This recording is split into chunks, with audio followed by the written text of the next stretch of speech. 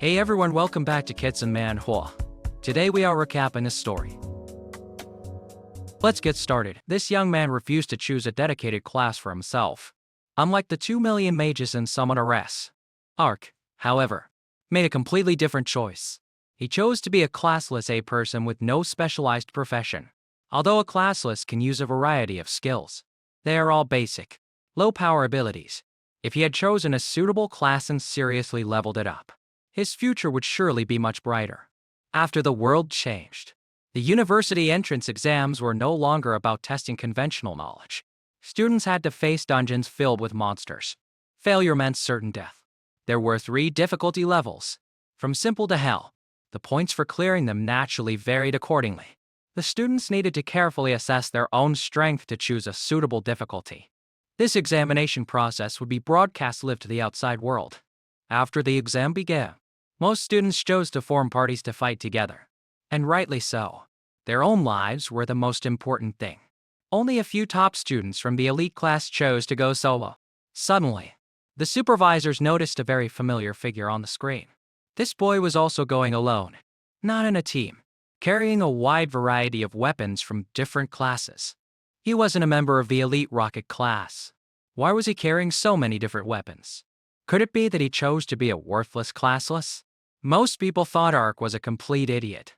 Choosing to be a classless, relying only on those low-level skills, was completely useless. Ark's homeroom teacher, Teacher Kane, broke into a cold sweat seeing this. This fool really didn't listen and refused to choose a class. And today, he even chose to challenge the hell difficulty dungeon. Is he trying to get himself killed? The dean standing next to him had an even uglier expression. Teacher Kane wiped the sweat from his forehead and forced an awkward smile to save face. This kid's talent is very suitable for being a classless. I'm sure there won't be any problem. Inside, Ark was preparing to officially enter the dungeon. As expected of hell difficulty, just standing at the gate felt ominous and terrifying. Outside, everyone thought Ark must be so scared he was about to wet his pants. But at that very moment, he used the swordsman's swift skill. Despite carrying a mountain of weapons, this skill allowed Ark to move like the wind. Very quickly, he approached the monsters in the dungeon. These things look like goblins, don't they? As soon as they saw someone approach, they stormed forward to attack. Ark then used the mage's fireball skill. A ferocious flame shot out. In one go, it took the lives of over a dozen goblins. Everyone watching on the screen was shocked. This level of power was impossible for a classless with only basic skills. In fact, he was even better than many low-level mages. As the goblin formation broke, the staff in Ark's hand changed, becoming a sword. He transformed into a swordsman, finishing off the remaining goblins one by one. His technique was flawless, swift and decisive. The power of this phoenix flame slash skill was nothing to scoff at. The viewers were now divided into 2 camps. One side cheered wildly because Ark's style was so impressive. The other side couldn't believe what they were seeing. Because in their minds, the classless had always been ordinary and useless. The dean also started paying attention to Ark. Clearly, the power of his skills was far too exceptional. Teacher Kane explained that Ark had awakened his own talent, and that talent was omnipotence. Hearing this, the dean just shook his head. Those with this talent could learn skills from every class, but their upgrade limit was capped at C. Faced with this young man, the dean could only feel regret, thinking that Ark's future would only get weaker and weaker. But that was because no one knew what he truly held in his hands. After a while of slaughter, Ark cleared the first stage. He pushed open the heavy stone door, preparing to enter the second stage. Inside was a teeming horde of goblins. Their numbers impossible to count. Not only were there more of them, but this mob was also tougher than the ordinary goblins in the first stage. They had higher levels and even their own unique skills.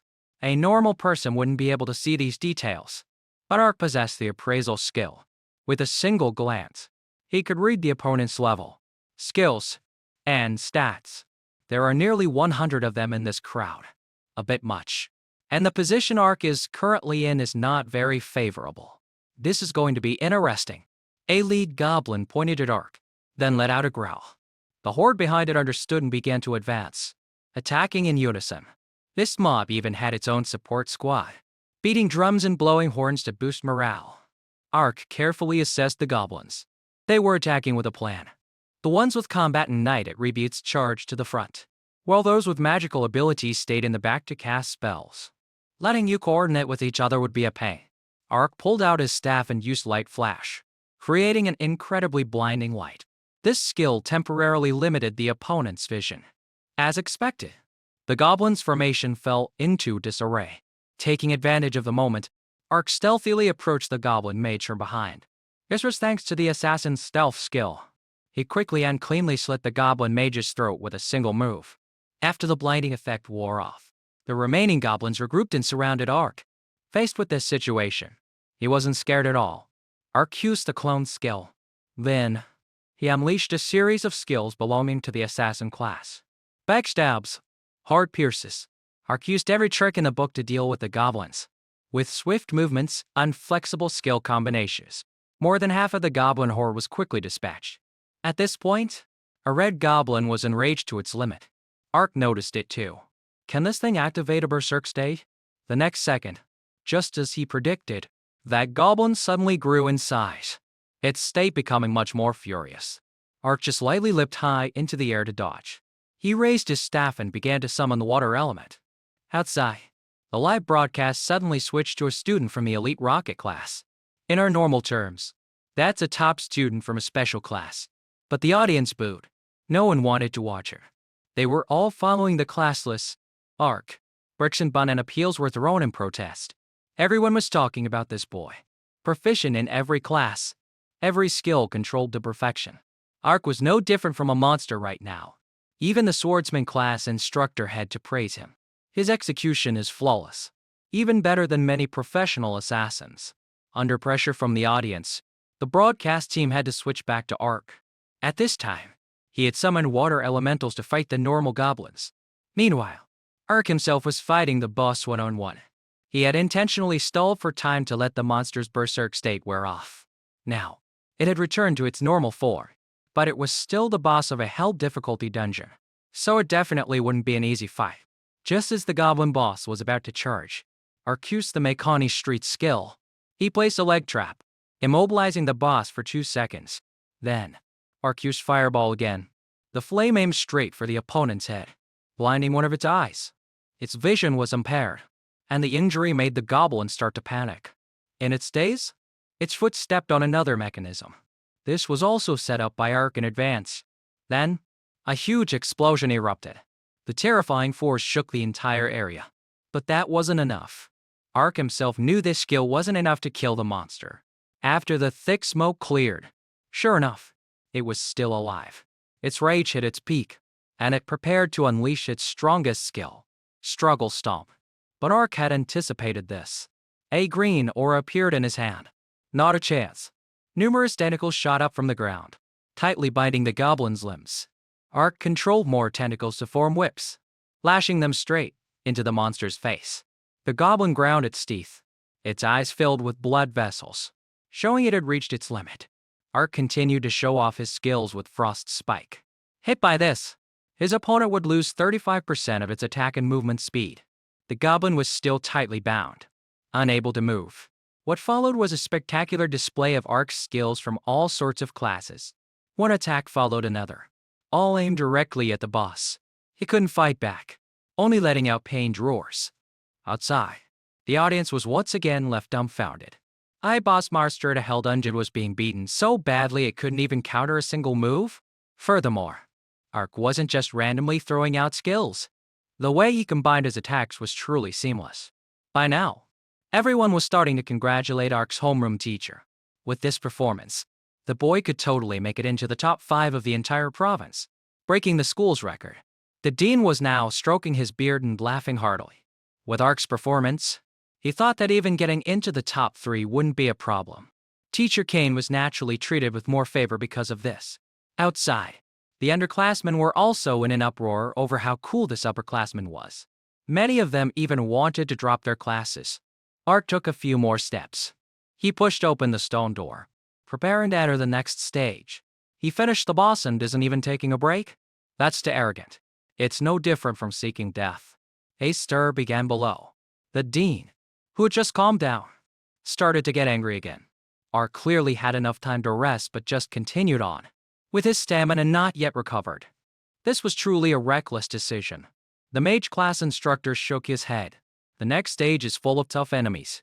No matter how good Ark is, he can't have reached the highest level in every class. Entering without recovering his mana and stamina is just foolish. Inside, Ark had reached the third stage. Goblins stood in orderly rows. All of them high-grade goblins. These ones looked ferocious. Their movements were also swift. The moment they saw Ark enter, they launched a unified attack. The three soldiers Ark created with the water element were about to disappear as their summon time was ending. Well then, let's make the most of them. Ark ordered them to charge forward and form a barrier. They successfully blocked the recent storm of attacks from the goblins. When things quieted down again, the goblins were scared speechless. The young man standing opposite them, at some point, had pulled out two guns. Ready and loaded. Guns meant the next skill Ark would use belonged to the gunslinger class. Although the damage is high, it's very difficult to control. Among them is a skill called Fervent Chase. Each hit adds a stack of damage, up to a maximum of 25 stacks. So, to reach the highest damage, you must hit every single shot. He can't do it. That mage instructor shook his head again. In the dungeon, Ark fired his first shot. It was a hit. Outside, the underclassmen began to roar. Shot after shot rang out. The Fervent Chase stacks were building up. Ark was even more flamboyant, using a series of other gunslinger skills. To say he hit every shot was no exaggeration. The goblins were scattered. In a flash, they were all taken care of. The audience outside was truly conquered. The students were head over heels for Ark. That much was obvious. Even the teachers had to unanimously admit he was as strong as a god. The dean and teacher Kane could finally breathe a sigh of relief. The other teachers noticed something. Since the start of the exam, Ark had not drunk a single potion. Not a stamina potion. Not a health potion. Other students had drunk so many they were fit to burst. But he hadn't touched a single one. The dean wasn't sure if this kid was arrogant or just confident. Only teacher Kane knew the truth. He hadn't brought any potions from the start. With that shabby backpack, carrying a dozen weapons was already overloading it. Ark examined his two guns. He had fired too many shots just now. They were both overloaded. He didn't feel any regret, decisively tossing them aside. The dean was once again confused, turning to question teacher Kane. Are the guns broken? What happened? What tier are his guns? The super cheap kind. The lowest tier. The homeroom teacher stammered. What kind of homeroom teacher are you? How could you let a student use junk for the university entrance exam? The dean exploded, but it was unfair to teacher Kane. Ark's family was dirt poor. He was an orphan with a little sister to raise. Asking him to buy good weapons for the exam was truly too much. Hearing this, the dean's eyes welled with tears. If he had known earlier about such a talented person, he wouldn't have hesitated to use his own funds to buy him good gear. Ark stood before the stone door. The next stage was the final boss. If he continued at this pace, he could absolutely take first place. Ark confidently shouted, "Open." Victory or defeat would be decided in this stage. If he succeeded, he would become the province's top scorer for the first time, bringing record-breaking glory to the school. If such a promising talent fails to bring glory to the school just because of poor equipment, then you can forget about being a teacher, the dean declared, glaring at the homeroom teacher. Teacher Kane was sweating profusely. He looked at the live screen and mumbled, "Ark, you have to do your best." Ark pushed open the heavy stone door. Others might not have even passed the second stage yet, but he had already entered the final one. Many eyes were watching Ark, anticipating this historic moment. They no longer cared how the other students were faring in their exams. Just as Ark stepped into the final chamber, the live broadcast suddenly lost connection. A chorus of curses rose from below. Damn it, did you have to cut the feed at such a thrilling moment?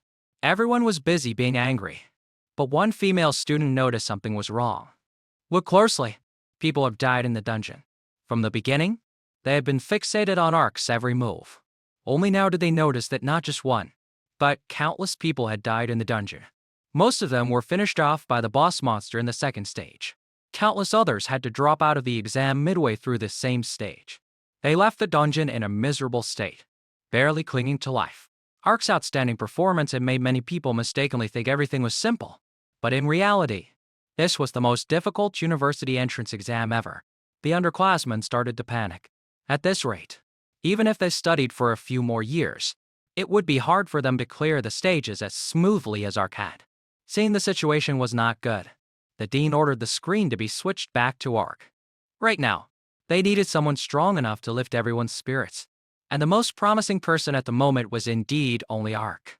By now, he had met the strongest boss in the final stage. The entire chamber was occupied by it alone, sitting arrogantly on a throne made of gems and skulls. Seeing Ark enter, the boss's voice boomed threateningly. "Human, this is not a place you can set foot in." The final goblin boss stood up. Ark felt a wave of pressure wash over him, as expected of the final boss of a hell dungeon. This pressure is truly rare. This monster can even speak human language, but unfortunately for you, you'll only live for 20 seconds. Ark activated the warrior's blood rage skill. This skill increases all stats by a staggering 80% for 20 seconds.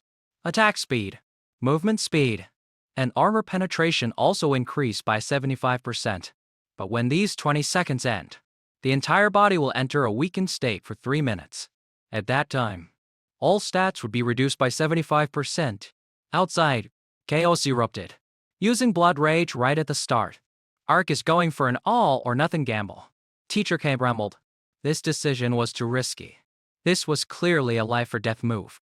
The dean was so agitated he was having a stroke. "Quick, get me my blood pressure medication. Hurry." After using blood rage, Ark quickly closed in on the goblin. Though his speed was immense, this monster was also incredibly strong. The axe in its hand swung up. It cleaved the person in front of it in two. The entire auditorium fell silent, but the dean was the quickest to realize. The thing the Goblin King had just cut down was only one of Ark's clones. His real body had already circled around behind it, slashing a long gash upwards. Ark continued to use his technique. Light flash, straight into its eyes. Now's the time. This is the best chance to finish the opponent. A perfect scenario. But unfortunately, it didn't happen. Because Ark played dirty. The goblin went berserk. The spear in his hand snapped in two.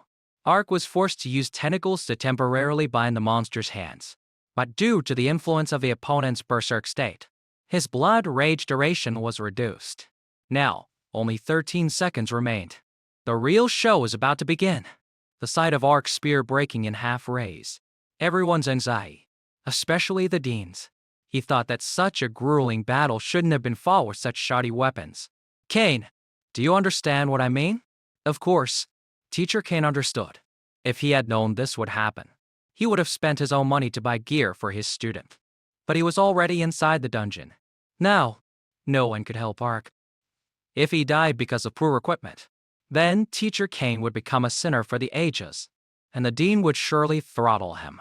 On this side, Ark was also in a tight spot. He had wanted to kill the Goblin Monarch before it entered into berserk state, but he didn't expect it to happen so quickly. This is really hard to deal with now, and there's not much time left. Ark activated his Identify Weakness skill, but the thing in front of him had no weaknesses at all. Now, this is a real crisis. The Goblin Monarch continuously swung its axe towards Ark. The blood rage state hadn't ended yet, so with his current speed, he could easily dodge. The goblin stomped 1 foot hard on the ground. The ground cracked open. Ark couldn't stand firm and was injured. He panted heavily, his strength waning. Only 9 seconds of blood rage left. Outside, the female students who had just been claiming Ark as their husband were now in tears. The blood rage was about to end, and he hadn't even broken the goblin's defense, let alone damaged it. The dean and the homeroom teacher were worried sick. The spear was broken. The sword was gone too. Worse yet, he had no healing potions. In this situation, the boy was probably about to meet his ancestors. The Goblin Monarch took a few steps closer to Ark. Its massive axe was raised high. "You can I now." With 7 seconds left, Ark suddenly raised his head and asked back with a provoking tone. "Is that so?" At that very moment, numerous tentacles shot up from behind the monster. The Goblin Monarch hurriedly used its axe to chop them off. The students outside thought Ark was making a desperate, random move. Those tentacles from the druid class were for control, not for attack. But the dean chuckled. It seems this kid has figured out the key. A moment ago, Ark used a skill to find the opponent's weakness but found none.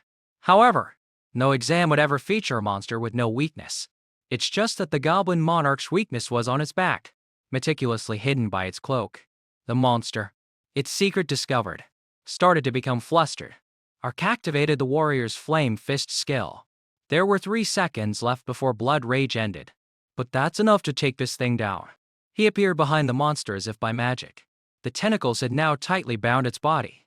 The goblin monarch wasn't stupid, because it didn't want to be hit. And its weakness was exposed. It spun around. The fireball or clenched hit its chest instead. With this level of attack, you can only make me fall. How could it cause any serious damage? You lose. Blood rage is ended. Will Ark lose? No. How could the main character possibly lose? No matter how smart the goblin was, it couldn't calculate with the precision of a human. Right where it fell, Ark had already placed a sword. The monster's back landed perfectly on that sword. One final, finishing blow. Ark, now completely exhausted, collapsed to the ground. An announcement rang out. Ark successfully cleared the dungeon on hell difficulty. Total clear time was 14 minutes and 47 seconds. His university exam score has been recorded. For Ark, this exam was officially over. Outside, the entire auditorium seemed to explode. Everyone was incredibly excited that Ark had completed the final stage. In total, it only took him 20 seconds to defeat the monster. Inside, Ark was receiving his dungeon-clearing rewards. He instantly gained 3 levels, along with a ton of skill points and countless items. Moreover, since he was the first person to clear this dungeon, Ark also unlocked an achievement. Between 3 choices, Ark ultimately chose rapid casting. This achievement was a magic system skill that shortened the casting and deployment time of spells. The new equipment he received was also good stuff. At least, much better than his old, worn-out gear.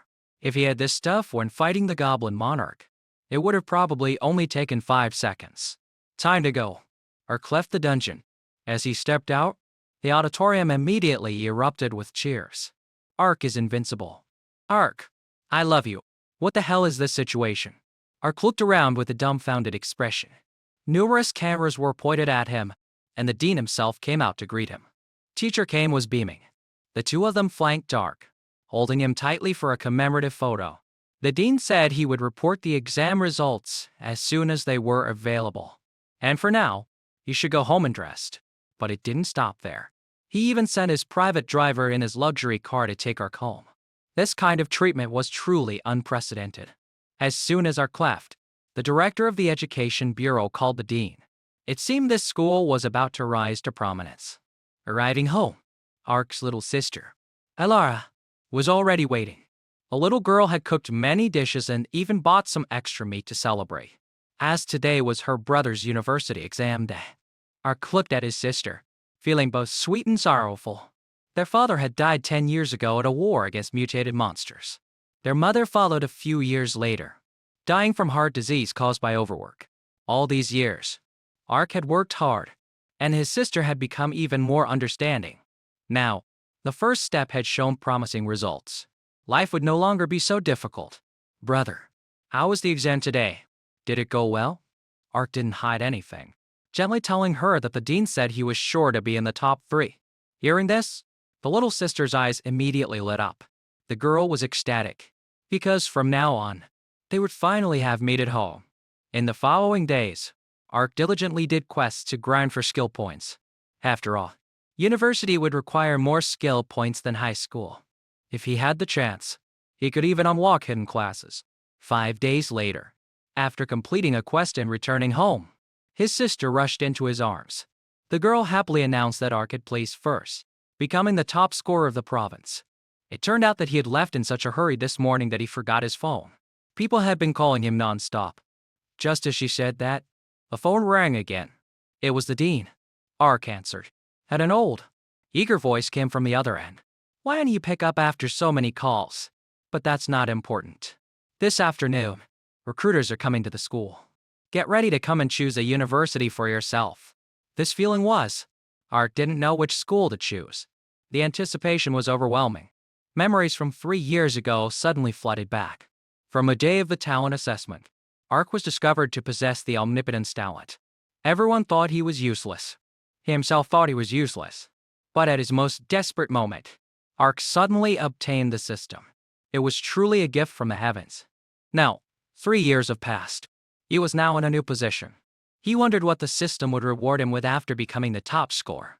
Originally, Ark thought the reward would be some expensive equipment. But, unexpectedly, his omnipotence talent was upgraded from rank to A.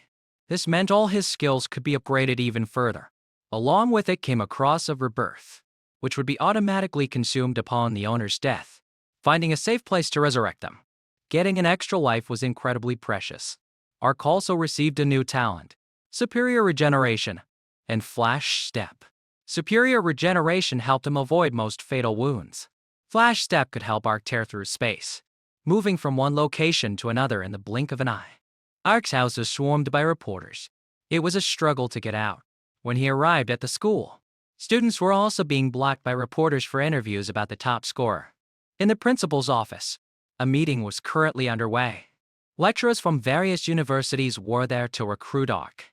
But the representative from King University, after hearing he was just a classless, was extremely upset. He demanded that the dean immediately make Ark change to another class.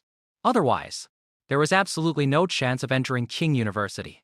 Furthermore, the old man argued that even as the top scorer, a classless like him had no future. It didn't stop there. The student who came with him added fuel to the fire. He suggested that Ark must have used some trick to achieve such a high score in the exam. After a few back and forths, the meeting room immediately descended into chaos. The dean had a massive headache. Just then, Ark kicked the door open. "So, you want to sling mud at me now?" The dean was about to introduce him, but Ark signaled him to stop. As he had heard everything from outside, Ark walked straight up to that student. "I'm here now. Do you want to see what tricks I use? What do you want to test? I'll use my title as the top scorer to challenge you. If you can't beat me in 10 moves, I'll admit defeat." A fresh high school graduate challenging an elite university student. The other guy heard this unclearly thought it was a case of an overconfident rookie. He laughed out loud but still agreed to the challenge. The dean's face turned pale with anger. This student was really giving him a headache. That student, Jackson, was already a level 19 class advancer. How could Ark, a level 13 classless, possibly compete? They left the meeting room for the training grounds. That student named Jackson was extremely smug. He believed he could take down Ark in just 3 moves. The dean and teacher Kane were very worried, but the words had been spoken and couldn't be taken back. Now, they could only pray that Ark could bring them a surprise. The opponent was also a mage. He pointed at the staff in Ark's hand. That thing's exterior was a staff, but inside was a longsword. But the sword broke in the last battle, so it could only be used in its magic state. Even so, it's more than enough to defeat you. Jackson was angered by Ark's statement. "You want to defeat me with magic? How arrogant." Jackson raised his staff and began to chant. With his accelerated casting skill, he only needed 0.7 seconds to cast a spell. He was arrogantly thinking that Ark wouldn't be able to keep up with this speed. But as he looked up, Ark's fireball was already in his face. Jackson couldn't believe Ark's casting speed was even faster than his. Caught on the back foot, Jackson could only create a temporary magic shield to block the attack. But Ark's fireball was too strong. His shield quickly developed cracks. In the end, it shattered completely. A few more fireballs rained down from above. Jackson couldn't dodge in time and was quickly engulfed in Ark's flames. Game over. Ark looked smugly at the explosion in front of him. Jackson was now bruised and battered from the blast, his face covered in soot. His earlier arrogant and smug demeanor was completely gone. But Ark had no intention of letting him off so easily. He walked over, placed one foot on his opponent's back, and deliberately said loudly in a provocative tone, "Is this all King University students have got?" The lecturers from the other schools who witnessed this scene no longer had any doubts about Ark's abilities. His file stated that his skill limit was short. But, looking at the color of that fireball, it had to be at least blank. The only weakness of the classless had always been their skill level limit. But Ark was able to break that barrier and advance. Then, in the future, he would clearly be a master of all trades, an invincible king.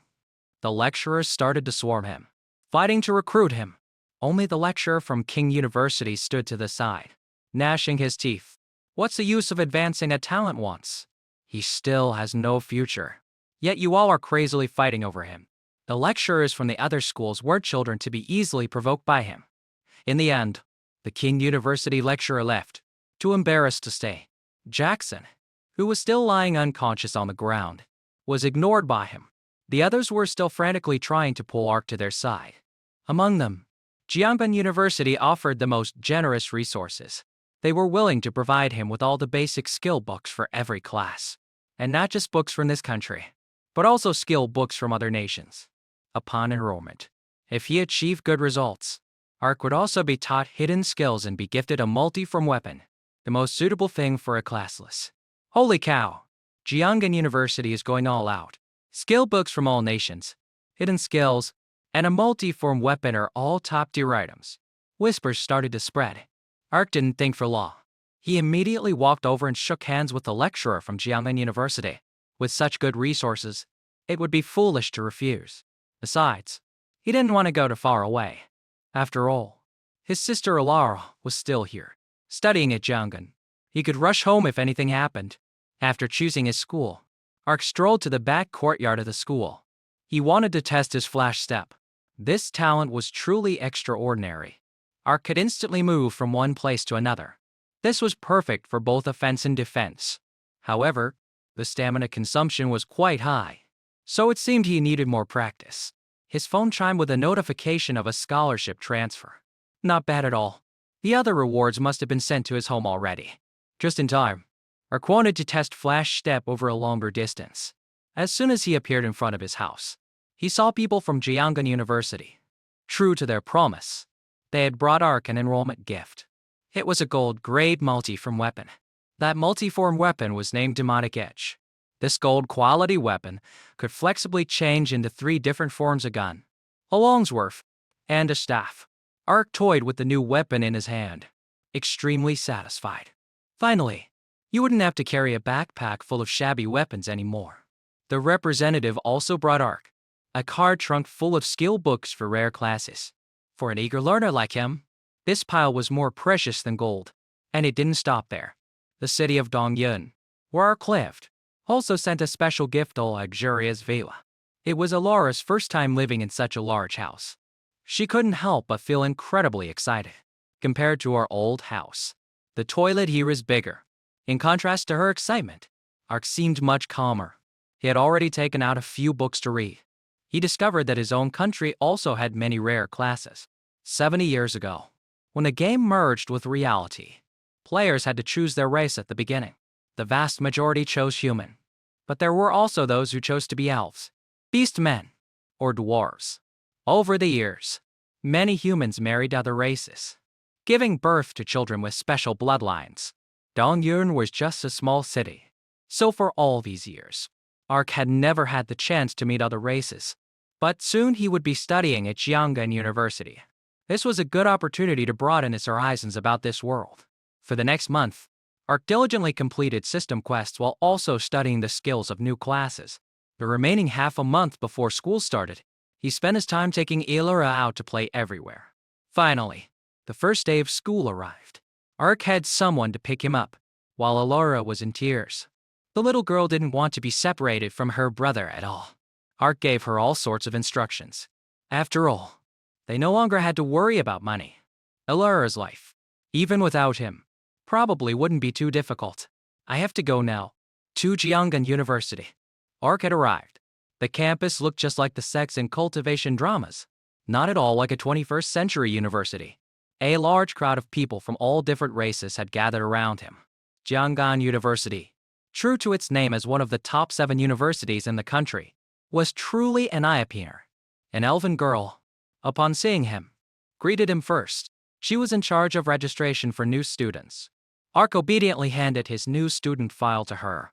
The moment she saw his name, she was so startled that she unconsciously read it aloud.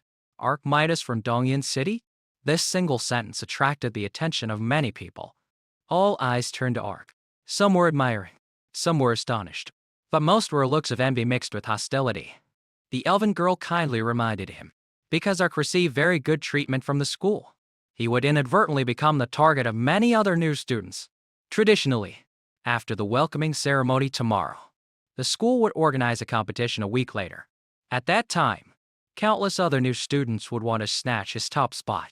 And among them, there were many masters whose skills were by no means inferior. Ark looked at the new mission that popped up on his status window. He had to maintain his #1 ranking in the competition among new students. The reward for winning was an S-rank skill. Then let them go. The next day, a grand ceremony was held at Jiangnan University to welcome the new students. Ark stood at the front, and whispers from other students reached him from below. That's him. That classless guy. Last night he was in that villa on the mountain. While we can only stay at the foot of the mountain, being looked down upon by him. I'm also a provincial top scorer. On what grounds am I ranked below him? I'm not convinced. Faced with these harsh words, Art just pretended to be deaf. But in reality, there were plenty of people willing to stand up for him. For example, Silas, the top scorer of Daiju Province, or Lyra, the top scorer of Donglin Province. Truly brilliant students always have a different demeanor. This noisy scene was all seen by the headmaster of the War Academy, Magnus, from above. He just felt that these kids weren't really overconfident rookies. Ark's talent was fully revealed in the footage of his exam. Jiangnan University had many smaller academies, and it wasn't just Headmaster Magnus. The other headmasters had also acknowledged it. Ark's combat skills are not bad. His combat intuition is like mine, and he can use many types of weapons. I've got my eye on him. The newcomer was the headmistress of the Weapons Academy, named Arden. Everyone was abuzz. It was the first time they had seen Headmistress Arden take an interest in a new student like this. Usually, she was extremely cold and sparing with her words. However, Ark was truly a promising talent. Not only Arden, but the other headmasters also wanted to fight for him to be their personal student. It seems we need to speed things up. Magnus tapped his staff on the ground. He had just used a teleportation spell and appeared in front of the students in an instant. The moment Ark saw the old man, he knew who he was. He also knew that among the 5 academies of Jiangnan University, the War Academy was the strongest. Magnus calmly announced, "The teachers are aware of the students' dissatisfaction and lack of conviction regarding the #1 rank. Therefore, the competition will be moved up by a week. All students, go prepare. At 2 p.m., gather at the Southern Cloud Square to begin the combat assessment." The students were fired up. They all agreed with this decision. Soon, it was 2 p.m., and everyone had gathered. In front of the students were 3 large gates. These were the entrances to a replica of the Silver Secret Realm. The original was held by the government, but compared to the university entrance exam dungeon, this replica was much harder. It seemed this competition was not much different from the recent university exam. All students would enter and fight in the Silver Secret Realm to determine their final ranking. Ark, right? I'll crush him into a stepping stone under my feet. Ark was not happy hearing his name being called out repeatedly. Right now, all the new students had their eyes on him. Fine. When we get into the secret realm, I'll be sure to see for myself the strength of these geniuses from all over. The secret realm gate opened, and all the students were sent in via transportation array. Inside was the lair of the ogres, a very aggressive species of creature, especially at night when their fighting spirit intensified even more. Ark drew his new weapon. Time is money. He had to finish off this mob quickly. At the same time, a student over here was wildly firing a machine gun at his opponent. The headmasters and lecturers of the school were also observing the situation inside through a live broadcast. Magnus seemed satisfied because the quality of new students this year was quite consistent. After scanning through a few, Arden directly requested to switch the camera to Ark. A scene that was hard for them to believe unfolded before them.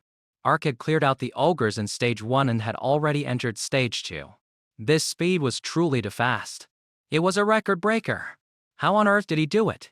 The old headmaster of the Elemental Academy, named Valeries, finally spoke up. Based on the scene, it's easy to guess the method Ark used. Those ogres must have been gathered in one place by a whirlwind created by the Windwalk skill. Then, they were all burned to a crisp in one shot by a fireball. It sounds simple, but it's not easy to execute. Based on this result, his wind, blade, and fireball spells must be at least be level. Valeries chuckled. This kid is a perfect fit for my elemental academy. I must fight for him. Meanwhile, inside, Ark had entered the second chamber. Something felt wrong. This chamber was entirely a swamp. Ark stopped moving to avoid sinking further. He threw a large fireball and then accurately leapt into the center of the explosion. It seems to pass this stage quickly. You need precise awareness. This is too easy for me. The druid class wasn't just about controlling some tentacles. Ark used the nature's interaction skill. This allowed him to feel the breath of nature, and he had upgraded all his skills to be. So when using this skill, Ark could resonate and communicate with all the plants. In this chamber full of plants, nothing could hinder Ark anymore. Relying on the guidance of the plants, he found the way to the third chamber. Ark leapt like a monkey between the trees, not letting his body touch the swamp. Finally, he successfully reached the end of the chamber. His feet could touch the ground without sinking. Just then, an ogre suddenly tried to ambush him from the swamp. Ark didn't even turn his head, directly sending it flying with a fireball. I already said, all the plants in this room are my eyes and ears. There were still many ogres hiding in the trees, but Ark didn't have time to fight and deal with them one by one. He continued to use the druid's growth skill. The trees where the ogres were lurking suddenly grew very fast, their lush branches piercing straight into their bodies. With this skill, any living body pierced by the branches would have its nutrients drained, leading to death. Outside, the lecturers were very pleased with this performance. There are many skills to enhance one's senses, but Ark chose the interaction ability right from the start.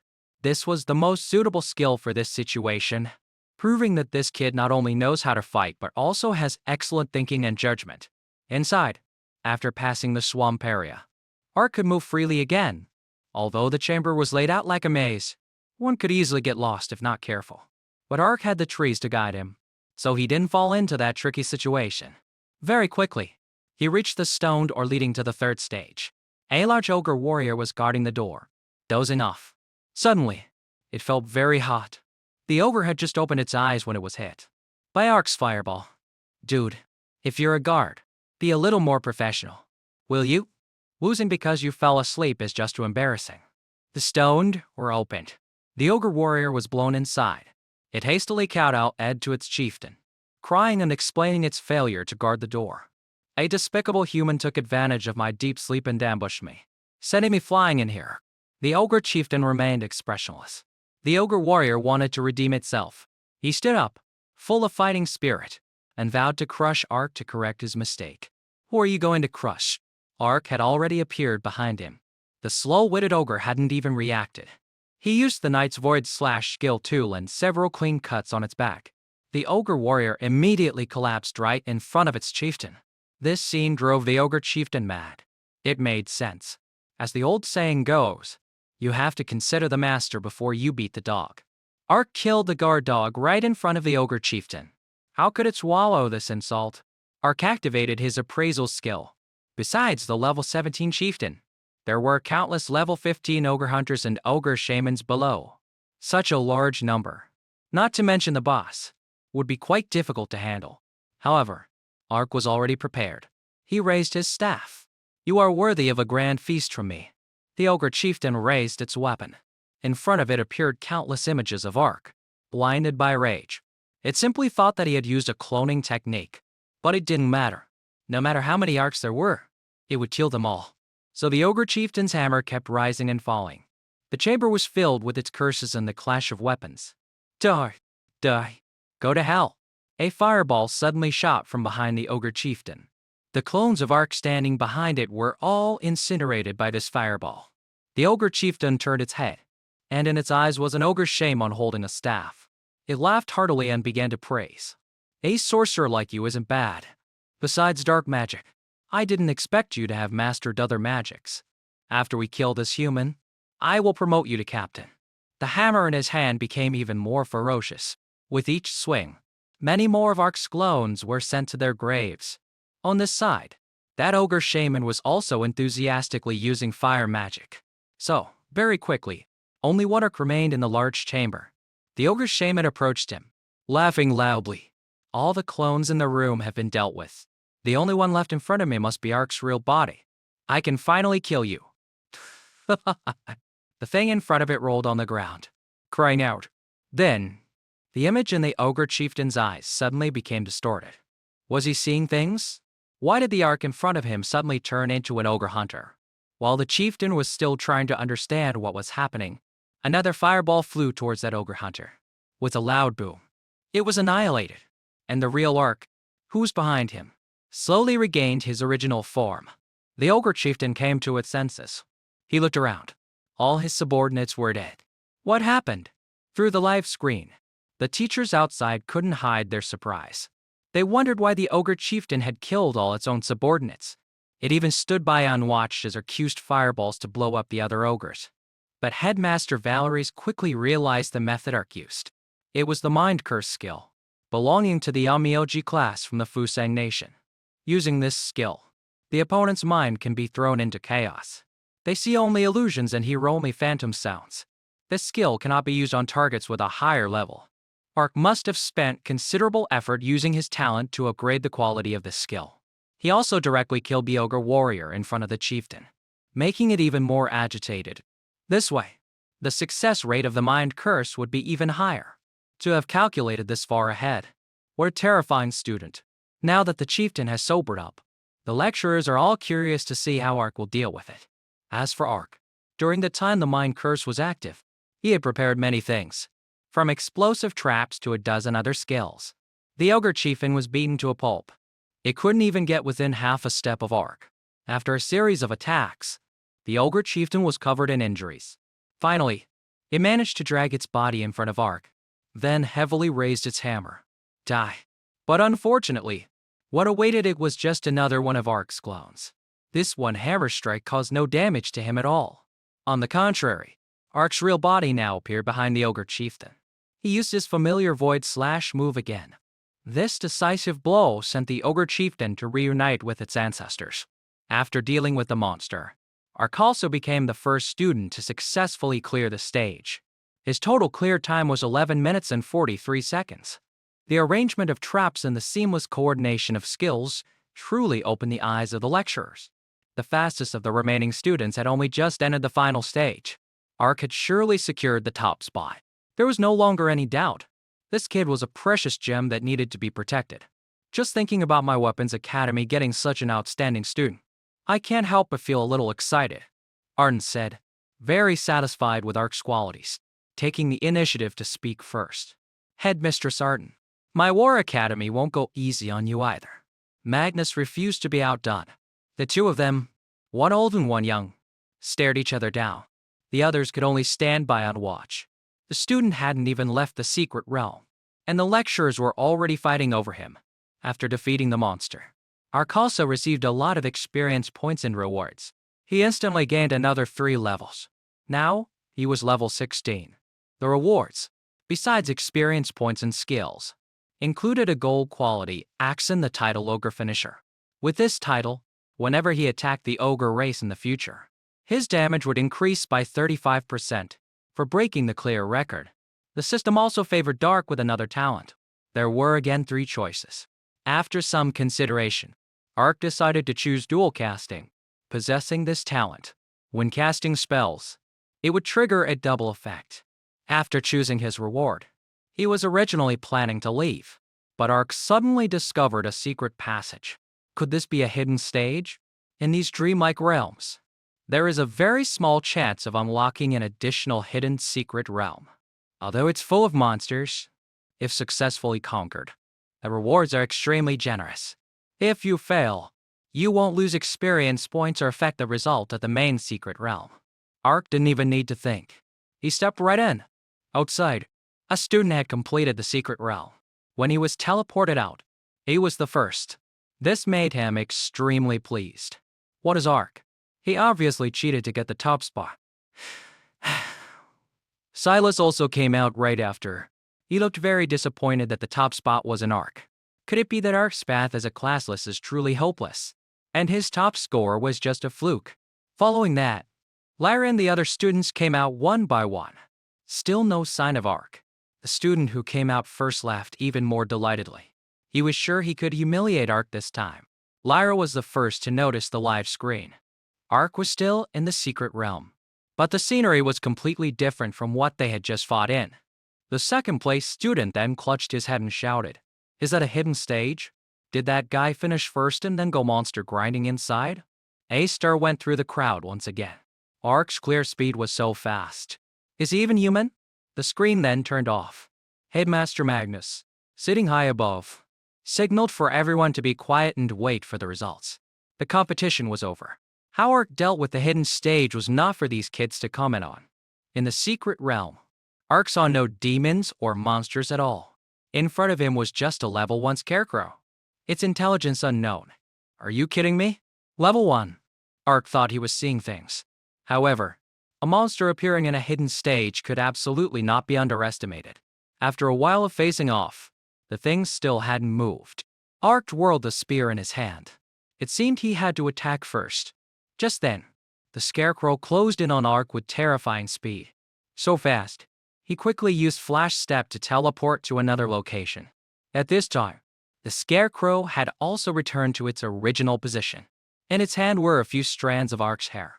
They did not intend to attack me from the start, but just wanted my hair. Whatever. He didn't know what strange ritual the opponent wanted to perform, but he had to take it down first. Ark charged forward fiercely. Using Swift Wind Step, he threw a flame fist straight at the scarecrow. But strangely, as soon as his hand touched the opponent, the entire attack was reflected back at him. Ark was knocked back, covered in soot. He had put a lot of power into that last move. Having it all reflected back was both painful and infuriating. Ark looked at his opponent. The straw scarecrow had now taken on his appearance. Moreover, it seemed to have taken the full damage from the last attack as well. The scarecrow flickered. It went straight towards the wall behind it. Then it fiercely rammed its head into the wall. At the same time, Ark felt the exact same pain. Damn it. So any damage this bastard takes will be reflected onto my body. How am I supposed to fight this? I can't hit it, and I can't let it harm itself. Ark crushed forward, wanting to stop it. But the scarecrow kicked the wall again, causing him so much pain that he rolled on the ground. If my legs are useless, I'll have to rely on tentacles to stop it. But the scarecrow punched the wall again. Ark was in so much pain he grimaced. His whole body was bruised. But then, suddenly, Ark broke into a smug smile. Thanks to that attack. I figured it out. Turns out you're not as tough as I thought. The students saw it that way, but Headmaster Magnus and Headmistress Sarden didn't take their eyes off the screen for a second. Looks like the kid has run into a tough fight. Magnus frowned. Headmistress Sarden didn't think so. She thought the cursed scarecrow was indeed a difficult opponent, but it probably couldn't trouble Ark. Because the kid's expression had been calm from start to finish, there wasn't even a hint of panic in his eyes. If he can stay calm enough to think, he can definitely clear the stage safely. On this side, Ark had discovered the monster's anomaly. It didn't actually have the ability to bind its life to Ark's. Instead, all the injuries it suffered would be transferred to Ark. While it remained unharmed, it had to pretend to be injured to deceive him. Conversely, when Ark injured himself, that damage would be equally transferred to the scarecrow. This was the key point. That thing was level 1 while he was level 16. A moderate impact would only cause minor injury to Ark, but it would be enough to kill that monster. Thinking of this, Ark immediately used a fireball to hit himself straight in the chest. Opposite him, the scarecrow was instantly burned alive. It reverted to its true form as a small straw scarecrow, becoming a reward item for Ark. The effect of this item was that by wrapping an opponent's hair around the scarecrow's neck, you could transfer all damage the scarecrow suffered to the opponent. A truly formidable item. It would surely be useful when needed. Ark finally came out of the secret realm. Outside, more than 2 Zaro students were waiting for him, and curses rang out incessantly, because only when all the students had gathered will the next phase of the competition begin. Ark awkwardly squeezed into the formation. At this moment, Magnus slowly walked out. He announced that someone had cheated to know the exam questions in advance, which is why they got good results. Therefore, this competition will have a second phase. Damn it, did that old man find out? The student who had left the secret realm first felt a jolt of fear. The rules for the second phase were simple: students could challenge anyone. If they won, they could take that person's ranking in their school credits, and no one would be allowed to refuse. To refuse a challenge. Ark was currently the center of attention. Many people would surely want to challenge him. Sure enough, as soon as it started, a few fierce-looking guys wanted to challenge the number one. Ark felt that one-on-one was too time-consuming. He decisively requested that both of them come up at the same time to get it over with. Fine, you said it. Looks like we need to teach you a lesson. Show you the fate of an arrogant fool. Both of them gritted their teeth. The enemy of my enemy is my friend. Two strangers instantly became teammates with a common goal to take down Ark. The two split up, using their signature skills to attack. But this speed was too slow. Ark casually used the basic stomp skill to respond. The moment this move was used, the ground rumbled. Below, a lecturer had to create a sturdy shield to protect the other students from flying debris. The crowd was scared stiff. A basic skill with such terrifying power? When the dust and smoke cleared, both challengers had been knocked unconscious. Do you want to continue fighting? The referee hurriedly waved his hands. No more fighting. No more fighting. Ark had beaten them into this state. How could they continue? This kid was as strong as an ox and as fierce as a tiger. If he wasn't stopped, he might actually kill someone. Ark stood on the stage, looking down arrogantly at the thousands of students below. Does anyone else want to fight me? Most of the students below had been intimidated by Ark's one stomp. It seems this number one is the real deal. The privileged kid who knew the exam questions in advance that Headmaster Magnus alluded to probably wasn't Ark. I'll fight you. The one who came up was Silas, the top scorer of Daiju Province and ranked third in the Silver Secret Realm. I challenge you too. Next was a beautiful girl from the elf race, Nico, the top scorer of Junjia Province and ranked fifth in the Secret Realm. This was a real battle between top students. Silas and Nico growled, fighting to get on the stage first. Ark stuck to his old habit, both of you can come at once. But Silas was also a proud person. Of course, he wanted a proper one-on-one fight. The match began. Silas used Blood Shadow's ult to strike straight at his opponent. This attack was so powerful that even the barrier protecting the stage was about to crack. But Ark was completely unscathed. He took Silas's punches easily as eating a piece of candy. Ark dodged once. Silas attacked again. He threw a fireball. Silas casually blocked it with his shield. His defensive gear was very good. Ark's fireball spell really couldn't do anything. But in that moment, Ark's tentacles had already bound Silas from behind. He used the growth skill again, just like when he faced the ogres. Those tentacles pierced through the armor and began to drain Silas's life force. Seeing the situation was not good, he wanted to use Blood Flame to burn away all the tentacles. But Ark wouldn't let Silas have his way. He used the water curtain skill.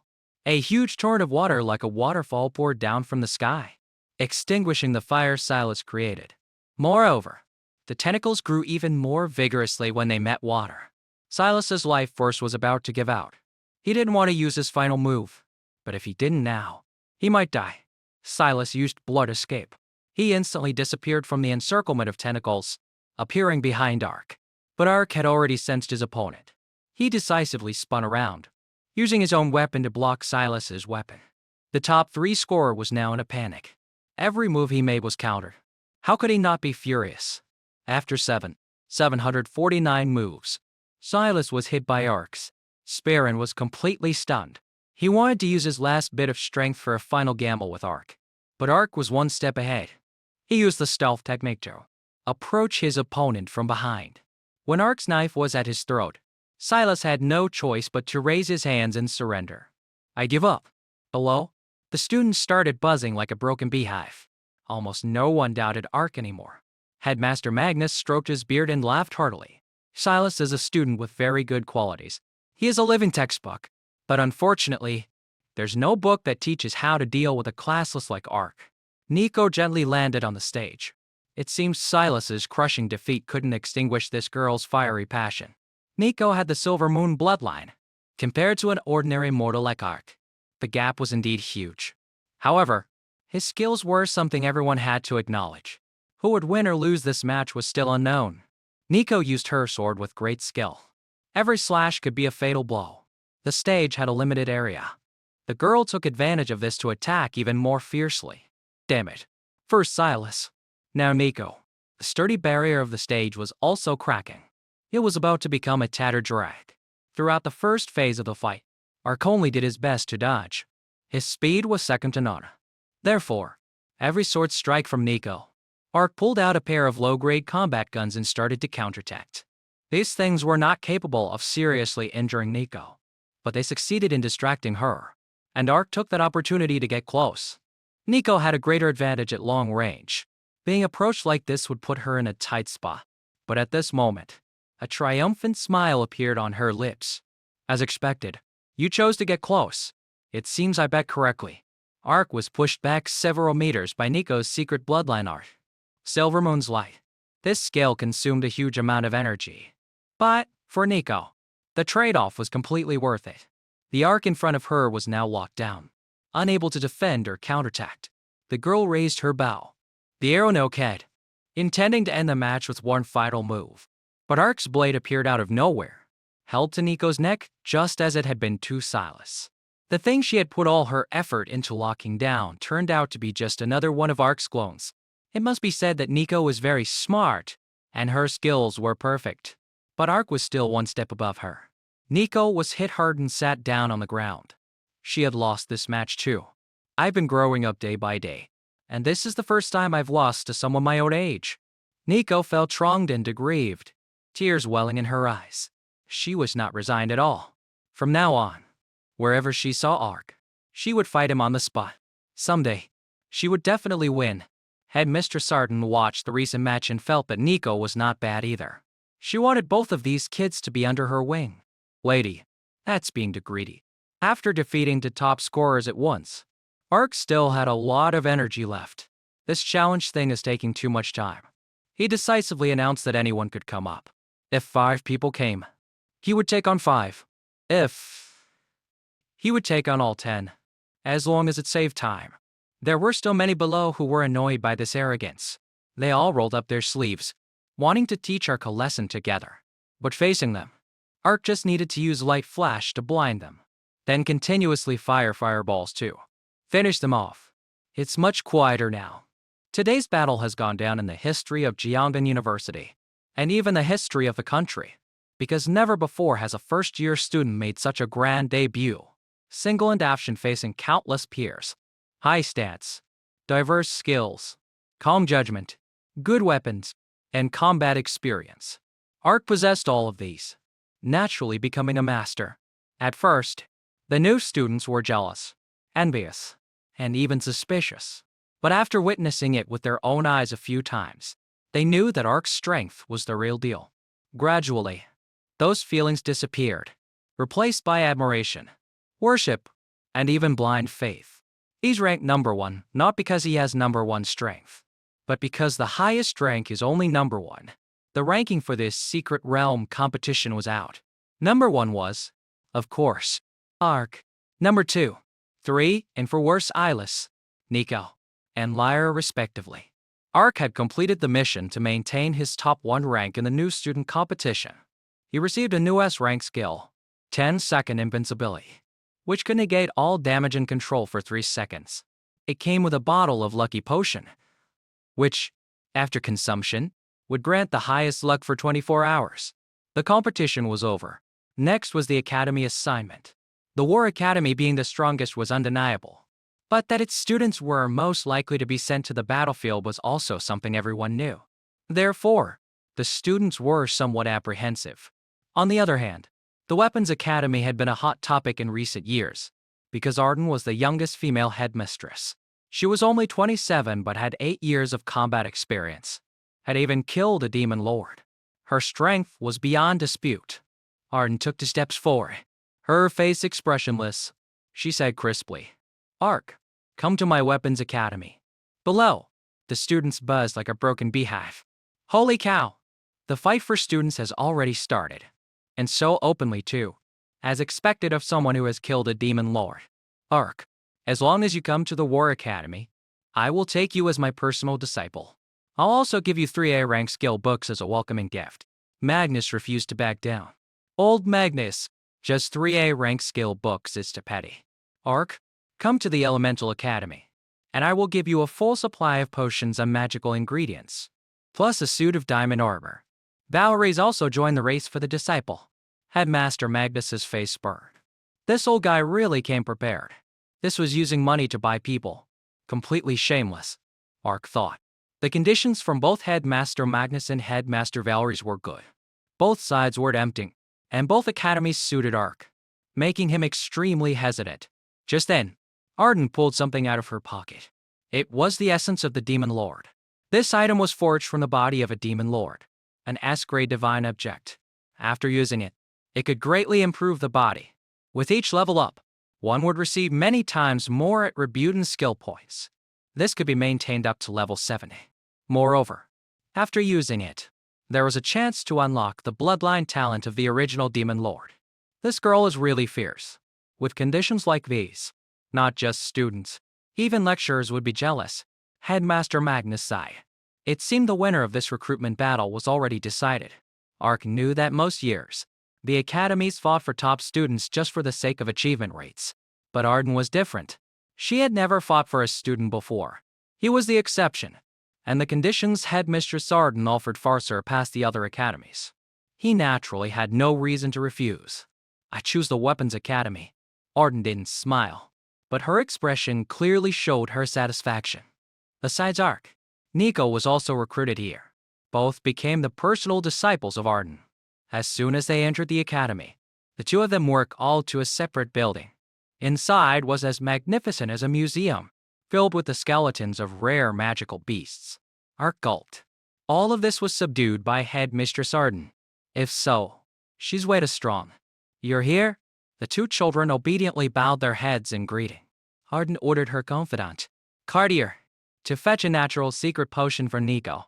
After all, both of them were elves, more suitable for her to teach. Nico happily followed Cartier, with Ark remaining. Arden did not go back on her word. She directly gave the essence of the Demon Lord to him. Faced with this item, Ark couldn't suppress his curiosity. Ma'am, is it true as the rumors say? You obtained this after killing the Demon Lord. That's right, Arden answered without hesitation. This is the essence refined from the bones of the Demon Lord, refined by a god-level alchemist. Towards this new student full of curiosity, Arden was also very patient in explaining the identity of the Demon Lord.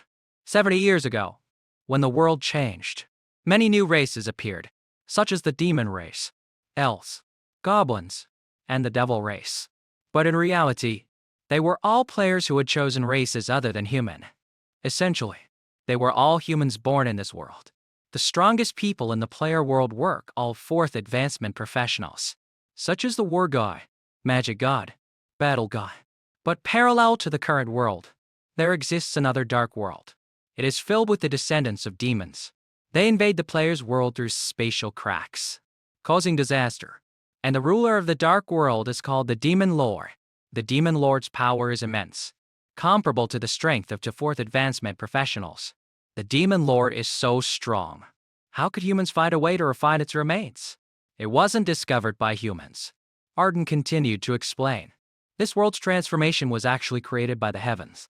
Gods have always existed. And many years ago, through sacrifices to the heavens, humans truly found a way to destroy and refine the Demon Lord. This sacrifice is like a kind of transaction with the gods. Besides the essence of the Demon Lord, various divine liquors, hidden classes, divine equipment, and divine skills can all be obtained through sacrifice. Ark felt more and more foolish. No one had ever told him this information before. It wasn't written in any books or on the internet. It turned out that the ordinary monsters he usually dealt with were just small fry. The demon spawn and the Demon Lord were the real, most difficult enemies for players like him. Arden once again presented the essence of the Demon Lord to Ark, but she wasn't sure if he could unlock the Demon Lord's bloodline talent by drinking it. Ark thought for a moment. May I have an hour's rest before drinking it? Headmistress Arden naturally didn't refuse. She even meticulously arranged for Ark to rest in her office for comfort. Ark returned to the room. This thing was too precious to be used carelessly. Therefore, he took out that bottle of lucky potion. He drank it all in one gulp. An hour later, Arden returned to find Ark. The essence of the Demon Lord has a very strong effect. Absorbing it will be very painful. She was worried about leaving her favorite student alone, so she had to watch over him in case of any accidents. Ark tightly squeezed the essence of the Demon Lord in his hand. A massive surge of power exploded, piercing straight into his body. His whole body ached as if he were dying. Ark let out a piercing scream and collapsed.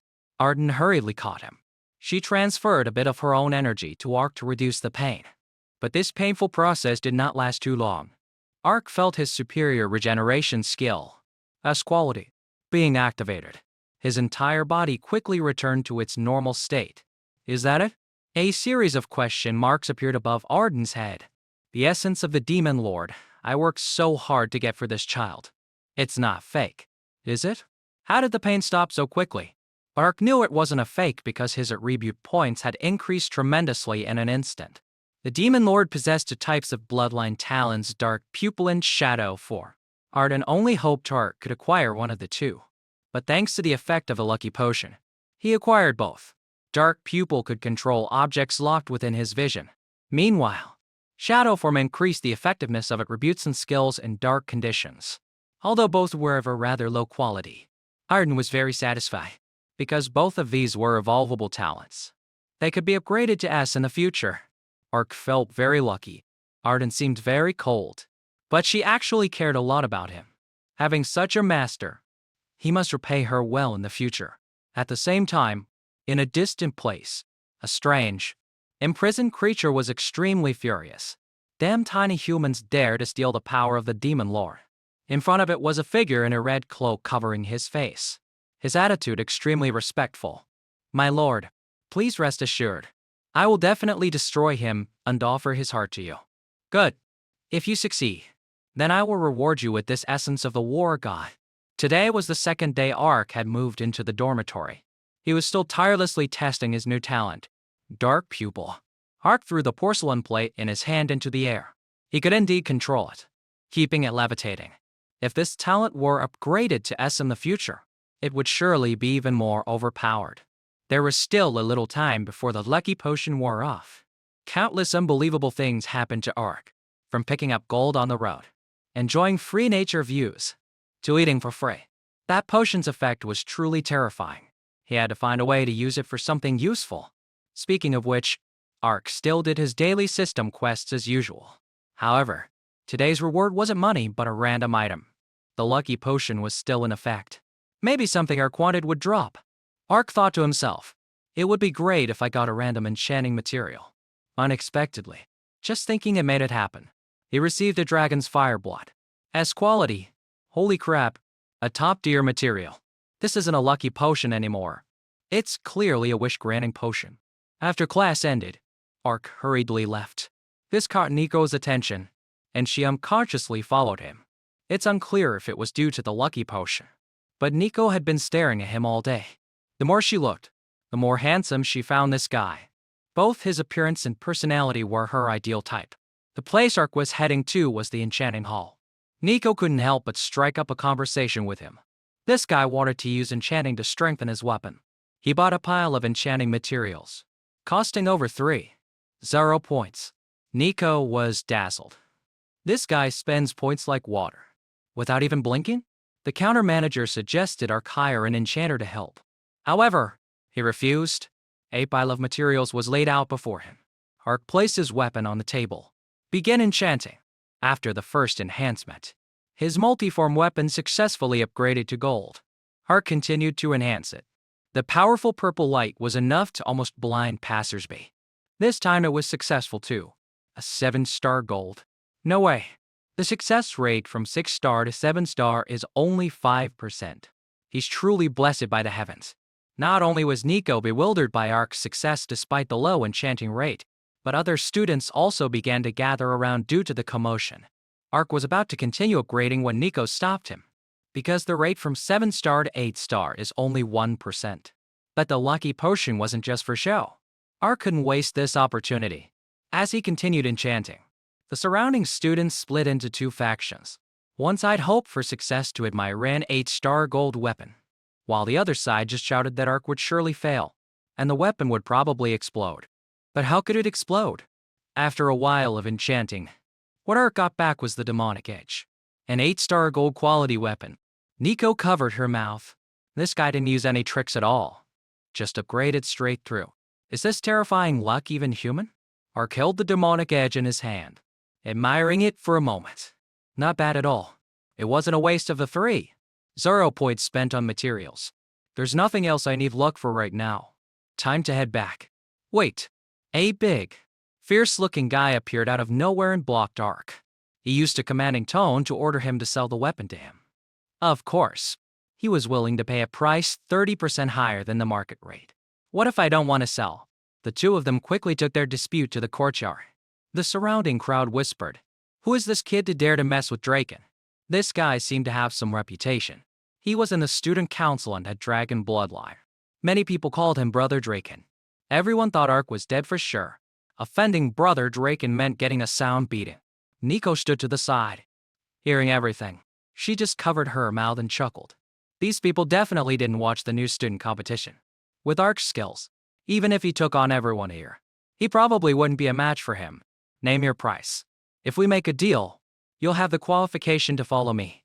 Draken, who was usually very hot-tempered, was uncharacteristically gentle. This was probably also the effect of the lucky potion. Draken didn't forget to add that this strongest gold weapon in history was something only he was worthy of possessing. Ark slammed the weapon onto the ground. He hadn't even used a skill, but the stats of this item were enough to exude a threat. Draken suddenly felt scared. Impossible. The blood of the dragon race flows in my body. I can't possibly be afraid of a small fry like Ark. You mean, I'm not worthy of owning this weapon? If I don't sell, we become enemies. Ark growled, slowly approaching with the demonic edge. Draken grew more and more frightened. He stammered, unable to speak properly. What on earth is happening? When Ark got very close, Draken fell backward. Don't come over here. Students are forbidden from fighting. We can't fight. All the surrounding students were dumbfounded. Ark didn't want to waste any more time here. Picked up his weapon and walked straight away. Nico hurriedly chased after him. Ark thought for a moment and decided to go to the library. Nico found it strange. Today was clearly this guy's lucky day. Yet he didn't use it to do something good and instead went to the library to read. But Ark knew this was one of the good things he had to do. The sea of skill books was vast. Choosing a suitable one was very difficult. But while the potion was still effective, randomly flipping through it surely led him to a skill that suited him. Here it is. Ark learned several new combat skills in a row. The sun was setting. He had to hurry. Ark decided to buy a mount. He chose a small, frail-looking bird. Both Nico and the owner didn't understand why Ark made this choice. This mount hadn't had a buyer for 3 months. The owner decided to sell it to Ark cheaply. After the deal was done, he threw a great restorative potion into its cage. The beast immediately snatched it up. After drinking it, it transformed into a large, majestic griffin with an extraordinary aura. The other two were once again left speechless. The owner must be regretting it immensely for not seeing its potential in selling it cheap to cut his losses. You look a bit silly, so I'll call you Dopey from now on. Ark satisfactorily patted the griffin's head. The next destination was the Summon Beast training base. Ark arrived late, so only the plant section was open. The water elementals he summoned were too weak. Ark needed a stronger summon beast to improve, to enhance his abilities in the summoner class. However, its quality couldn't be too high, because he was just a classless after all. Who you? A cry from the corner of the room caught Ark's attention. It was a small, lively thornflower beast. The base owner complained that this thing was born with poor aptitude, not as good as its peers, and was also a picky eater, only eating good food, making it hard to raise. Nico also advised Ark to choose another plant with higher quality, but he had taken a liking to this little thorn beast and decided to buy it. He had gone everywhere today and done everything he needed to do. It was getting dark. Ark returned to the dormitory. Nico then shyly asked him for something. She wanted to borrow 500 school credits from Ark. At university, everything was paid for with school credits. And in the last new student competition, Ark had won all the credits from countless other students, including Nico. All right, I'll send it to you via your student card. Nico glanced at Ark's account balance. He had spent like a tycoon all day but still had 8.0 left. How many unfortunate new students did this guy clean out in the last competition? The money arrived in Nico's account, and Ark immediately left. Nico watched his retreating back and didn't forget to say thank you. This guy is cold on the outside, but he's not a bad person. 3 months passed quickly. Today, Magnus was checking on the new students' progress. All of them were developing steadily. After all, They were all bright seedlings from all over the provinces. As for Ark, he also performed excellently. His exam results in every different class subject couldn't be better. However, apart from occasionally interacting with Nico, Ark didn't have a single friend. Headmaster Magnus was very troubled by this. Being talented was of course good, but after graduation and going to the battlefield, if you can't cooperate with your teammates, the chances of dying are much higher. He was worried that if this continued, Ark wouldn't be able to fight alongside anyone. Soon there would be a national exchange competition for new students. As usual, Xiangban University would send first-year students to participate. Magnus summoned the top 20 students to his office. At this time, an archery test was taking place at the Weapons Academy. Nico was a silver moon elf, proficient in both bow and sword. She was currently competing with Ark, but it didn't take long. Nico had to admit defeat. Her friends were no longer surprised, not just in archery, but in all other class subjects. Ark ranked first. Ark. Nico, take a trip to the training office. Headmaster Magnus has something to discuss with you. When the two arrived, the top 20 were all there. It seemed everyone knew about the new student exchange competition, except for Ark. Nico threw up her hands. This guy only knew how to bury his head in training, completely out of touch with news from the outside world. In this competition, for the past 3 years, Jiangnan University had won the championship. In previous years, there were 2 rounds, individual and team. This year, a survival round was added, but the rules were not yet clear. Perhaps Headmaster Magnus had called them here today because of this. As soon as Nico finished explaining, the system also gave Ark a new mission to win the championship in this competition. It seemed he had no choice but to participate. Just then, Magnus appeared. This year, the competition is hosted by King Yun University. At that time, he will lead the top 20 as the vice headmaster of Jiangnan University to participate. Nico immediately asked. Every year the team only needed 7 people. Why does it need 20 this year? Magnus calmly explained it was because of the added survival round. All 20 people will be randomly placed into a dungeon. In it, finding resources and killing monsters will earn cumulative points. The total cumulative points of everyone will determine the ranking. The students clutched their heads. Sure enough, every time the rules change, the first year's guinea pigs suffer the most. Jiangnan University has been champions for 3 consecutive years. If they perform poorly this year, it will be a great loss of face for their school. Magnus appointed Ark as the team captain. Everyone agreed with this decision, as his abilities over the past 3 months had opened everyone's eyes. For the individual round, 3 people were needed. Magnus selected Ark, Silas, and Nico, the top 3 in academic performance, to participate. The team round, which required 7 people, was the problem. Although Ark was very good, he had always been a loner. Magnus was very concerned about his ability to cooperate with a team. Headmaster Magnus, can you let me choose the team members? Ark took the initiative to speak. Headmaster Magnus naturally agreed. After all, this kid knew himself best. Letting him choose his own teammates would probably be the easiest way to implement a plan. But the team Ark submitted made Magnus's eyes pop with anger. Out of 7 people, there were 3 close combat. 1 Taoist, 1 summoner, and 1 assassin. All of them specialized in attack. In previous years, Jiangnan University always used a 2-to-1 formation, including 2 warriors specializing in both defense and offense at the front, 2 mages for magic damage next. In the middle was a healer, and at the back were 2 utility classes for disruption and control. The team Ark chose didn't even have a single mage, let alone a healer. What kind of strategy was this? The secretary of Magnus suggested scrapping this lineup. He sighed deeply. He would test its effectiveness first and then decide. The students were also buzzing, all agreeing that using the 2-to-1 formation like previous years was the best. But Ark just replied coolly, I have my own considerations. The team's instructor then pushed open the door and entered. He had also been a member of the competition team and had won first place. This guy strongly objected to a lineup lacking the firepower of a mage, so he brought a mage student with him. It was Bryce, the very same privileged kid who cheated in the new student competition and was knocked from 2nd place down to 26th. Everyone disliked this guy, and naturally didn't want to team up with him. He couldn't even make it into the top 20. What right does he have to compete with us? What if I don't need him? In the instructor's eyes, Ark's words held no weight. He insisted that since he was training these kids, he could change the lineup as he pleased. The students strongly objected. They had all fought hard to earn their ranks. How could they let a backdoor connection sneak in and mess things up? In the new student tournament, my condition was poor, and I was constantly challenged, which is why I dropped. Bryce got angry and took out his weapon to show off. The staff he was holding was at least diamond quality. It was rumored that his family was ridiculously wealthy. It seems they were really willing to pay for a backdoor entry.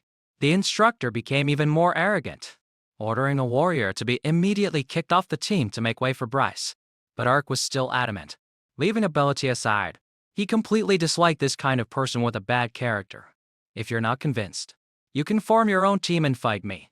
If you win, you can do whatever you want. If you lose, get lost immediately. Hearing this from Ark, the instructor burst out laughing. He was last season's champion, and his teammates were all talented people. A first-year student like Ark was just an overconfident rookie in his eyes. I accept this challenge. See you at the arena in 3 hours. The news of Ark challenging a second-year student quickly spread throughout the school. Hearing that the challenged person was the champion of last year's national student exchange competition made it even hotter news. Students flocked to the arena to witness this historic duel. The lineups on both sides were ready.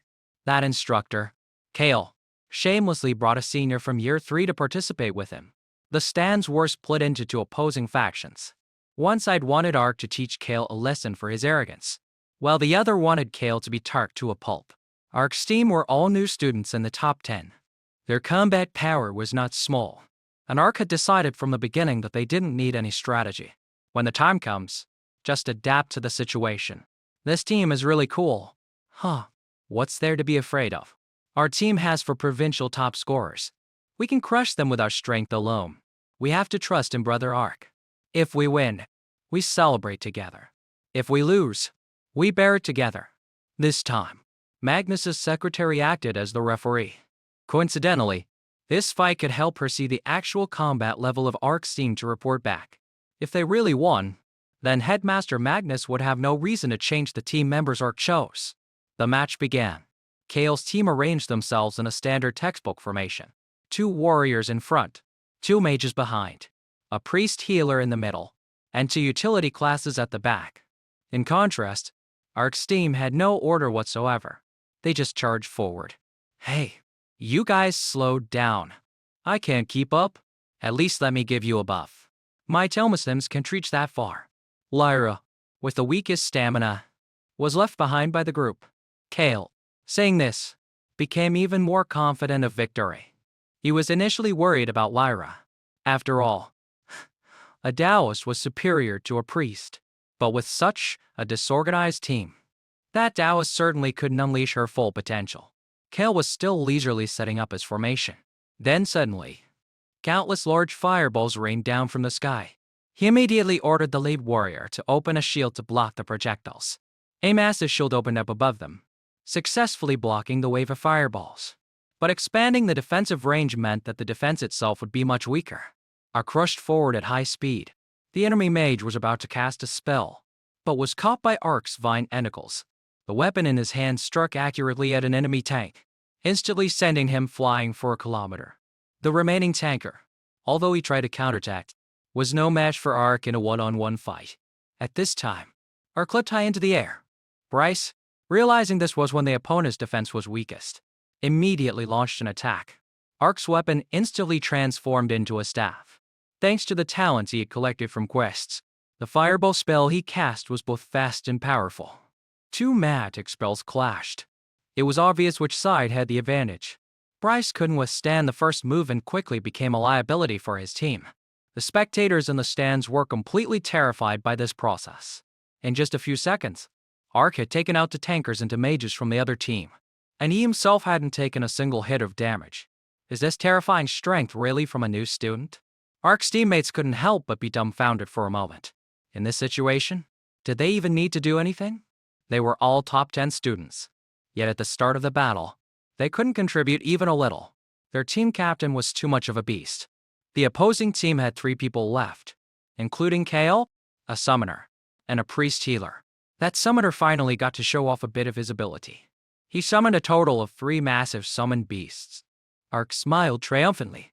I thought it was something serious, but monster grinding is my specialty. The two-headed snakes and the summon lion were all platinum quality. Their levels were also over 20. This guy was among the top summoners at Jianghan University. Therefore, Kale seemed very arrogant. But facing Ark, all three summoned beasts dared not attack first. That summoner started to feel that something was wrong. It seemed the power gap was too large. Not making a move, then I'll go first. Although the summoned beasts were fierce, they were no match for Ark, who told him to have a whole system in his hand. The enemy summoner's heart ached as he watched his combat beasts get beaten up. He kept pleading, "Stop fighting," but Ark had no intention of stopping. "It's not fair. I demand a rematch." The fact that Ark was carrying the team alone made him extremely angry. The purpose of a team competition was to test the coordination skills between players, but throughout the entire process, only Ark fought. It really felt more like an individual match. Ark finally stopped and slowly landed on the ground. Who said, "I'm fighting alone"? You guys, show them your talent. The members of Ark's group now eagerly rushed forward. Everyone was ready. Leo and Gavin were the first to act. They wanted to take out the enemy team's healer, but Kale stepped in to block them. If they lost their healer, they'd be done for. At this moment, Silas used his blood escape skill to suddenly appear next to him. Kale was caught off guard and took a heavy blow. That summoner was furious to the extreme. He wanted to risk his life against Ark's group, his hands in a stance, preparing to perform a frantic summon. At this moment, two golden arrows flew from afar, piercing both of his wrists. The skill was instantly nullified before it could be fully cast. The author of this move was Nico, one of the best archers among the first-year new students. The situation was decided. Ark also conveniently took care of the three summoned beasts. I wonder if killing these summoned beasts will drop some materials or give some experience. The summoner hastily knelt and surrendered. These summoned beasts were his important partners. He couldn't lose them. Ark didn't really need this small benefit anyway. As long as the winner was decided, it was over. Kale activated his berserk state. He wanted to have one last desperate fight with Ark, but before it was his turn to act, Nico casually unleashed her ultimate move. To completely end the battle, Magnus's secretary returned to report the situation, but he still sighed deeply. They won this match clearly due to overwhelming power. But the other universities are also full of elites. If they don't have a strategy, it will be very embarrassing for them. However, Ark had anticipated this. On the contrary, he thought that since Jiangnan University had used the 2-to-1 strategy for 3 consecutive years, if they continued, they would surely be countered. Moreover, this year's batch didn't have a top-tier mage. Forcing one and would only weaken the team. The 7 people in the top 10 all have good skills. Overwhelming the opponent with sheer strength is also a strategy. It sounded unreasonable but was very convincing. Magnus had no reason to continue objecting and had to let the students decide among themselves. On this side, Ark was happily calling Elur. The girl was doing well in her studies lately and could get into a good high school, so Ark was more at ease. In the meantime, two people came looking for him. These were demonkin that had been completely subdued by Arden and turned into her servants. They came to inform Ark that he had a special class today, so Headmistress Sarden had canceled his other classes. Ark didn't ask any more questions, just agreed to go with them. Through a transportation talisman, Arden took Ark to a very strange, dark place. It was silent, with only the sound of crows cawing. Needless to say, this was not a good place. Arden, a woman of few words, only said a few simple sentences. You have only one mission. That is to survive until 12 noon. Ark could feel many monsters lurking in the darkness. Arden simply explained that the essence of the demon lord in his body was a good medicine to help the monsters evolve. Then she left. As soon as Arden left, those demonic beasts could no longer hold back. They began to attack Ark in unison. The opponents were numerous and very fast. Luckily, Ark could flash step, so moving flexibly to dodge was not too difficult. After fighting for a while, Ark realized it wasn't that the monsters possessed super speed, but it was because in this place, all his senses were weakened. He was surrounded by demonic beasts. They wanted to use their numbers to bully the weak. Ark immediately changed the form of his weapon into a staff. Mage mode. A tornado was created, gathering all the monsters in one place. If you managed to get past the tornado barrier, But Ark would not allow that to happen. He activated the dark pupil talent he had recently acquired after absorbing the essence of the demon lord, and the demonic beasts were locked in his sight. Then Ark used the fireball spell again. Combined with the blazing storm combo skill, it created a huge flame that engulfed them.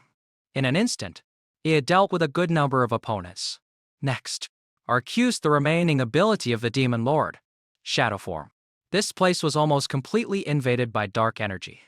Such darkness, on the contrary, became Ark's home ground. After using this talent, he had become much stronger. A while later, all the demonic beasts had been dealt with. However, Ark's close work eroded by the demonic energy. It seemed he would have to throw them away after this battle. Luckily, his weapon was unharmed. As long as he had a weapon in hand, he could continue to fight. Time passed, and it was 12 noon the next day. The mission was complete. Arden led Ark to a high place to look down.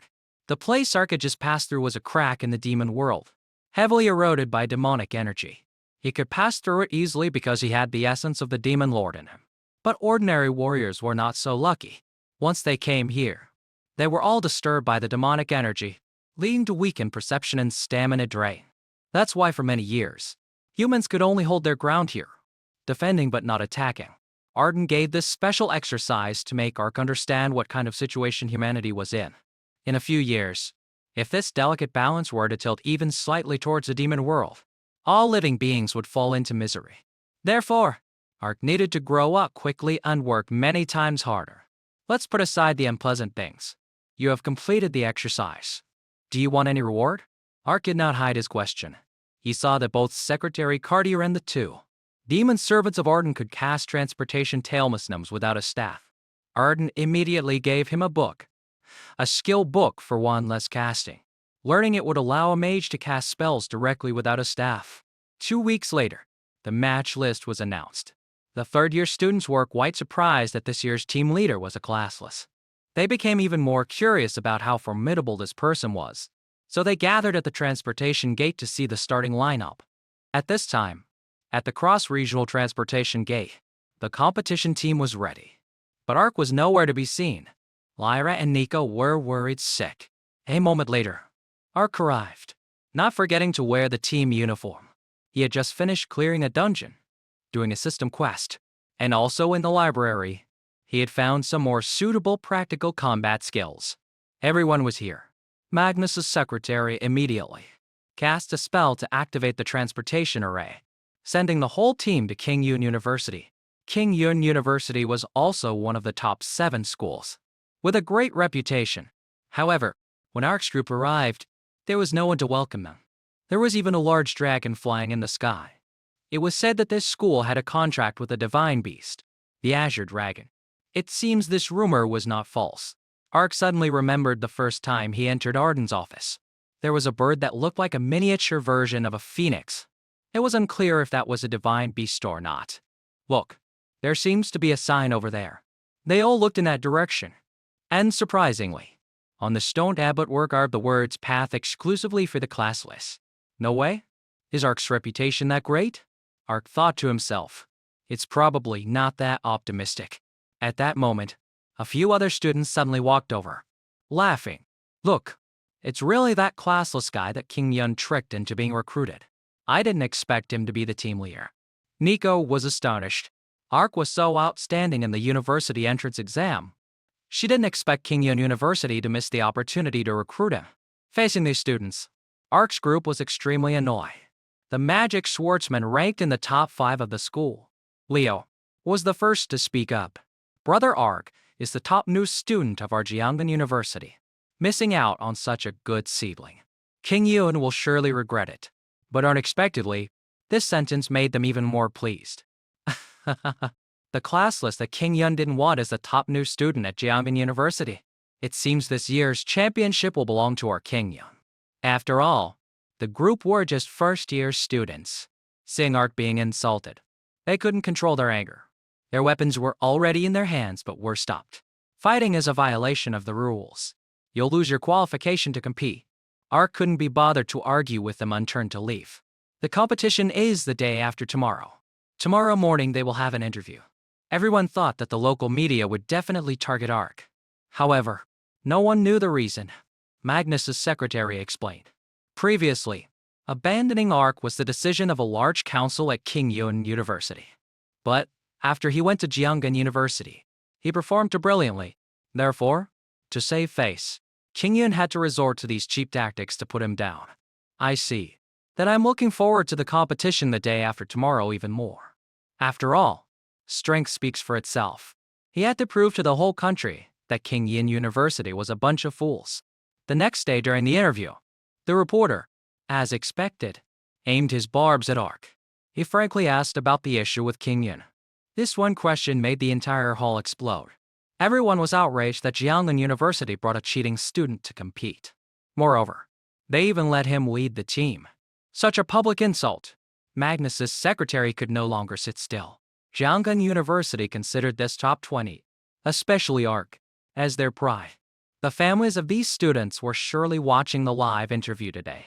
She would absolutely not allow anyone to humiliate her students. Miss Claire, no need to be angry. On the contrary, Ark seemed very calm. To your question, I have only one answer.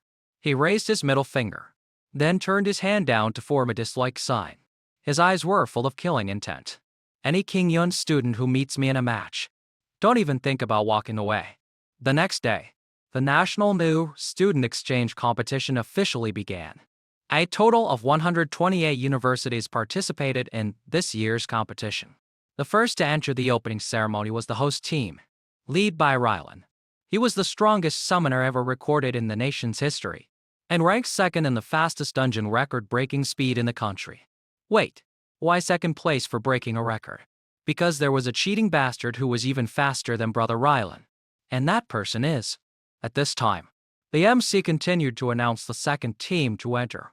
It was Jeongan University, led by Ark. His status as a classless caused a lot of controversy.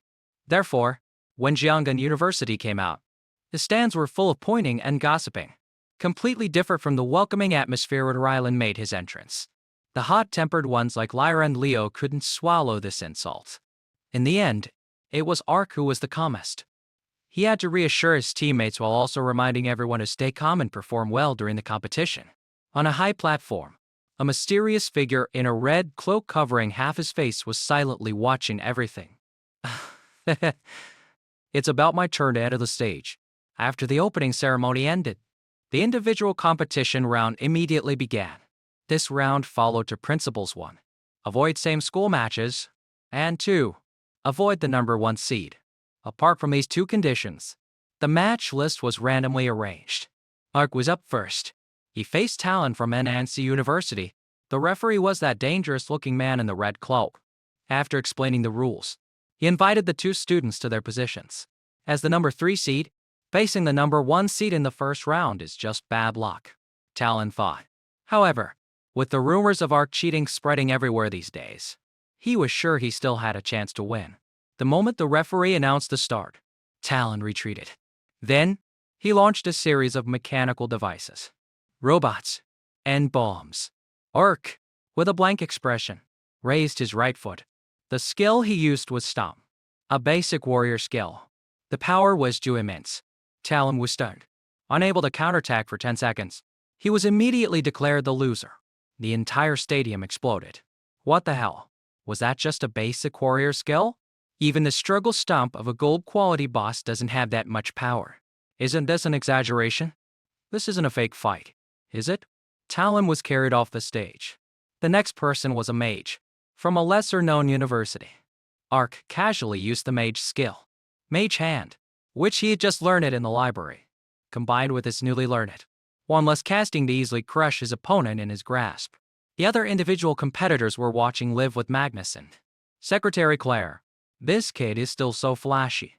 However, Magnus also saw that Mage Hand was a normal quality skill. For Ark to be able to combine it with one less casting to create such a good effect, he was truly a genius among geniuses. But along with that came bad news.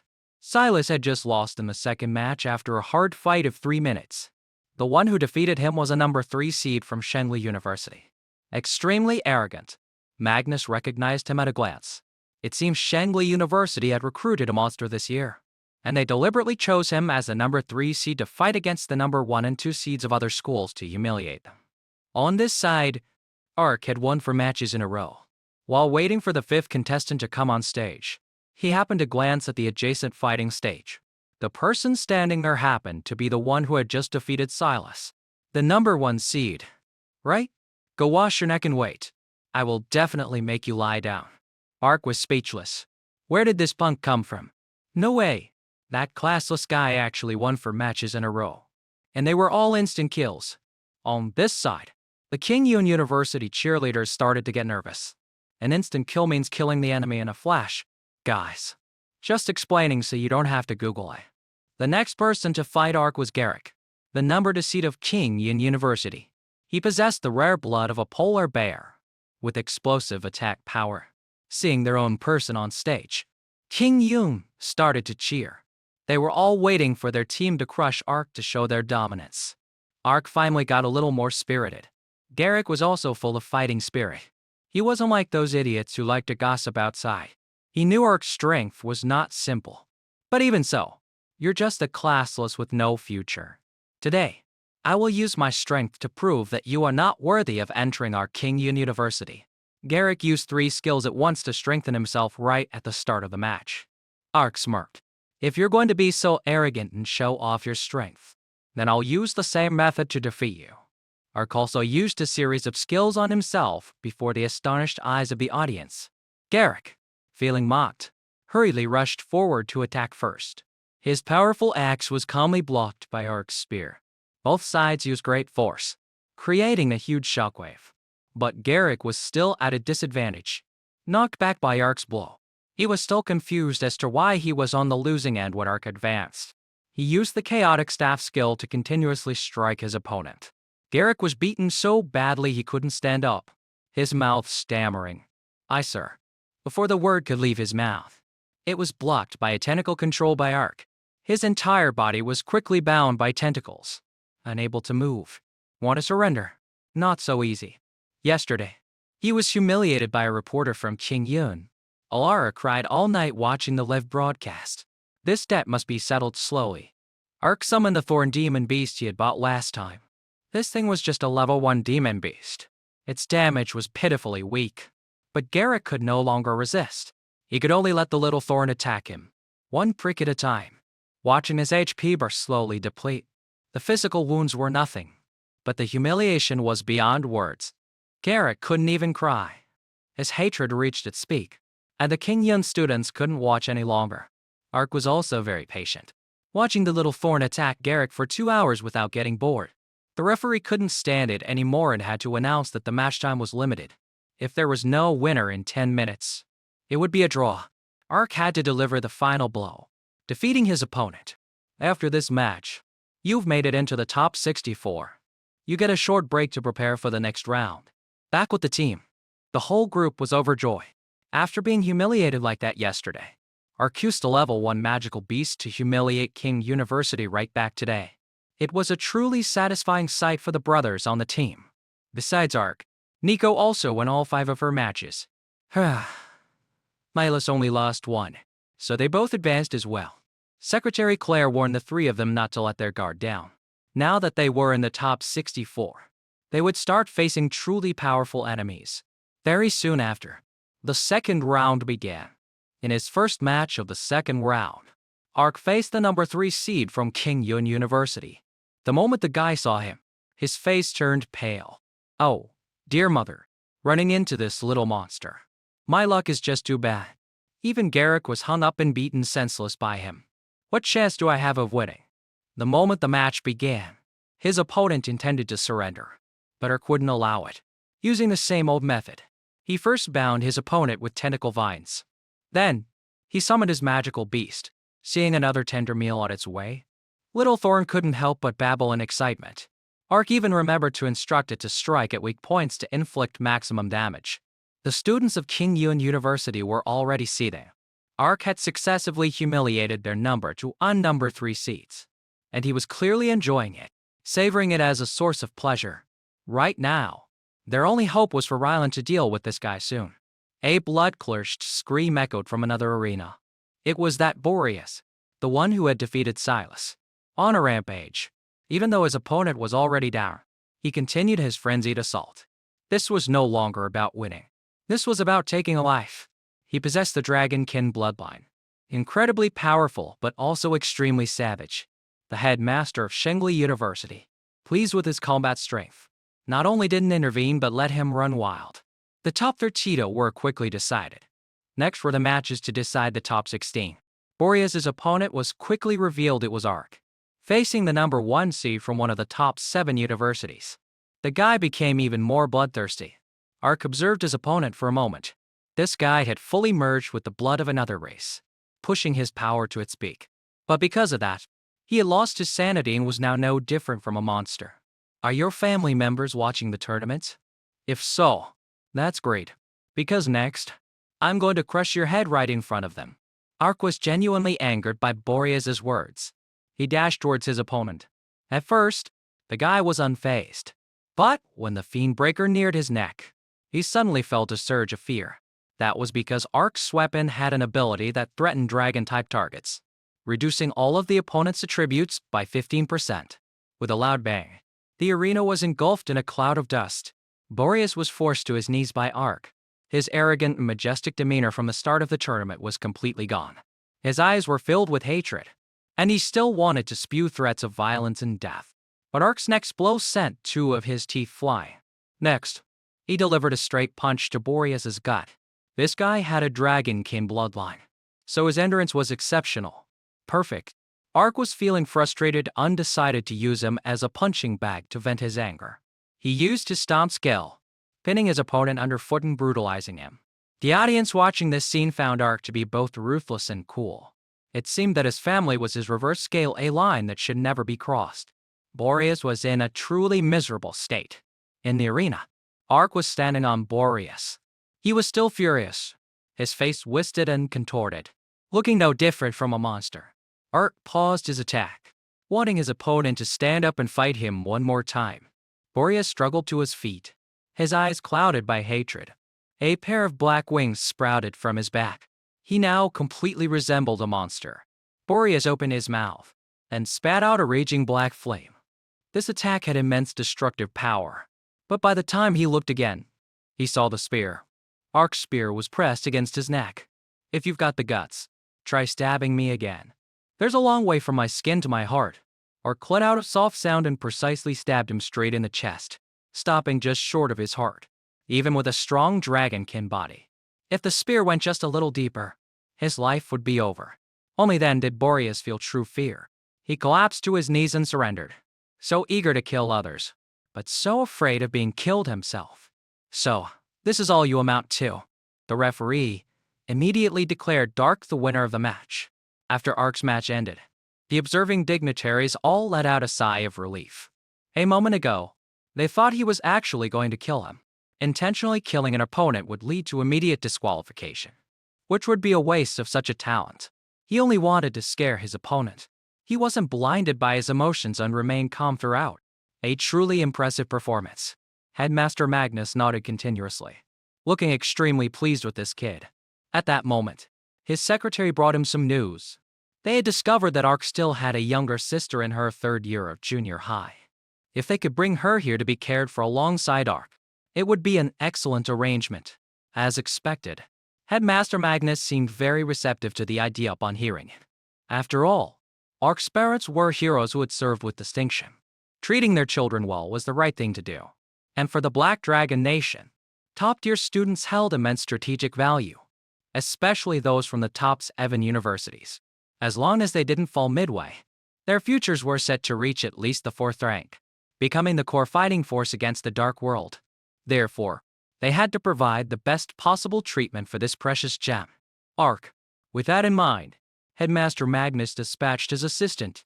He instructed her to inform the middle schools affiliated with Zhonghai University to keep a spot open at all times. They would ask for Ark's opinion when he returned. Such an important student should be allowed to focus on his training without having to worry about family matters. Old Magnus, are you still in? Placing bets on the individual tournament is an old tradition. If you don't hurry, the matches will be over soon. A challenging voice came from the other side of the screen. Headmaster Magnus chuckled. It seemed he couldn't refuse his old friends' wagers this year either. After eliminating Boreas, who had been a top pick for champion, Ark advanced straight into the top 16. However, his next opponent was no pushover either. She was also a number 1 seed from the top 7 universities, and another popular choice for champion. She was the successor of the Sword Saint. Serafina, the number 1 seed from Dongfu University, had entered the arena. The headmasters of the various schools were incredibly excited and began placing their bets. Headmaster Magnus, who had just arrived, immediately joined in. He bet an A-rank skill book that Ark would be the winner. The vice headmaster of King Yun University laughed heartily. Old Magnus, you just got here and you're already betting so big? Do you really think that Jobless kid of yours can win just because he beat that black dragon punk? Are you that confident? To be honest, he still didn't think much of Ark.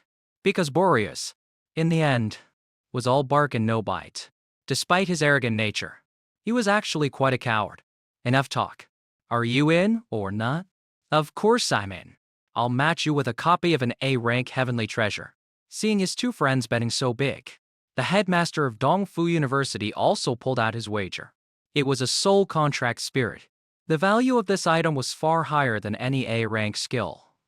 But before he could finish bragging about how precious the item was, the familiar, resounding announcement came from the live screen. Quins. The headmaster of Dongfu University's jaw dropped, and the soul contract spirit fell from his hand. Headmaster Magnus cheerfully snatched it up. The other headmaster couldn't believe his darling Serafina had lost so quickly. Down by the arena, Serafina herself was also in disbelief at what had just happened. She was the successor to the Sword Saint, yet her opponent was able to match her in swordsmanship. Not to mention, Ark also had skills from other classes to support his fighting style. This was clearly not a normal person, but a monster. By winning this match, Ark successfully advanced to the quarterfinals. Zhang University's situation was still looking good. Unfortunately, Silas had run into the number 1 seed from Jingda University and was eliminated early. Nico also advanced successfully without any trouble. Headmaster Magnus's assistant dared not relax for a moment, because the randomly generated matchup list was sent out right after.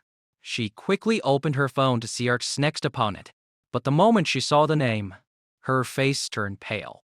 This is bad. Why did it have to be him? The audience below erupted into a frenzy, because Ark's opponent was Rylan, the once-in-a-millennium NAM summoner, and also the number 1 seed of King Yun University. This opponent would be very difficult to handle, but the difficulty didn't lie in his class, but in the top-tier talent he possessed. Ark's strength lay in his omnipotence talent. He could raise all his skills by 3 quality levels, combined with his already high attribute values. He could make basic skills as powerful as any advanced skill. Coupled with his excellent combat intuition, it was enough to deal with any opponent.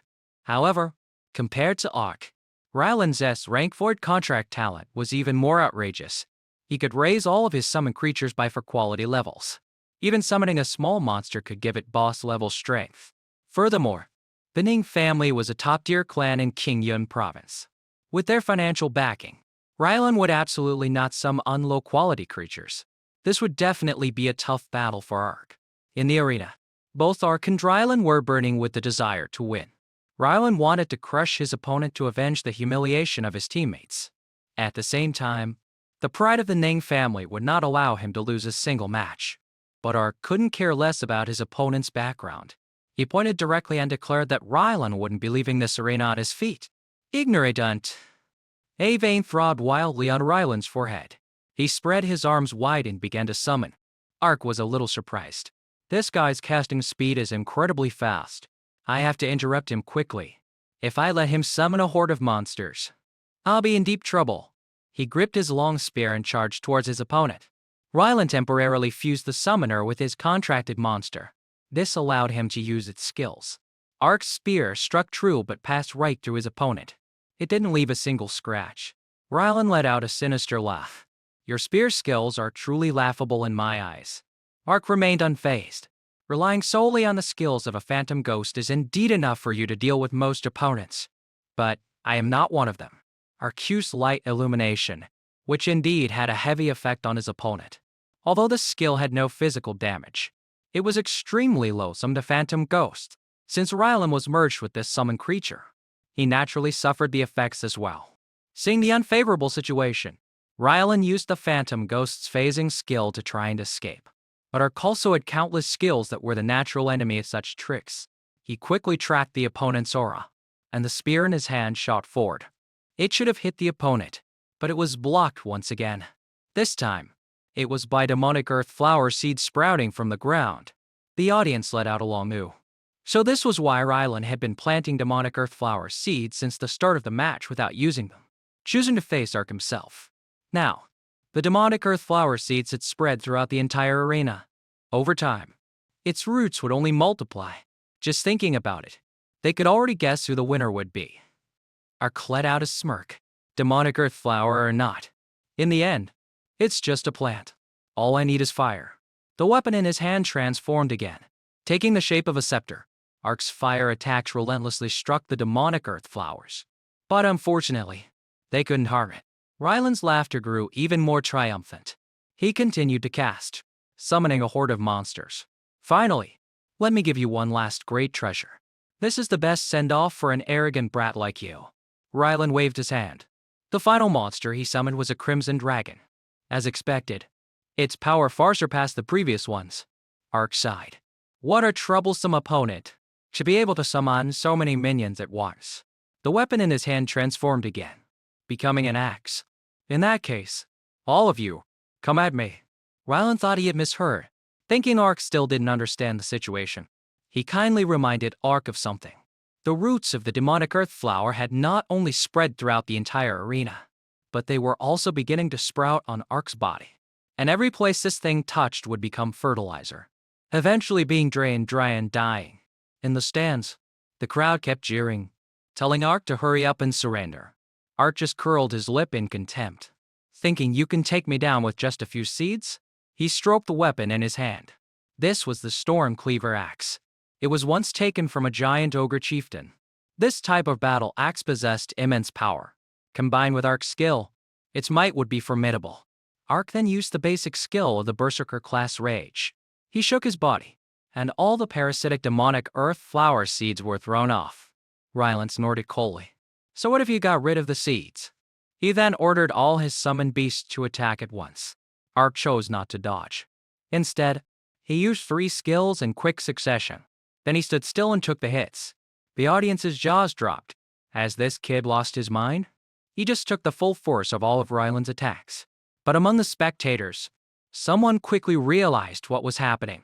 In this world, there exists a basic skill, where the more injured you are, the higher your own attributes become. Ark had just used multiple buff spells at once and switched to a battle axe with immense power. It was feared that after that barrage of attacks, his strength had reached an unparalleled, terrifying level.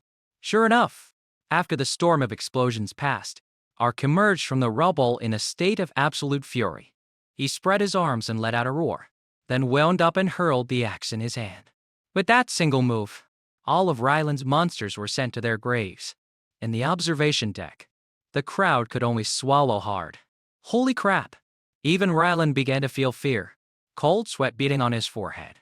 He never dreamed that all of his summoned beasts would be nearly wiped out in a single blow. If he wasn't in a soul form immune to physical damage, he would have been heavily stunned or even killed. Ark seized the opportunity and charged forward. Rylan hastily summoned the Crimson Dragon to protect him. The dragon was struck by a painful blow from Ark. But, right after, he was ensnared by the demonic earth flowers rising from the ground, binding his legs tightly. Ark was dragged across the ground for a long distance by the vines. Rylan started laughing triumphantly again. Didn't expect that, did you?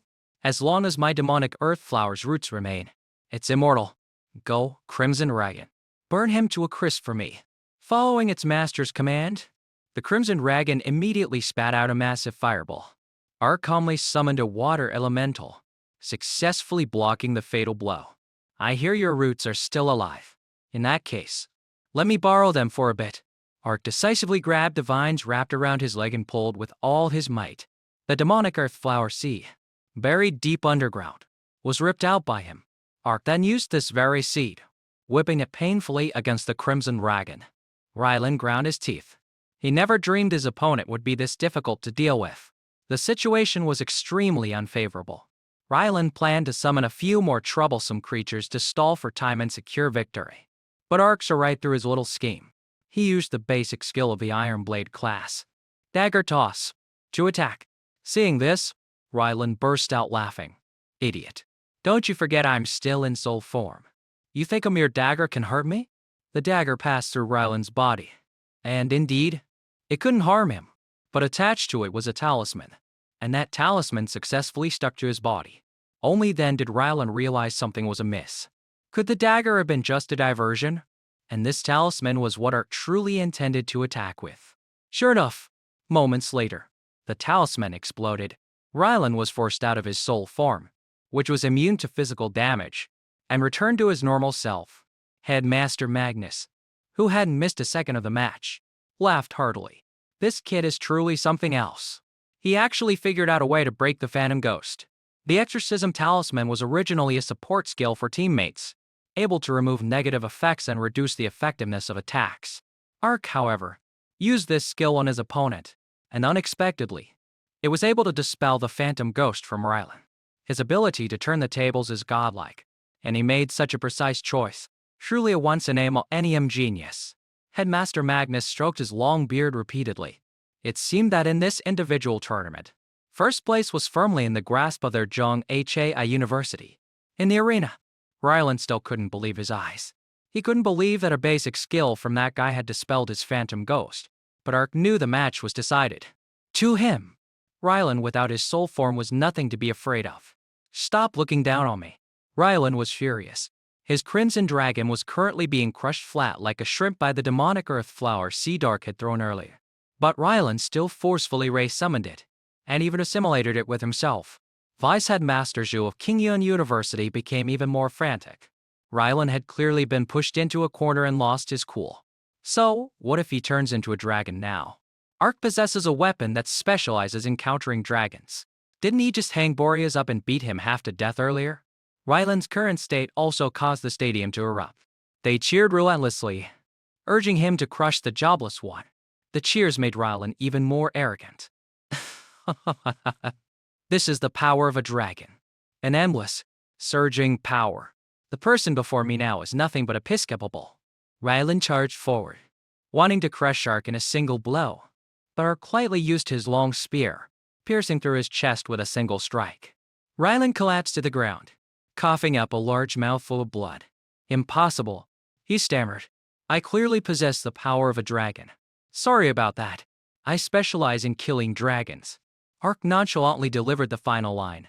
At that moment, the tournament referee's voice announced Stark has won. Many spectators began to feel bewildered. This was only the quarterfinals, yet Rylan had been stopped in the top 8. What a joke. I'm not watching this anymore. Many people stood up and left right after, most of them being fans of the home team. Rylan was carried out of the arena. In the first semi-nil match quickly began. Ark's opponent this time was the number 1 seed from Jingnan University, named Argent. His class was Assassin. Upon meeting, Argent spoke politely first. You are very strong. I admit I am no match for you. I don't seek victory in this match. I only hope for your guidance. All right, then I will only use skills from the Assassin class. As soon as the match started, Argent moved at his fastest speed, rushing towards his opponent like a gust of wind. Ark used several smoke bombs to create a smokescreen. He was attacked from behind, but Argent caught him. This was because the Shadow Chase skill he had just used could track the opponent's position. The two fought head-on in the thick smoke. Argent still thought Ark only had these few familiar skills. If you feel you can't win, hurry up and use skills from your other classes. Otherwise, you won't be able to beat me, Argent kindly reminded him. But just as he finished speaking, Ark's blade was at his throat. It turned out that when Ark threw the smoke bombs earlier, he had created a clone, and his real body had been hiding in the clone's shadow all along. Argent let out a long sigh and immediately surrendered. The gap between them was too vast. Listening to Ark speak so lightly, who would have guessed that the one fighting an intense, evenly matched battle with Argent was just a clone? With the semi-final one, Ark advanced straight to the finals. But no one expected his opponent this time to be Nico. Ark was speechless, and the audience was speechless too. Hurry up and surrender. Beauty! Don't waste everyone's time. Nico was furious. Ark looked at her helplessly. Are we still going to fight? Fight? What is there to fight about? Even though what they're saying is harsh. It's true I can't beat you. Nico cheerfully surrendered. Ark, the most disliked Jobless one, now stood triumphantly as the champion. Even though Ark had won, not a single cheer was heard. But Ark didn't care about that at all. Compared to meaningless cheers, beating King Yun University so badly they couldn't even lift their heads was what truly satisfied him. After that day's match, news about Ark dominated every corner of the internet. The blame was consequently shifted towards Rylan. He went from being a celebrated young master, adored by thousands, to the disgrace of the Ning family and the entire university. This loss would significantly affect King Yun University's reputation. To turn the situation around now, they had to win the overall team championship. I don't care what methods you use. In tomorrow's team competition, you absolutely must win. After Vice Headmaster Zhu left, the members of the King Yun University team began to worry. For many years, the team competition had always been their weak point. Rylan then showed a twisted smile. A golden orb appeared in his hand. Following the normal path is certainly not easy. But if someone is willing to be a sacrifice. Hey, what are you trying to do? Don't. The words had barely left his mouth before they were replaced by a blood-curdling scream. Meanwhile, the students of Zhonghai University were basking in a state of bliss. And why not? Ark was unbelievably cool today. Headmaster Magnus even came to greet him personally. He generously gave Ark the spoils he had won from the betting pool. Among them, Ark was only interested in the soul contract spirit. Headmaster Magnus also considered it a good and rather rare item. It could connect to the target's soul. Once the contract was signed, the subject could not resist. It was like the two elf maids of Headmistress Arden. They were subdued using a soul contract spirit. The law strictly forbids people from using this item because the Black Dragon Nation places great importance on protecting human rights. Therefore, Headmaster Magnus suggested Ark find a magical beast to sign the contract with, preferably a foreign beast. Additionally, for winning first place, Zhonghai University had prepared a separate reward for Ark. It was 10 0 points, 20 million in cash, and a piece of extremely rare equipment. The students immediately erupted. This reward was too generous. Headmaster Magnus was happily chatting with the students when his gloomy-faced assistant announced some bad news. It was about Liam, the mage of the King Yun University team, who had been seriously injured unexpectedly during practice. Since he couldn't continue competing, they had replaced him with a guardian knight. The kids from the Zhonghai University team were furious when they heard this. King Yun is going too far. Everyone can see we're a melee team, and our only fear is a tank formation. They swapped their mage for a guardian knight, clearly targeting us. This is obviously a dirty move. In previous years, there's never been a mid-tournament substitution. Ark just smirked, showing no signs of worry. If the opponent wanted to play with a tank formation to suppress them, then he didn't mind teaching them a thing or two about strategy. The next day came quickly, and the team competition officially began. The next match was the round of 16 between Bai Yi University and Zhonghai University. As soon as it started, Ark led his teammates charging forward. Headmaster Magnus and his old friends were, as usual, in the viewing room watching on the live screen. But today, the betting was not as lively as before. They'd been trying to start for a while, but none of the other headmasters dared to place a bet. No bets? How boring. Who would have thought that this year's tournament would have such a monstrous kid? This isn't a team competition. It's clearly a woman's show. They didn't want to lose any more treasures. They were all old men who had seen many geniuses in their long lives. But even the most outstanding ones could only handle a 1v2 or 1v3 at best. But Ark, from the very beginning, could break the entire enemy team's defensive line by himself. His multical's characteristic made his attack methods diverse and unpredictable. Combined with a flexible mind, it was enough for Ark to handle any situation. Vice Headmaster Zhu of King Yun University, who had been silent all this time, now spoke with a hint of annoyance. I admit that kid is strong, but this is a team competition. Coordination is the key. His melee-focused team has its limitations. I doubt they'll get far. Headmaster Magnus just smiled without saying anything more. Strategy, you say? We'll just have to wait and see. Down in the arena, Ark was single and dash and decimating the entire opposing team. His speed was super fast. Furthermore, the power of his skills was immense. The opponent simply couldn't withstand it. After just a short time, BIE University was completely defeated. We fought for matches in a row, and I haven't even warmed up yet. I didn't get to do anything at all. What can you do? I'm so bored I have to chase after everyone. Who decided we should be in the back of the formation anyway? Lyra and Talon sighed to each other. They didn't know whether to be happy or sad about this situation. Ark came up from behind and gave each of them a light trap on the head. Stop talking nonsense. You are our important strategic reserve. It's just that the opponents in the first few rounds were weak. So there was no need for you to act. Get your spirits up for me. Now. The rest period was over. Next up was the quarterfinals. But the audience in the stands could only sigh, because Zhonghai University's team was just too dominant, let alone defeating the whole team. Even defeating our Cologne was already very difficult. Zhonghai's next opponent was Kingju University, who seemed very confident. They believed Ark's melee-focused lineup was trash, and Kingju was known as the team that specialized in crushing reckless opponents. They had always been famous for their mages. All the participating members were mages. Although their individual performances were outstanding, the coordination of their different elemental magic would be extremely effective in team competitions. Gavin looked at the opposing team's lineup and found it utterly ridiculous. Mages are all glass cannons. They're clearly not taking an assassin like me seriously. Gavin wanted to strike first, directly using his Shadow Leap skill to take the lead. But before he could even go underground, he was grabbed by Ark. Everyone was a bit surprised by this action. Ark, what's wrong? Ark observed the opponent for a long time. Don't be reckless. These 7 glass cannons are not easy to deal with. Ark, you're being too cautious. No matter how strong they are, they're just fragile mages. We're assassins. Do we really need to be afraid of them? Gavin said doubtfully. Silas also wanted to charge forward as the tank since he had his blood shield. Nico's group also started to clamor. How could a lineup with no tank dare to fight them? Besides, they all wanted to showcase their abilities, not just be there to clean up the battlefield. Ark thought for a few seconds and finally agreed. After all, they were a team. He had to respect his teammates' opinions. With that, Ark assigned tasks to each person according to their strengths. Down in the stands, the audience was eagerly awaiting this battle. Ark's team was pure melee, while Kingju University's team was pure long range.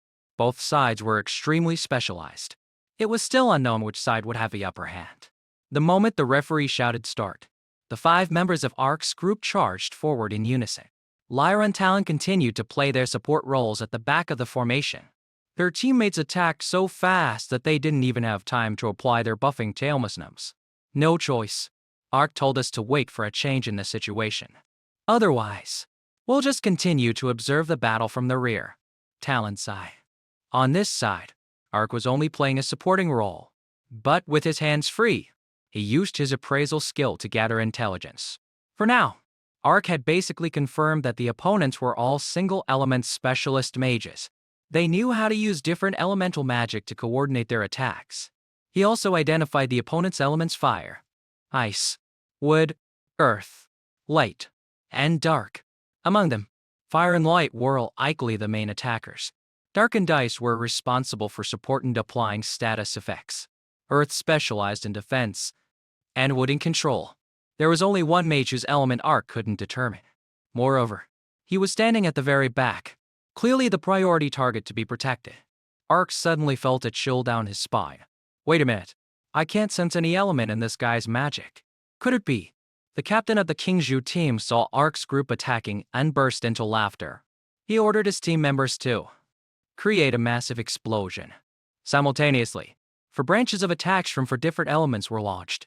Ark used his swift cast and double cast talents to create a fireball spell formation to block them. For now, he had to do his best to block the opponent's wave of attacks. The magic spells clashed, creating a huge explosion in Midra. Ark frowned. There were still many skills he couldn't block. Relying on himself alone to fight against 4 mages was still too difficult. The skills that Ark couldn't block were already very close. Silas quickly created a blood essence shield to block the rest of them. Nico and Leo took this opportunity to draw their swords and charge forward together. The opponents didn't flinch at all. They continued to launch a barrage of attacks in response.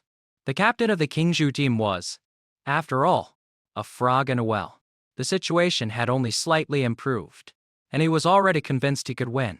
But while he was still reveling in his perceived victory, Silas had used Blood Shadow Strike to approach from behind.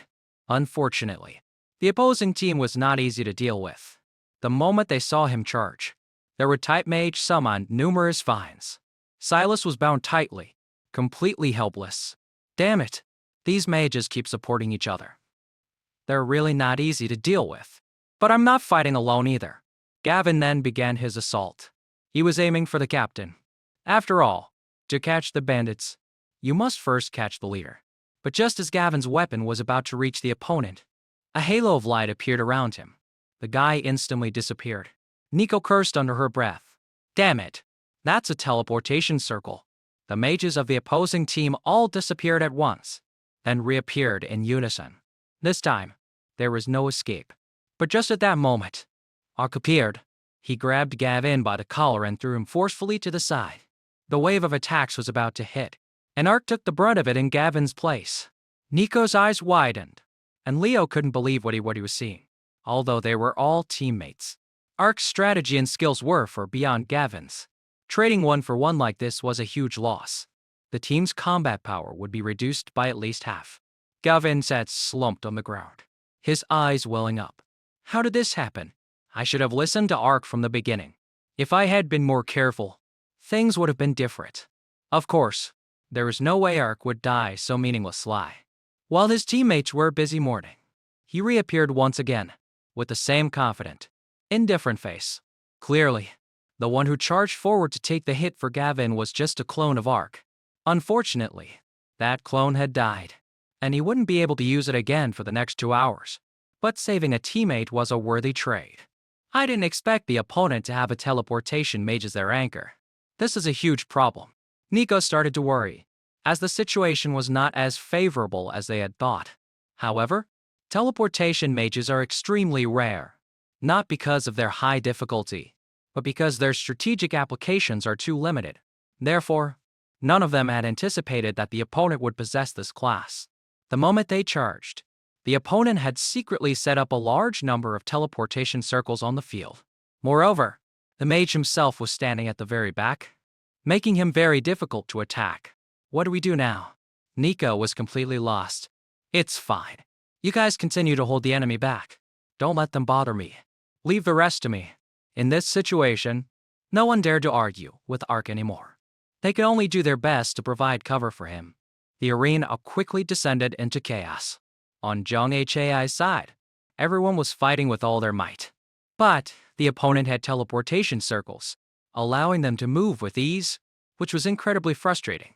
The audience above began to mock the situation. Zhang Hai University, undefeated for consecutive matches, can't even touch the opponent's clothes now. This isn't a fight. It's like they're walking a dog.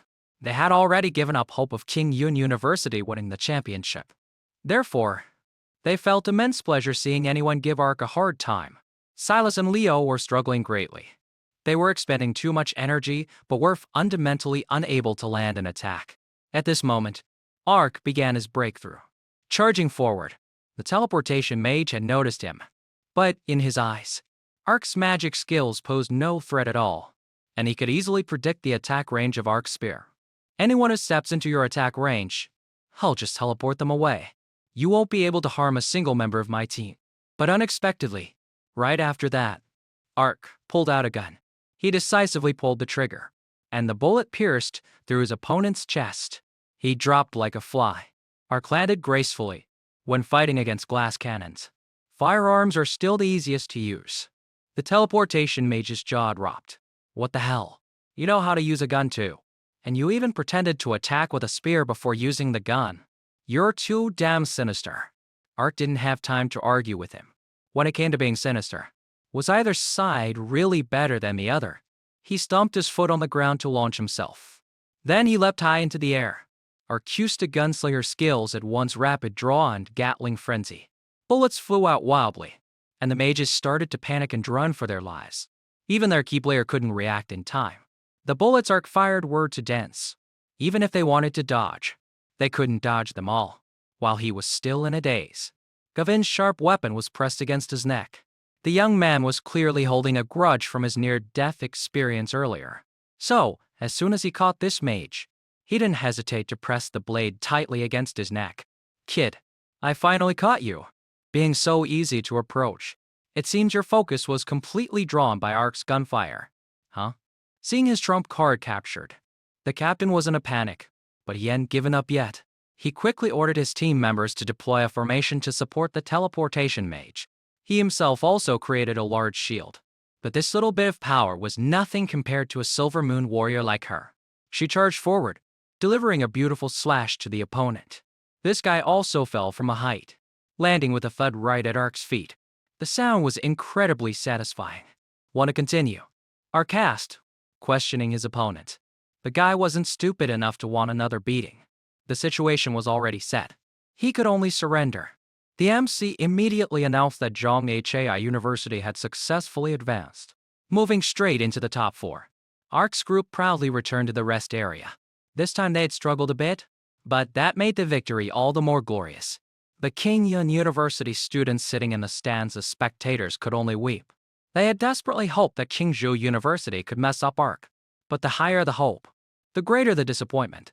It seemed it would be a long time before anyone could take down Ark. The Zhonghai group returned to the rest area.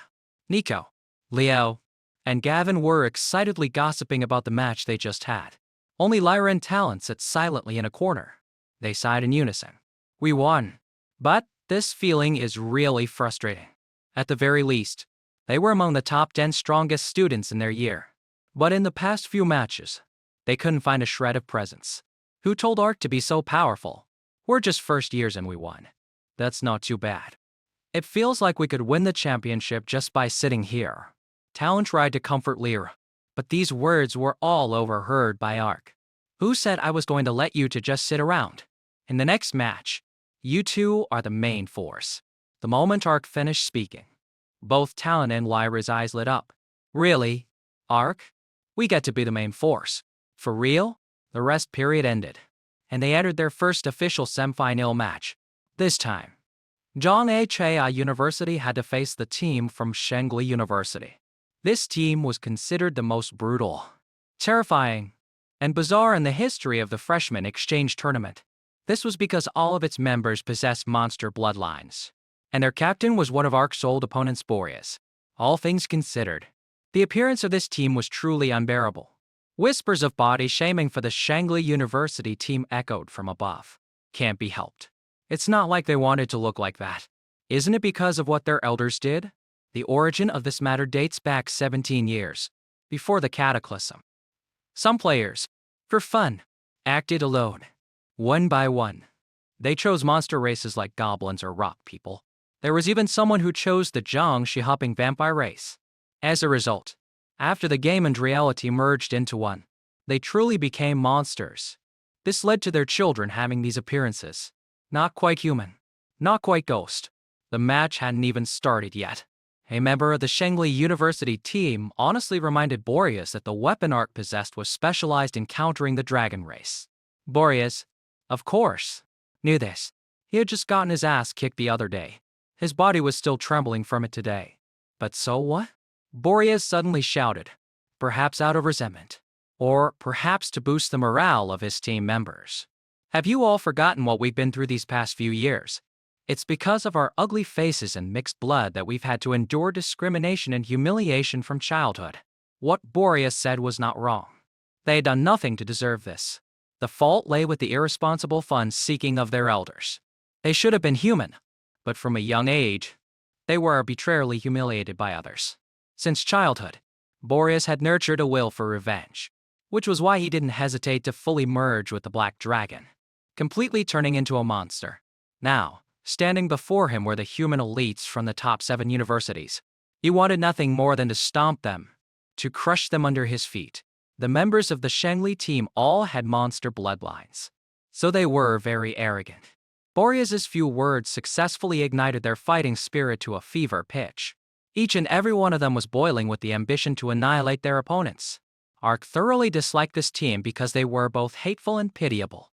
But he didn't forget to remind his own team members not to be careless for even a second in this match. Under Boreas' command, the Shangli group charged forward in unison. They didn't care about winning or losing. They just wanted to kill as many opponents as they could. On this side, Ark also directed his team members to form a solid defensive line. Each person unleashed their skills to the fullest to protect the back row. And the trump cards in the back row for this match were Ira and Talon. The two of them finally understood the feeling of being the protected ace of the team, instead of just standing idly in the rear watching the show. Leo saw his teammates slacking and couldn't help but yell at them. "What are you so proud of? Get to it. Ark made you the main force because Daoistes can carry monsters, and summon beasts can share the burden of the front line. Not for you to enjoy the feeling of being protected." After being scolded, Talon hastily summoned his treasures. He also had contracts with several high-level magical beasts like the Earth Elemental, Witheredwood Treant, Stone Giant, and a headed green bear. On this side, Lyra was not idle either. She began casting spells to enhance the strength of Talon's summoned beasts. This combination unleashed a terrifyingly powerful wave of attacks, heading straight for the Shangli University team. The sound echoed throughout the entire arena. The headmasters and vice-headmasters also nodded in approval. The Taoist is a class that can fight, control, and provide support buffs. Their Dharma skills are also powerful, capable of countering both monsters and demons. The only drawback is the short casting range and the excessively long cooldown time. Ark, as the team captain and a Jobless one, naturally understood this point. That must be why he had Lyra stay back on defense. The strategy was indeed not bad. That's just one of the many reasons, Headmaster Magnus said, closely observing his student. He knew that when it came to strategy, Ark was not necessarily inferior to Lyra. He must have done this to reduce the chances of his teammates getting injured, and also to give them a chance to shine. This kid is truly warm on the inside and cold on the outside. Down in the arena, Lyra and Talon coordinated perfectly. The more they fought, the more ferocious they became. Boreas' group was beaten so badly they couldn't even lift their heads. He lay flattened on the ground, extremely unwilling to accept another defeat. Ark slowly walked up to him. He had never experienced their pain. He didn't want to preach any morals, but Ark truly wanted to knock some sense into these thoughtless guys. The ones you should be fighting back against are those who mock and discriminate against you, not innocent people. This is the choice a human being should make. Boreas showed an expression of great suffering. It turned out that from the very beginning, Ark had always seen him as a real person. Yet he, unable to distinguish right from wrong, had vented his anger on someone who was not at fault. Boreas suddenly understood and accepted his defeat wholeheartedly. Zhang Ha University won another match. The words Ark had just said to Boreas made countless spectators reflect. That Jobless one had always been cold, but unexpectedly, he could also consider right and wrong like that. Since Shangli University entered the arena, we've always seen them as monsters. Through this event, Ark's image in the eyes of the audience improved significantly, even among the spectators who were fans of the King University team. The rounds progressed quickly, and the team competition entered its final stage. In this match, Zhang Ha University would face the home team, Qingyu University. Rylan led his team, entering the arena with soaring morale. Their team consisted of 2 heavy warriors, 2 summoners, 1 guardian knight, 1 mage, and 1 priest. The audience in the stands began to criticize this lineup as being too foolish. They also started whispering about Qingyu University's last-minute substitution. No one wanted to say it outright, but almost everyone realized that this change was clearly aimed at Zhang Ha. Even the students of Qingyu University had a vague idea of what was going on, but they could only console themselves that their school probably wouldn't stoop so low. The match had just begun. Rylan had already given the order to arrange a defensive formation. Their 2 heavy warriors and the guardian knight formed a solid defensive line at the front. The priest then buffed everyone with a healing aura effect. Meanwhile, Rylan and another summoner at the back began using their summoning contracts. Just like in his individual match with Ark, a horde of monsters was summoned by him again. Faced with this scene, many people's jaws dropped. 3 defenders plus a priest for buffs, and to summoners summoning a pile of monsters as tanks. This was the definition of an absolute defense. On this side, Ark had also deployed his formation, and coincidentally, their formation was also a defensive one. Silas and Nico stood at the front. Gavanon Leo protected Talon as he summoned a pile of monster tanks. At the very back whirl Ira on Dark. He was using a series of skills from various different classes, and Lyra was doing her best to buff him and the other teammates. Ark at this moment seemed to have awakened a different state. If the opponent brings out their strongest shield, then we, of course, must strike back with our strongest spear. In the headmaster's waiting room, Vice Headmaster Zhu began to wonder. Old Magnus, your little jobless one is standing at the back with a melee weapon and frantically stacking buffs. What on earth is he planning?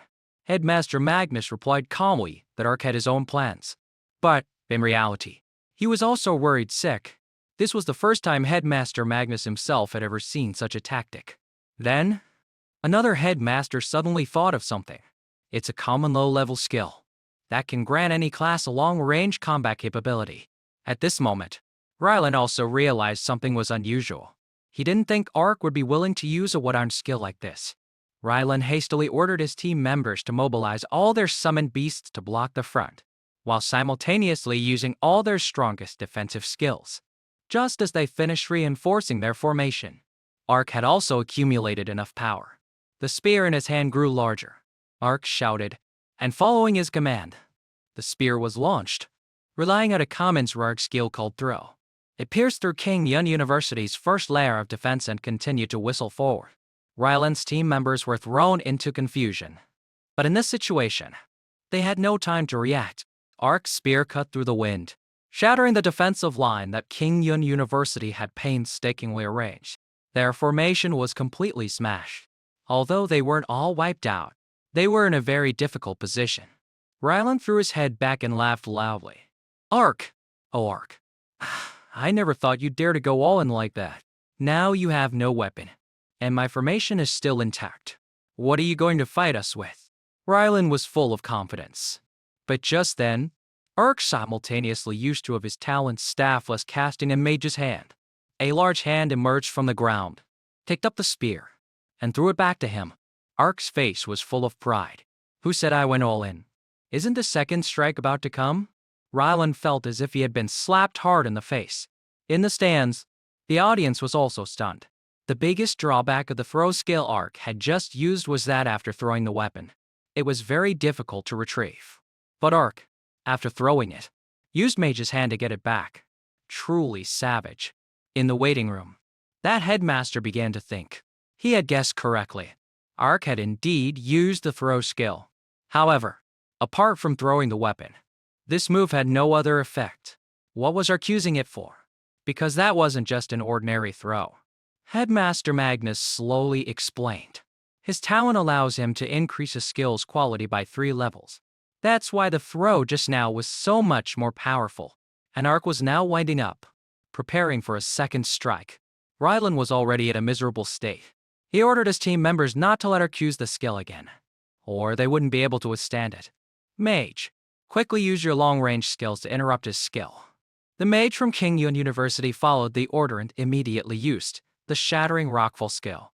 A hailstorm of rocks rained down. But of course, they couldn't reach Ark, because Nico and the others weren't just standing there for show.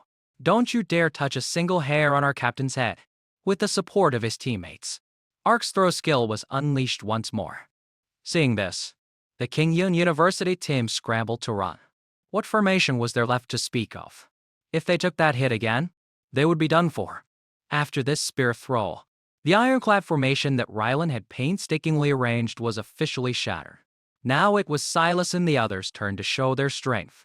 He ground his teeth, but things had come to this point, and Rylan had no other choice. The team competition ends here.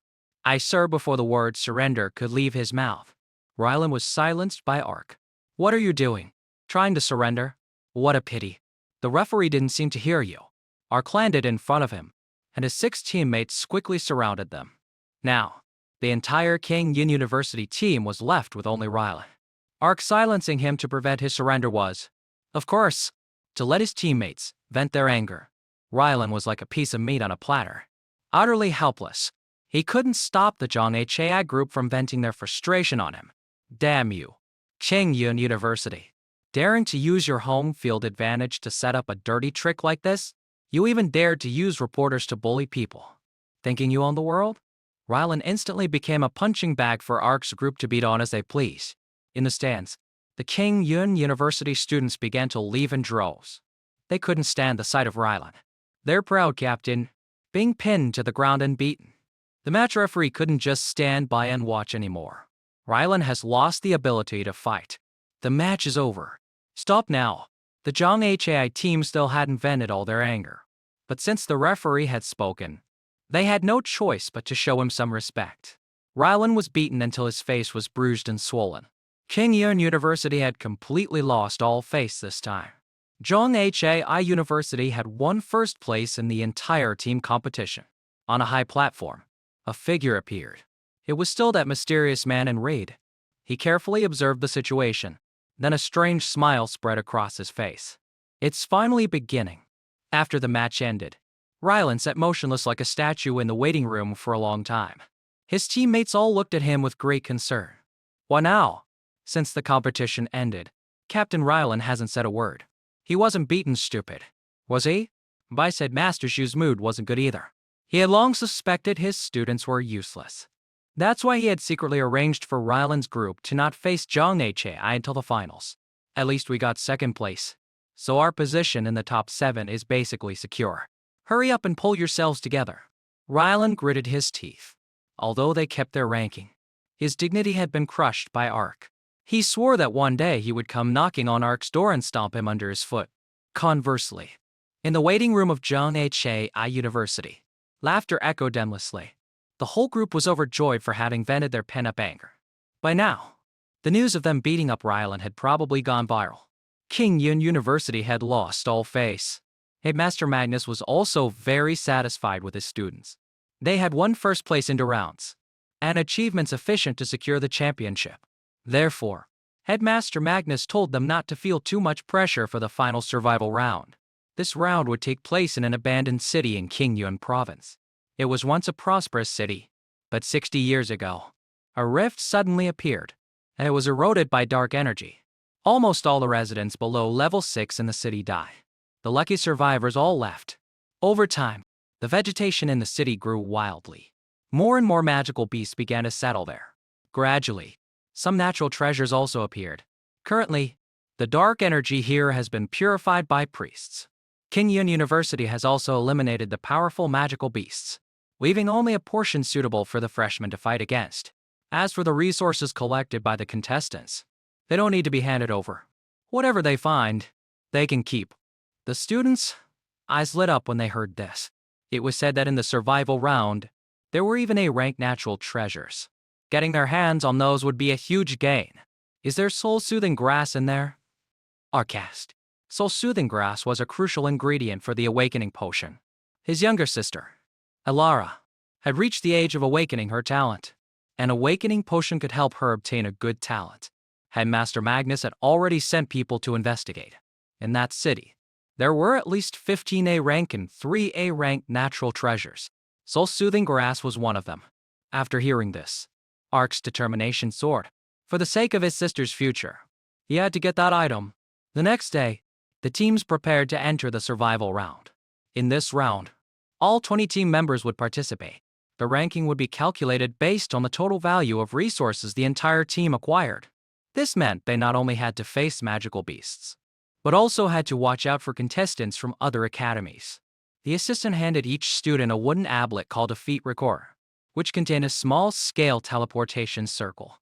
In times of danger, crushing it would allow them to withdraw, which of course also meant forfeiting their right to compete.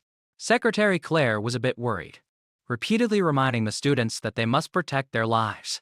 Don't worry, Miss Claire. Everyone is mentally prepared. Thanks to our leading the weight wise, we won the championship without even trying. The biggest goal of this trip is to find the soul-soothing grass so our sister can awaken a good talent. Everyone, 3 signal flares are the most important.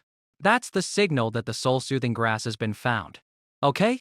Ark was a little surprised to see that his teammates already knew his purpose. It turned out Nico had informed the whole team, so they all wanted to contribute and help him. The instructions were finished. The group of 20 was teleported to the abandoned city. As soon as he landed, Ark looked around. This place was truly desolate. It was hard to imagine that it was once a bustling city. In this survival round, each contestant was randomly teleported to different locations. He considered for a moment and felt that prioritizing regrouping with his teammates should be the first step.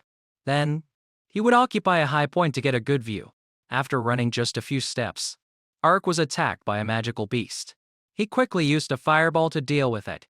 The beast was sent flying several meters. But this commotion alerted many other nearby beasts. They all targeted Ark and charged at him. He quickly used the roar skill, causing enemies with much lower attributes than him to fall into a state of fear. As expected, the magical beast dared not take another step forward. Ark took the opportunity to escape. He didn't have time to get entangled with this mob. He found a high place and used the eagle eye skill to observe the surrounding situation. Suddenly, Ark saw a group of more than a dozen people. At first, he thought it was an academy that had already gathered. But upon closer inspection, he saw that their uniforms were not consistent.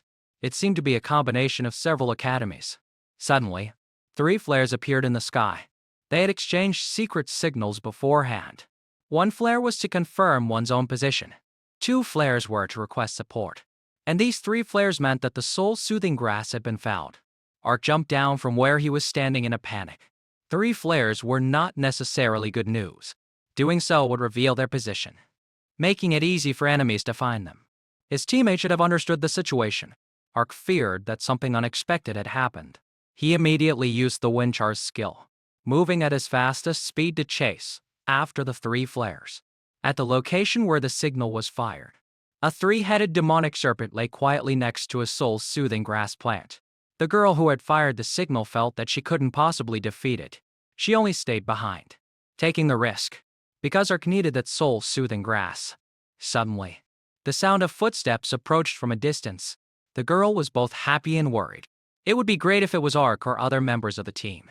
If she was unlucky enough to encounter enemies from an ordinary academy, she could probably barely hold them off. But when she peeked out to look, the sight before her scared her half to death. Why are there so many people? She also quickly realized that this group of people did not come from the same school. Each and every one of them had a very arrogant look on their faces. "You bitch. Stop hiding. I can already smell you." Daring to fire such an arrogant signal. I guess only Zhonghai University, who doesn't care about their score in the survival round, would do that. The girl knew she couldn't hide anymore. So she forced herself to calm down and reveal herself. The scepter in her hand was also raised, ready to fight back. "You know I'm from Zhonghai University and you still dare to come here? Let me tell you, Ark is on his way. If you don't want to die, then get lost." The crowd laughed as if it were a festival. Ark was indeed formidable, but they had brought too many people, and their leader was extremely arrogant. He admitted that ordinary schools like his couldn't compete with the top 7 universities. But with so many people, what was there to fear? Furthermore, before it began, the 55 common universities had agreed to form an academy alliance. A total of 100 students participated. They wanted to use their numbers to overwhelm and completely clear out the elite students from the top 7 schools. Then they could freely loot the spoils and divide them among themselves. This group was already large, but according to their leader, there were still several hundred more on their way. Once everyone is gathered, forget about one Ark. Even if your entire Zhonghai University team comes, you'll just be crushed by us. While he was still boasting arrogantly, a commotion came from behind. Several people at the back were sent flying by a terrifying force. Ark, holding his long spear, strode forward. With every step, he exuded an overwhelming aura. "Who did you say you were going to crush?" The moment the girl saw Ark, she was so happy that tears streamed down her face. "Ark, you're finally here. I'm saved." The students of the Academy Alliance were a bit wary, because Ark in person had an even more terrifying aura than in the videos. The fireball spell he just used was also too monstrous. With just one hit, he blew away more than a dozen of them. Only their leader remained as stubborn as an ox. He was still convinced that with their superior numbers, they would definitely win. "If each of us spits once, it'll be enough to drown him. He's just a little jobless one. What's there to be afraid of?" Ark was not afraid either.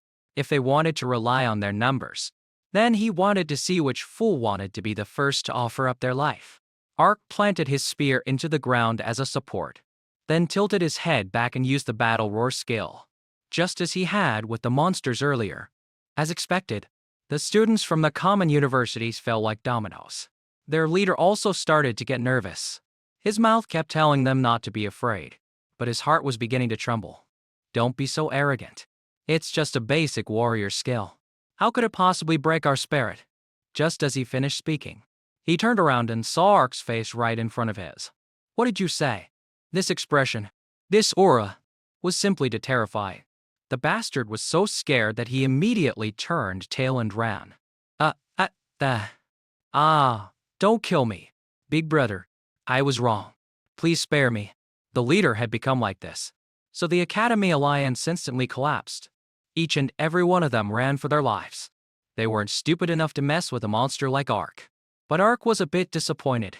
He thought they were so arrogant, but it turned out they didn't even have the guts to attack. In the end, they were just a disorganized mob. He approached his female teammate and gently reassured her. Thank you for helping me guard the soul-soothing grass. It's safe now. The girl was also very happy. Just keeping her life was a great blessing. The recent situation was also observed by several elders. Headmaster Magnus burst out laughing. I thought we were about to witness a fierce battle. Who knew Ark would handle its own neatly without even getting his blade bloody? But others were not so lucky. After all, that gathered team of 100 people was truly not easy to provoke. Currently, more than a dozen members from the top 7 academies had been beaten and eliminated by them. Several headmasters were quite displeased. It seemed that from next year, the rules would have to be adjusted to be stricter. Headmaster Magnus was somewhat worried about the protection of the contestants. In this aspect, Vice Headmaster Zhu of King Yun University was extremely proud. On the outermost perimeter, King Yun University has set up a barrier that covers the entire abandoned city. Not a single magical beast from outside the city can get in. There are also several patrol airships in the sky, all with guards on them. And within the city, there are many judges hiding in the shadows. They are the last line of defense to protect the lives of the students. Meanwhile, Ark was busy dealing with that 3-headed serpent. But it didn't take too much effort from him. With just a few strikes, he sent it on its way. He picked the soul-soothing grass and then reminded his teammate to fire a signal for everyone to gather. The girl immediately shot a signal flare into the sky. The King Yun University students had also seen this signal. Originally, they had a plan to gather at the first support signal location to launch an ambush. But, unexpectedly, Ark had arrived here first. Rylan, should we still ambush them? Do we really have to fight that jobless one? Rylan, of course, no longer had the guts to fight Ark. He snorted coldly and led his teammates away. But the King Yun University students suddenly noticed something unusual. Specifically, a member named Li Jun was missing. He was just here a moment ago. Where did he run off to? Maybe he had to pee? However, in the eyes of this group, only Rylan was their commander. With Li Jun leaving the formation on his own, they didn't have the extra energy to worry about him. So, they all left as well. But this Li Jun went alone to a dilapidated building. In his eyes, Ark and Rylan were the same. King Yun University or Zhang University were just dust. As long as the master can descend, all of you must die. He pushed open the heavy tower door and walked inside, stopping before a crumbling old statue. Master of the Void, I have come. Please look upon me. I offer everything to you, including my life. As soon as he finished speaking, Li Jun plunged a dagger straight into his chest. He fell in a pool of fresh blood. Simultaneously, he activated a dark secret art called the Gate of Sacrifice. His blood flowed in reverse, all of it entering the statue. A beam of blood-red light shot up into the sky from within the tower. In the city center, many black smoke plumes suddenly appeared. After coming into contact with this smoke, the magical beasts became extremely ferocious, and their combat power seemed to have increased several-fold. The headmasters were all in an airship hovering high above, observing their students. The live monitoring screen had just lost its connection at that moment. The barrier around the city also started having problems. While everyone was still confused, one person shouted loudly, "Everyone, stop looking at the screen. Look straight out the window. Something big has happened." Headmaster Magnus and the others rushed to the airship's window. Vice Headmaster Zhu was horrified, because the city was now shrouded in the aura of the dark world. Headmaster Magnus was concerned. There must be a rift that has appeared in the city. And it's not just one rift. This, or it can reduce human combat effectiveness and also corrode equipment. In addition, it makes magical creatures stronger, more savage. Without needing to think, they knew the students below were in danger. Vice Headmaster Zhu immediately ordered the barrier gate to be forcibly opened for their airship to enter. At the same time, he used the secret art to inform the judges to quickly protect their student's son to absolutely not a large-scale casualties. Headmaster Magnus's eyebrows furrowed tightly. To the demon lords of the dark world, the demon lord's essence was the greatest insult, and Dark possessed this very thing. Now, the abandoned city was surrounded by an isolating barrier. He only wished he could teleport directly in there to protect his student. Meanwhile, Ark was leisurely chatting with his teammate. The two were waiting for the other teammates to arrive. However, Ark suddenly felt something strange. It was like a dark aura. Headmaster Magnus had clearly said that the dark aura in this place had long been purified by priests. So why could he feel that thing? Just then, Nico and the others arrived. They were overjoyed to see Ark. Before they could even greet each other, a black tornado swept towards them from behind. Leo and Nico turned their heads, a question mark clearly on their faces. What is that? Now Ark had no more doubts. He quickly grabbed his spear and charged forward. That is definitely the dark aura. Don't let that stuff touch you. Get close to me. Now. Nico and the others frantically ran towards Ark. After all, they hadn't had much real combat experience and had only heard about the dark aura from the elders and their families. From within the black tornado, countless beasts emerged. The students were facing this terrifying scene for the first time, but Ark took the lead, rushing forward and using a fireball spell. Because of this, they gradually calmed down and began to use their own skills to fight back against the magical beasts. However, the corrosive power of the dark aura was too strong. Even elite warriors like Nico were sent flying, her precious equipment slipping from her grasp. Even her clothes were corroded. Nico lay sprawled on the ground as the black smoke drew near. In a moment of crisis, she was ensnared by several vines and thrown in the opposite direction. Ark had saved Nico's life in the nick of time, and even thoughtfully used his own jacket to cover her tattered form. The last surviving team members had finally gathered. But next, they would have to face the problem of survival together. Ark transformed his weapon and then used the priest's purification skill to counter the dark aura. At this time, an emergency announcement was made from the airship. It was for all students to immediately forfeit the competition and leave the arena. Ark immediately reminded his team members to use their wooden tablets to get out of here. His purification skill wouldn't last much longer. Everyone listened to Ark and simultaneously crushed their tablets to leave. Only he and Nico remained. Nico was in a complete panic at this moment. My tablet. Why isn't it reacting? Nico was extremely frantic. She had clearly used all her strength to crush the tablet just now. Ark believed her tablet had been corroded by the dark aura. The teleportation circle inside, it was therefore broken. Without much thought, he handed his own tablet to her. Nico took it but was still hesitant. What about you? I have my own way. You go first. This is a captain's order. Nico's eyes welled with tears. But with her current strength, staying behind would only be a burden to Ark. All right, then you stay safe. Nico decisively crushed the tablet in her hand and disappeared. Only Ark was left, alone. At that moment, a round of crisp applause echoed from the side. It was that strange man in red again. But in reality, this was the first time Ark had officially met him. The stranger spoke in a low, teasing voice. What a responsible captain, going to such lengths for your team members. Ark gave the opponent a sharp, cold look. Although it was their first encounter, he had a vague impression of this man. He was one of the judges who had presided over his individual tournament match the other day. But Ark didn't know why he was appearing here. The man quickly waved his hands, explaining that he was here to secretly protect him, because outstanding students like Ark were subjects of special care and absolutely nothing untoward could be allowed to happen to them. Let's go. Let me take you to a safe place. The man placed his hand on Ark's shoulder. He activated a spatial magic and instantly teleported him away. At that moment, Headmaster Magnus had just teleported to the location. However, there were no kids left here. At first, he thought they had all crushed their tablets and left, but there were still traces of magical fluctuations left in the space. Headmaster Magnus cautiously observed his surroundings. Spatial travel is a powerful magic. It can ignore distance and is very difficult to trace. If he was taken too far away, it will be hard to find him. The place Ark was taken to was extremely strange. As soon as he landed, he realized this place was not within the abandoned city, but it seemed to be a place that had also been corroded by the dark or several years ago. A place like this was definitely not safe. Ark focused intently, because the man had also appeared.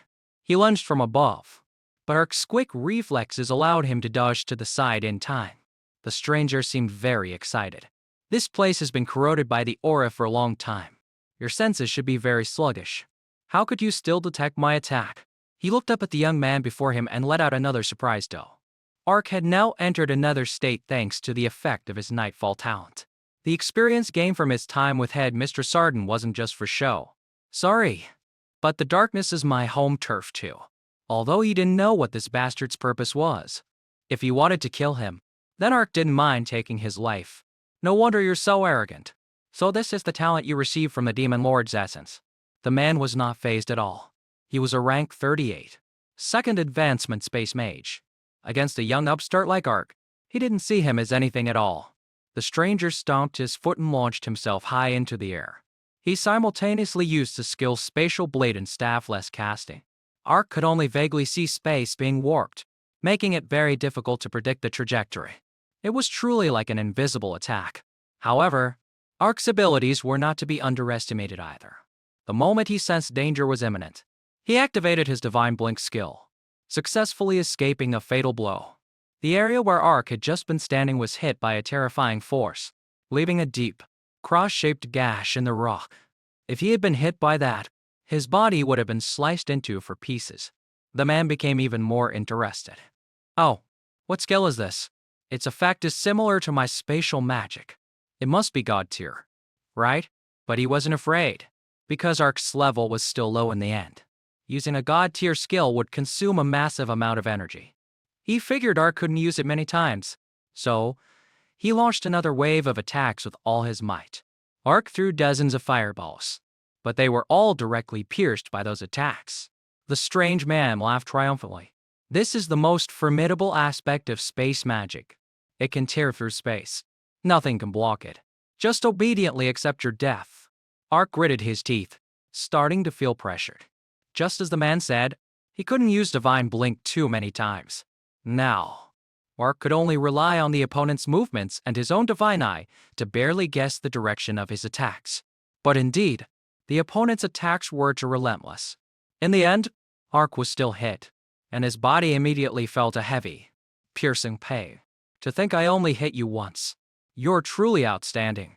Enough to be called a strategic level reserve talent of the Black Dragon Nation. The opponent sincerely praised him for a few sentences, not forgetting to flex his own talent. His Space Mage class was the rarest hidden class in the world.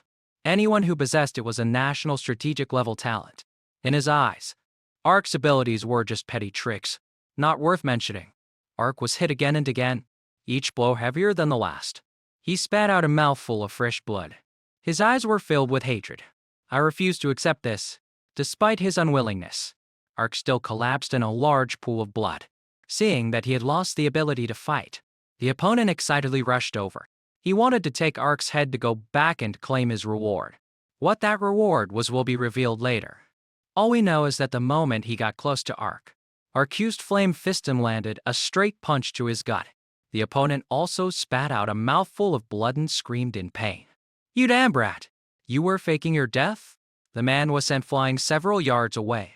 His clothes were torn to shreds after this blow, and a crater was left in his abdomen. Very well. In return, I will give you a death without a complete corpse. Ark stared at his opponent with a blank expression.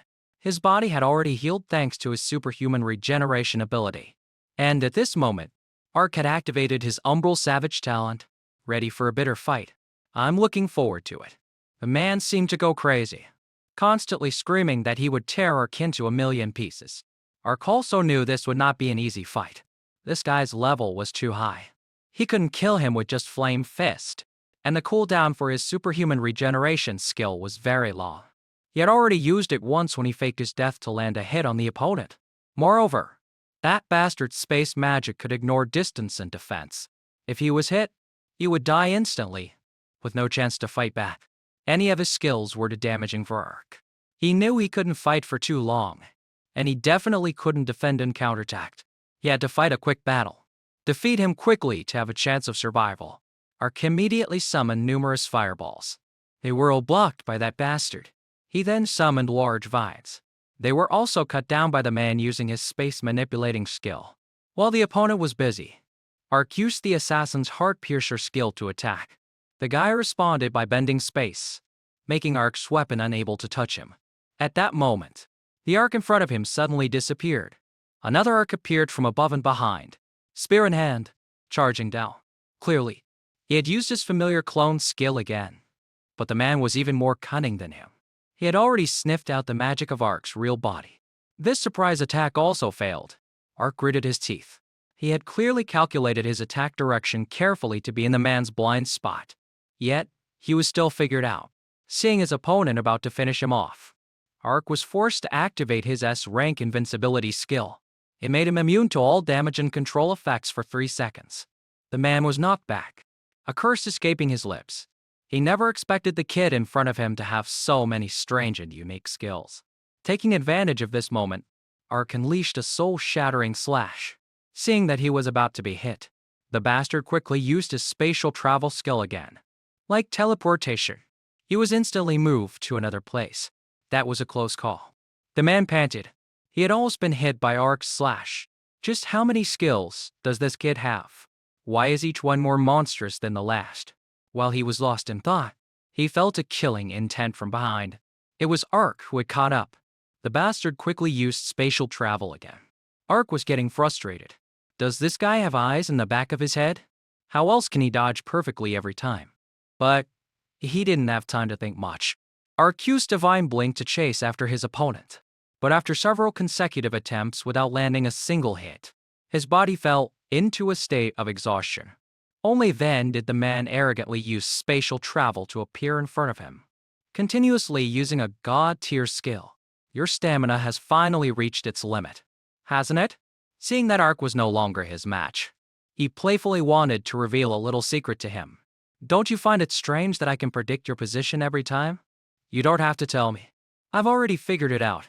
Ark wiped the sweat from his face. He had a vague guess that the opponent had intentionally placed a magical mark on him beforehand. He had found it strange. The abandoned city was so large, and while moving, Ark always kept his guard up to ensure there were no monsters or followers. Yet, the man was able to find him, and the timing was right after Nico had left. But thinking about the fact that he had been a referee in his match, Ark felt the truth was laid bare before him. When I won the first individual tournament round, you grabbed my wrist. That must have been when the magical mark was placed. If it weren't for that, you would have been sliced to death long ago. Of course, this doesn't change the fact of your failure. Arrogant brat. So what if you found out? Now you can't use your god-tier skill anymore. What right do you have to fight me? The man wanted to unleash one final move to blow Ark to smithereens. But Ark found him incredibly foolish. Still want to attack? Haven't you noticed what you're stepping on? Only then did the man look down in a panic. It was a time bomb Ark had conveniently placed while playing cat and mouse with this bastard. Damn it! You set a trap for me. The one who was blown to bits was that bastard instead. Ark was a little disappointed that he wasn't dead yet. If it were a normal glass cannon mage, that would have been enough to send him to his grave. Unfortunately, this guy's level was too high, and his skin was too thick. But this was also within his calculations. Ark wound up, spear in hand. The bastard recognized immediately what he was about to do. He quickly activated his spatial travel skill, intending to escape once again. But at this very moment, he found himself unable to move. It was the effect of the gaze of stagnation ability. The bastard was now sweating bullets in fear. He never would have dreamed that Ark could inherit all the bloodline talents of the Night Empress. My level is low, so the gaze of stagnation can only freeze you for 1 second. But 1 second is more than enough. Ark put all his strength into throwing the spear in his hand. The sharp weapon shot out like a bullet, piercing his opponent. Where he fell, a pile of items immediately dropped.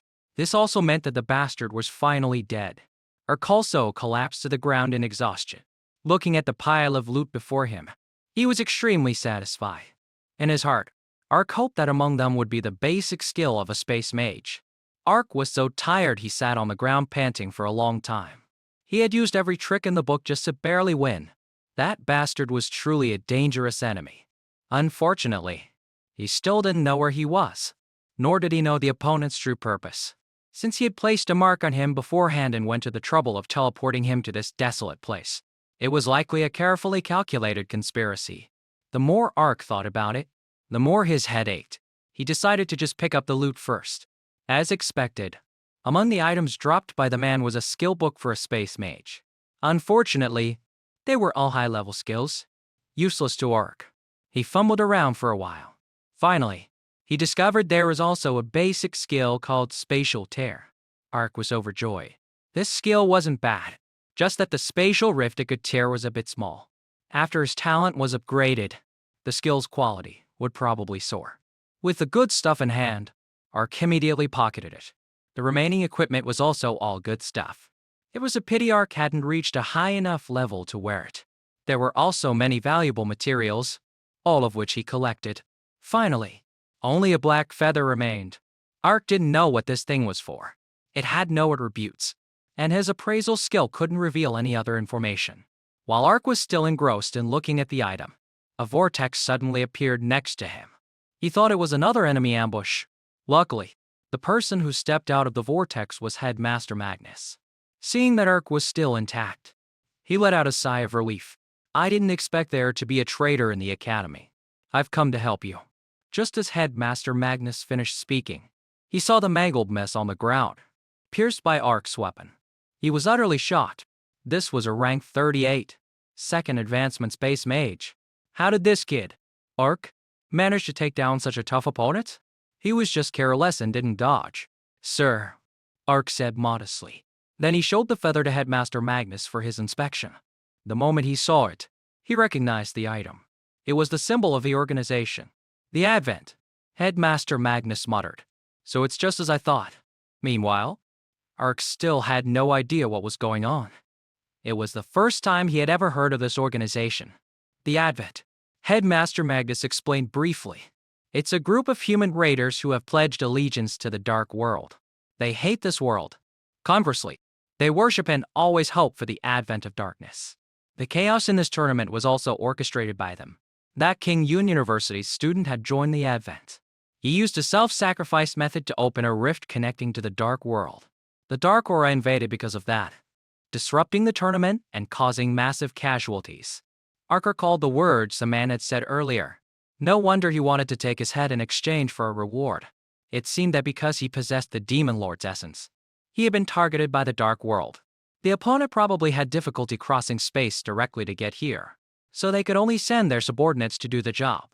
At that moment, Headmaster Magnus opened the vortex once again to send Ark home. While he was fighting the enemy earlier, the barrier surrounding the abandoned city had also been opened. Many powerful experts from various academies had arrived to join the battle. The situation thus changed very quickly. The monsters that were frantically chasing the students were now being quickly eliminated. In just a few hours, the entire city was cleaned up, and even though a storm had occurred, the competition still needed a final result. The organizers had canceled the results of the survival round. They combined the scores from the individual and team competitions to determine the rankings. Unsurprisingly, Zhonghai University won the championship. But because of the recent events and the losses in the survival round, no one could feel happy. The participating students suffered heavy casualties, while the Advent was gaining momentum. This made everyone simultaneously realize one thing: peace was perhaps coming to an end. After the competition, the headmasters gathered in the conference room of King Yun University. The person chairing the meeting was General Kailan, an official from the Ministry of Defense. In this survival round, 328 students died and another 296 were injured. And these students were all the elites of their universities. This is an extremely serious loss. Vice Headmaster Zhu of King Yun University was so angry his hair stood on end. He himself never expected that there would be a member of the Advent mixed in with the students. Luckily, his sacrifice only opened a very small rift. Otherwise, I don't know how much more serious the situation would have become. Weren't those madmen eliminated 30 years ago? Why have they reappeared? Headmaster Magnus was also having a massive headache. It's probably the remnants reorganizing and developing in secret. 30 years is indeed a significant amount of time to accumulate strength. But what worries me most is their true objective. For the Advent to make such a big move this time, their goal can't be as simple as just targeting Ark. At this moment, another headmaster spoke up about an anomaly he discovered during the battle. I encountered a third advancement warrior. When pushed into a corner, the opponent unleashed a high-level skill of a mage. The moment these words were spoken, the entire meeting room erupted. Our warrior using a mage's skill? Could it be another jobless one? This idea was quickly dismissed by everyone because that person used a high-level skill. A jobless one, at most, can only use basic skills. Could the legendary dual class really exist? General Kaelan, who had been silent until now, finally spoke. This was originally a secret of the Ministry of Defense. But, given the current situation, I don't think I should hide it anymore. Dual class does indeed exist. The prerequisite to achieve it is something similar to the Demon Lord's essence. For example, to possess the skills of a war god, one needs to obtain the war god's essence. The main material for the war god's essence is the heart of a fourth advancement war god. One heart can create 5 pieces of war god's essence. After using it, one can gain more attribute points and skill points with each level up. Not only that, but there's also a high probability of obtaining the war god's talent. If absorbed perfectly, one can even obtain the original power of the war god and become a dual-class user. Doesn't that make it even stronger than the Demon Lord's essence? Old Zhu became agitated. Isn't that obvious? Headmaster Magnus sighed. Even if I don't want to admit it, the power from the dark world is always a step ahead of justice. The fact that they possess more secret arts is not surprising. But there was one thing General Kaelan was very worried about at this moment. If they have already obtained the war god's essence, then what about the magic god's essence? The battle god's essence? The spear god's essence? If they use multiple ones, could there be triple class, quadruple class, or even quintuple class users? Furthermore, he suspected that the dual class user was intentionally sent there. The main purpose of this was to let everyone know that dual class users truly exist in the world. Possessing a dual class, the increase in strength is not just simply doubled. When the great clans learn of this, will they be able to resist its allure? Will humanity turn on itself because of this? If that happens, they would have lost before even fighting the Dark World. That was also the reason the Ministry of Defense had always concealed this information, treating it as a top secret. Because once many people knew about it, perhaps even the strong experts of the world of justice would choose to betray. All things considered, General Kaelan still had to make a final announcement. The side of justice must heighten their vigilance and focus all their strength on eradicating the Advent. Back at John Hai University, Headmaster Magnus was meeting with the team after their return as champions. Unfortunately, every one of them looked as wilted as a wet noodle. Headmaster Magnus knew these kids were burdened with worries. He could only try to console them by taking out the rewards he had prepared beforehand.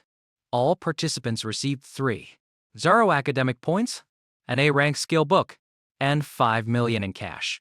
And for Ark, who had contributed the most, Headmaster Magnus had promised him a rare piece of equipment. It was the shimmering dagger, something he had hidden away for many years. The moment Ark held it in his hand, his eyes lit up. This was truly a rare and hard-to-find piece of equipment. Just the quality of this equipment alone was something Ark had never even heard of before. Headmaster Magnus explained that this was a one-of-a-kind item. It was made from many special materials, which is why it was called exotic quality. The main material of this shimmering dagger is a rare mineral from the abyss. It has extremely high hardness and is basically indestructible. Its sharpness is comparable to any diamond-quality dagger. Its properties are also one-of-a-kind. Because the dark aura cannot harm it, the assistant standing to the side observing couldn't hide her surprise. This dagger, Headmaster Magnus had kept it hidden for 30 years, only occasionally taking it out to show off. Yet now, he gave it to Ark without a second thought. This was both an encouragement and a testament to the hope he placed in him. In addition, Ark also received the rewards from the school as promised before. He immediately gave 1,000 academic points and an A-rank natural treasure to the female friend who had helped him find the soul-soothing grass. Hearing this, the girl was extremely flustered. Ark, I'm already very grateful to have received a reward just by following you. You don't need to give me so much. But Ark was insistent on giving her the reward. With the matter of the reward settled, Secretary Claire also had something to discuss with Ark. It was about his younger sister, Alara. Headmaster Magnus had agreed to arrange a good school for Alara. Ark was very grateful for this, because in Zhonghai, the quality of education was not only top-notch, but it was also an extremely safe place. In 2 days, it would be the weekend, and he planned to return to Dongyun to bring Alara here. But Secretary Claire said the good news wasn't over yet. The Fiend Breaker weapon in Ark's hand was originally crafted by a master blacksmith at the school. In the competition, Ark's performance with this weapon was so outstanding that it greatly excited the master blacksmith, who now wanted to design a new, multi-form weapon specifically for him, a jobless one. Ark was so happy his eyes crinkled. Of course, he would not refuse this once-in-a-lifetime opportunity. That evening, Ark returned to his dormitory. He hadn't been relaxing for long before he started thinking. For now, Ark knew he had been targeted by the Advent. He didn't know what kind of opponents he would face in the future. He wanted to get stronger. Fast. He had basically figured out the dagger Headmaster Magnus had just given him. Next, he had to check the mission reward sent by the system. This time, like the last, it was an S-rank skill called Certain Hit. When used, Ark's next attack would ignore all evasion, effects, and circumstances to guarantee a hit on the enemy, dealing 300% damage. Ark was astonished. This skill was too insane. If he had it when fighting that space mage, wouldn't he have been able to kill him with a single shot? At this moment, a knock came from the door. It was Headmistress Sarden's maid, Umbra. Because Ark had performed well in the tournament, she was very pleased and had specially sent her maid with a gift. This time, it was the fire seed of the Nether Flame. It grows in the abyss of the Dark World, and Arden obtained it after killing a demon lord. Absorbing this item could increase one's affinity with the fire element and enhance the power of fire attribute skills. If absorbed perfectly, one could even become immune to damage from flame-type skills. Ark happily accepted it, and Mr. Sarden was truly thoughtful towards her disciples. Umbra didn't forget to remind Ark that this item could not be absorbed directly. It must be combined with an ice attribute turb. Although it would slightly reduce the effectiveness, it would not harm the body. But she had barely finished speaking when Ark swallowed the fire seed whole. Immediately, Ark's body began to undergo strange transformation. This is bad. The maid was extremely alarmed. If this continues, your body will explode from the demonic flame. Quick, spit it out. But it was too late. The demonic flame had already spread throughout his entire body. Just as the maid was in her deepest panic, Ark snapped his fingers. The superhuman regeneration skill returned him to his normal state. Ark panted heavily. Although he was safe, the feeling of his body being incinerated just now was unbearably painful. What just happened? Is it over? Umbra couldn't believe her eyes, while Ark acted as if nothing had happened. He even leisurely demonstrated his new skill for her. This demonic flame came from the dark world and was very difficult to extinguish. It also had a powerful soul-burning effect, completely different from normal flames. The maid was taken from one surprise to another. She couldn't believe Ark had directly absorbed the nether flame without any supplementary ice serbs. Moreover, from the looks of it, it seemed he had absorbed it perfectly, as expected of Headmistress Sarden's favorite student. With no other business, Umbra took her leave. The next day, Secretary Claire took Ark to the workshop of the master blacksmith. His name was Macker. The moment he met Ark, Macker couldn't stop smiling. He had watched Ark's matches dozens of times. The Fiend Breaker in his hand truly made Macker proud. It turned out that for a long time, he had been engrossed in researching multiform weapons, but was ridiculed by his colleagues as being unrealistic. Who would ever need to use both a sword and a scepter? It wasn't until Ark appeared that Macker saw the great significance of his creation. But at the same time, he also realized that for Ark, a weapon with only 3 forms was not enough. This workshop was Macker's life's work. He allowed Ark to choose freely, and everything here was top quality. Ark weighed the pros and cons for a long time, and finally, his eyes landed on one thing. This item was called the Phantom Dread, a sibling weapon to the one Ark was currently using. One of its forms was a sniper rifle. Its other form was a crossbow. When Macker saw that Ark had his eye on this weapon, He became even more excited. Could it be that you also know how to use a sniper rifle? That's right. Could you take it out for me to see? Teacher? In his current arsenal, what Ark lacked most was long-range damage capability. He couldn't always rely on his ability to throw his weapon, so using a gun was the perfect solution. And Macker was also very proud of this phantom Dread, because it could both attack from a long distance and counterattack when approached. He took it out and demonstrated its two forms for Ark. Ark considered for a moment and felt that a dual-form weapon seemed a bit lacking. He wanted to add another form. Dual spears? Macker's eyes seemed to light up. That's a great idea. And the difficulty isn't high. Then let's add a bit more difficulty. I hope the dual spears will be one long and one short. It was as if Macker had found a kindred spirit. The two of them, one old and one young, began to discuss enthusiastically about modifying this weapon. Secretary Claire just stood to the side, listening. Suddenly, her phone sent a new notification. It was unclear what it was, but seeing the terrified look on Secretary Claire's face, it was definitely not good news. On this side, Macker and Ark had finished their discussion. He gave the Phantom Dread to Ark to get used to it first. As for the modifications, Macker needed about a week to draw up the new blueprints. He even cheerfully announced that when the product was finished, he would give Ark a 70% discount. It was like Ark had struck gold. This way, the academic points he saved could be used for Alara later. At this moment, Secretary Claire rushed over in a panic to announce the bad news. Numerous rifts, both large and small, had suddenly appeared across the Black Dragon Nation. Monsters corroded by the dark aura had invaded the cities. It was expected that a beast tide would form soon. What was worse was that the cities around the rifts were all small cities. They didn't have enough strength to stop the beast tide. And Dongyun City, Ark's hometown, was among them. The moment Ark heard this, his face changed. Damn it! My little sister is still back home. In the teleportation hall, Headmaster Magnus was busy dispatching experts for support. Despite his age, his sharp eyes caught to familiar figures. It was Secretary Clarendark. Who else? Headmaster Magnus roared. The instructors are going for support. What is a student like you doing here for fun? Get back to your studies. Now, Headmaster Magnus's rage seemed capable of sweeping across all of John Hai. But this time, Ark couldn't obey. Because if he couldn't even protect his own family, what was the point of becoming stronger? At this moment, Secretary Claire also stepped forward to speak up for him, saying that she was the one who brought Ark from Dongyan, and she would be responsible for his safety. Headmaster Magnus sighed. He knew he couldn't stop this kid. Therefore, he only asked him to be careful. Once unleashed, Ark immediately flew onto the teleportation platform. He and Secretary Claire traveled to the defense corps located on the outskirts of Dongyun City.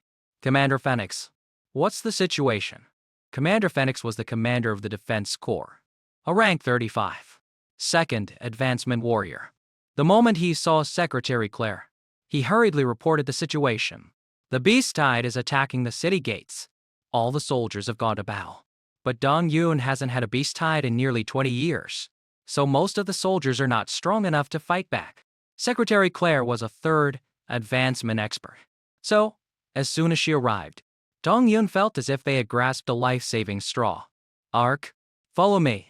Quickly, Secretary Claire wanted to lead Ark to the city gate. But when she turned around, the kid had vanished like a ghost. Secretary Claire ran after him, stumbling over herself. Outside the city gates, monsters were attacking like a storm. The soldiers all fought bravely, determined not to let them break through. However, due to the long period of peace, all the elite units had been dispatched to the front lines. The strength of the people here was basically like a mosquito against the beast tide. Just as the soldiers thought they were about to die, a massive fireball and a tornado appeared. Then, they combined to form a blazing firestorm. Utterly devastating, a horde of monsters was instantly sent flying, with no ability to fight back. The soldiers looked at each other in astonishment. They thought a powerful mage had come to support them. But what mage would use Wind Eye? That's a basic skill of a shaman. At this moment, Ark charged forward on his mount. Seeing this situation, he felt a little relieved. The beast tide seemed to be held back for now. The soldiers were once again dumbfounded. Just looking at the mount was enough to tell how powerful its owner was. Ark jumped down from his mount's back and gave a brief introduction. first-year student from John Hai University, ARC. Here for support. There are still more people on their way. The soldiers heard the name and it sounded familiar.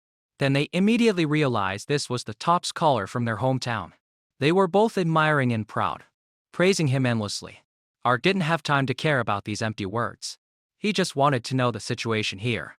Had any members of the Advent appeared? But none of the soldiers had seen them. There was only a swarm of monsters. Ark's eyebrows furrowed. Those bastards aren't staying to help the monsters attack the city gate. So they've snuck into the city.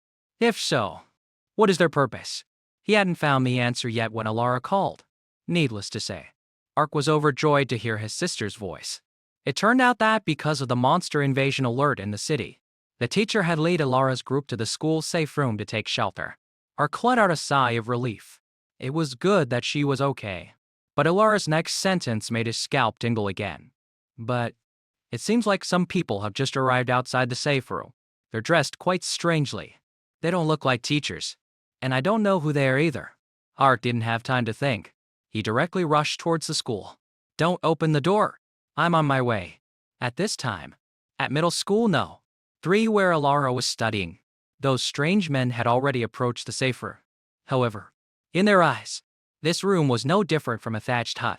And the target of these bastards was indeed Alara. Because Ark was too difficult to get to at John Hai University, they had shifted their target to his sister to control Ark. The leader, thinking of the war god's essence as a reward, became extremely excited. He carried his large blade and unleashed a violent cleave skill. The door of the safe room immediately shattered, sending dust and smoke everywhere. The students inside were like a flock of young sheep, trembling with fear. Those men in black entered and scanned the room. They had already identified which child was Alara and were heading straight for her. Alara's homeroom teacher charged forward with a dagger. But she was no match for these bastards. Just a single flame break was enough to send the teacher flying straight into the wall at the far end. It was no surprise, as she was only a level 23. First advancement, Iron Blade.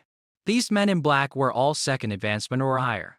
With such a level difference, it would be strange if she didn't lose. And they didn't have time to linger here.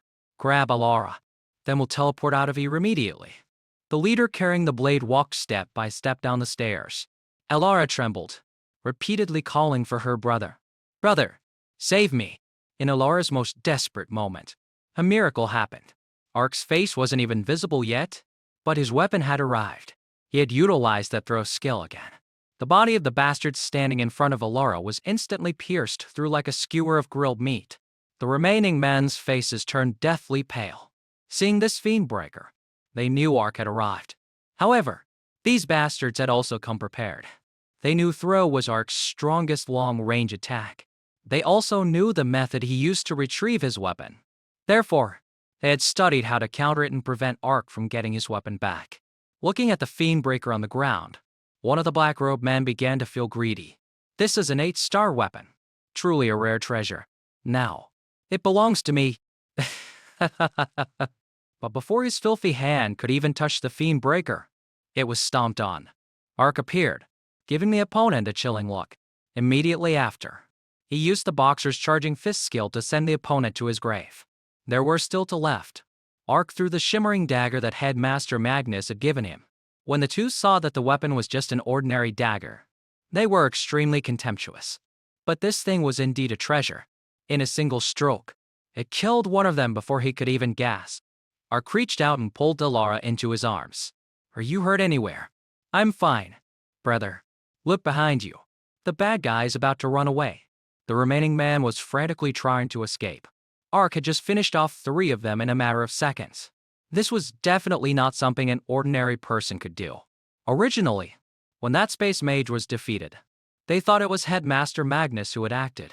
But seeing the situation today, it was clear that he had been killed by Ark that day. The bastard ran for his life. But Ark was extremely calm as he comforted Alara. Don't worry, he can't escape. A second later, he pulled out his new weapon and transformed it into its sniper rifle form. Ark raised the barrel and decisively pulled the trigger. The bullet, carrying magical energy, pierced straight through the body of the last man in black. Ark dusted off his hands. That was a beautiful quadra kill. His performance just now made Alara's young friends gasp in admiration. Ark suddenly had several future wives he was raising from childhood. At this moment, Secretary Claire had also managed to catch up. She loudly reprimanded Ark for leaving his post without permission. But, when she saw the corpses on the ground, Secretary Claire roughly understood the situation. They were all second advancement professionals. This kid is just too tough, Secretary Claire sighed. Based on the current situation, because he possessed the Demon Lord's essence, Ark had become a prime target. It seemed they would have to take Alara with them. Upon returning to Manhwa University, Secretary Claire reported the situation to Headmaster Magnus. They were still not sure about the true purpose of the advent, but the fact that Ark was being targeted was as clear as day. Now, Secretary Claire truly suspected whether the Demon Lord's essence that Arden gave to Ark was a good or bad thing. Headmaster Magnus stroked his long beard. He knew the Demon Lord's essence was just a spark. The war between the righteous faction and the dark world had existed for a long time. It's just that in the current situation, Ark is a genius of the righteous faction. It's understandable that the Advent wants to kill him. Of course, they are not just passively defending. Currently, all academies have established demon hunting squads to fight back against the opponent. This is both a chance to counterattack and a way for students to gain experience. Manhwa University has also selected a team. And along with other academies, they will go to the battlefront under the guidance of instructors. As for Alara's matter, Headmaster Magnus has also made arrangements. In 2 days, she can enroll in a school affiliated with Manhwa University. She will be guaranteed safety, so Ark doesn't need to worry anymore. Ark had also brought Alara to his dormitory for a tour. The girl was extremely excited. Perhaps because she was used to living in poverty, she hadn't yet adapted to such luxurious things. Even Ark's flower demon was being played with like a toy by her. Alara's schooling was settled, but Ark was still thinking about how she could be worthy of stepping into a middle school affiliated with Manhwa University. Thinking of this, Ark began to probe. Alara, judging by the time, you should have awakened your talent by now, right? Yes. Speaking of this, Alara sighed deeply. The classes these past few days were supposed to be for talent awakening, but the beast tide in Dongyun had disrupted everything. Seeing this, Ark threw her a bottle of awakening potion. This was made from the soul-soothing grass he had painstakingly acquired earlier. Alara held the bottle in her hand, both happy and worried, because she had heard that this thing was very expensive. Even the young masters from rich families couldn't get it. Brother, why don't we sell it for money? Ark was fuming. He had gone through so much trouble to get this potion, and all she could think about was money. She was too materialistic. He urged her to drink it all quickly. When they were young, Alara's potential measurement was even higher than his. With this potion, she would definitely awaken a good talent. Alara obediently listened and drank it all in one go. Ark was filled with anticipation. Normally, the first talent awakening would lead to some phenomena, even if it was just a cooking talent. Seeing food would make one's hands itch. Do you feel anything strange now? A little, but I don't know how to describe it. But I really drank it all. If you don't believe me, take a look. Alara ran over, holding the bottle out in front of Ark. He was astonished. Not because Alara had really finished the potion, but because her speed just now was too fast. Could Alara have a talent for speed? This thought had just appeared when it was dismissed by Ark himself. If it was just a normal speed talent, it wouldn't have escaped his notice. After all, Alara was only level 5. A moment ago, she was standing next to the flower demon, to 3 meters away from Ark. But in the blink of an eye, she was right in front of him. Ark felt that this wasn't a spatial skill, so there was one other possibility. Alara, when you ran over to me, did you feel anything strange? Ark asked anxiously. No. I just walked over normally, but you're being a little strange. You keep looking at the flower demon instead of me. Ark confirmed his suspicion was correct. It wasn't that Alara ran fast. It was that she had directly skipped the process of moving from the flower demon to Ark. This made him only see the result, not the process of her moving towards him. Her talent was a time-based one, a talent even rarer than the space-based ones. Ark was happier than if he had won the lottery. If a space mage was a strategic-level genius, then a time mage was the core of strategic-level assets. Ark immediately pulled out his phone and contacted Secretary Claire. Shortly after, they brought Alara to the awakening room of Manhwa University. Headmaster Magnus also came. Ark was a bit hesitant. Headmaster Magnus. She's just a middle school student determining her talent. Is it necessary to trouble you with this? The moment he said that, Ark was immediately scolded by Headmaster Magnus. What do you know? You brat? This is the time element. Extremely rare. It has never appeared in the history of all of Zhang-Hai. Do you have any idea how rare it is? Ark thought he was going to drown in Headmaster Magnus's saliva. But right after, both of their eyes turned towards Alara. She had truly awakened. It was the S-rank talent, time flow. Its effect was to accelerate or decelerate the flow of time for a target upon contact. Headmaster Magnus was so happy his hair stood on end. Claire, make arrangements immediately. Move her directly from the regular class to the highest class. Find the vice headmaster of magic to teach her. Also, this matter must be kept absolutely secret. It is a top-level secret. Under Headmaster Magnus's orders, Secretary Claire dared not delay for a moment. Headmaster Magnus was also smiling so widely he couldn't close his mouth. You've done a great service. Ark, it really is the time element. I'll go contact the Ministry of Defense now. Headmaster Magnus teleported away, leaving only Ark and his sister. Alara still had no idea what was going on. Ark was very happy but couldn't explain it to her yet. He could only remind her to absolutely not let this matter leak out. Otherwise, he was afraid the advent would stop at nothing to kill both of them. But, in reality, they were already stopping at nothing. Waiting to die was not in Ark's nature. Instead of waiting for them to come to him, Ark thought it was better to strike first. No sooner said than done. That day, he went to the dungeon hall of Zhang-Hai University. He went to the registration counter and announced loudly. First year Ark requests dungeon access. Level range from 21 to 30. Nightmare difficulty. All of them. The students of Zhang-Hai University were also rushing to do dungeons during this time to train their strength. Due to the tense war situation, they also had to force themselves to become stronger to protect themselves. Two second-year students came to the dungeon hall today to request access. But they were informed that all dungeon access from level 21 to 30 was currently monopolized by one student. Moreover, he was frantically breaking all the solo dungeon clearing records. Is that for real? What kid is that strong? That kid? Who else could it be but Ark? He was currently grinding monsters and had just set a new record in the Dwarf Slayer dungeon. This announcement, once it reached the main hall, stunned the crowd of students. Holy crap, he's already broken the records for dungeons this morning. As expected of Ark, he's so damn strong. Hey, look at his movements. Is he planning to continue? Indeed, it was so. Ark couldn't rest for even a second and immediately proceeded to the next dungeon. Among all the students of Zhang-Hai Academy, it was feared that only Ark would dare to go this hard. This time, the dungeon he entered was the Cursed Land with nightmare difficulty. The space inside was extremely eerie and horrifying. The monsters were also diverse. From white wraiths to Jiangshi, Ark scanned the area with a deadly gaze. The monsters here were mainly undead. So, fire and light at rebuke skill should be most effective. Coincidentally, Ark also wanted to test his new nether flame. Compared to normal flames, this one was more powerful. It could shape the flame and even burn souls. Ark waved his hand, and the green flame in his palm grew larger. He shaped it according to his will, turning it into 2 large dragons. Wherever the green dragons flew, the undead were completely incinerated. A nightmare-level dungeon. Yet this young man cleared it in the blink of an eye. It was a bit tiring, but Ark didn't want to rest yet. He went directly to the next dungeon. Outside in the main hall, announcements of Ark setting new dungeon records kept popping up. The more the students looked, the more astonished they became. Just how many more records does this guy have to break before he stops?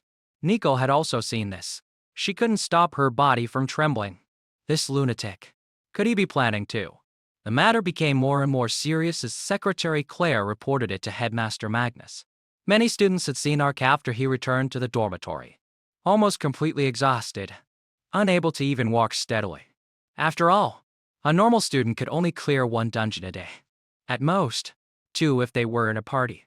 But Ark was currently clearing at least 4 dungeons a day. This was clearly playing with his own life.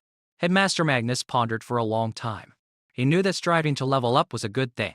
But for some reason, he had a bad feeling about this young man.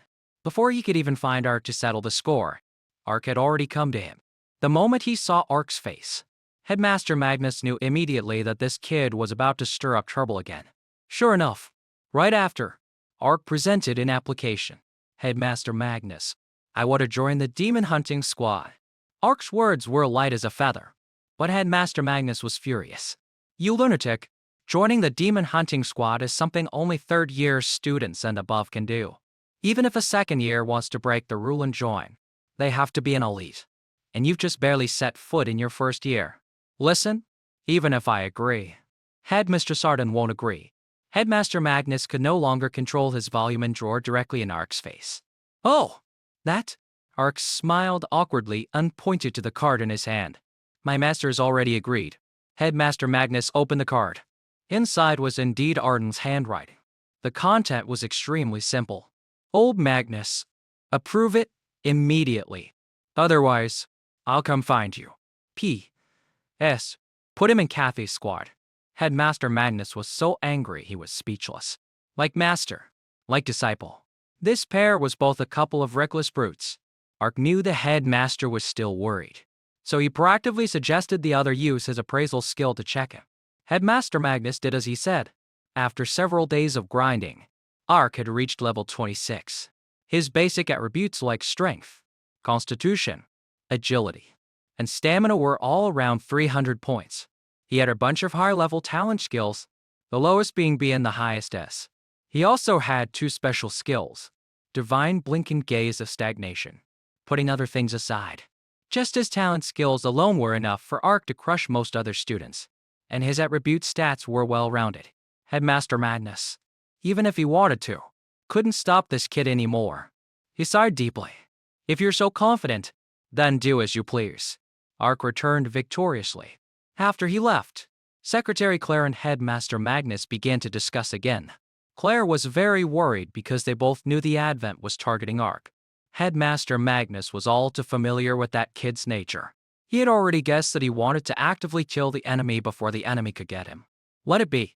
Since Arden has specifically placed him in Kathy's team, she must have her own arrangements. That day in Chong'an Town, Kathy's squad was extremely resentful. They all believed that a first-year student like Ark would only be a burden to the entire squad. And he's a jobless one. To brute, even if he's the national champion. He's just the champion among a bunch of amateurs.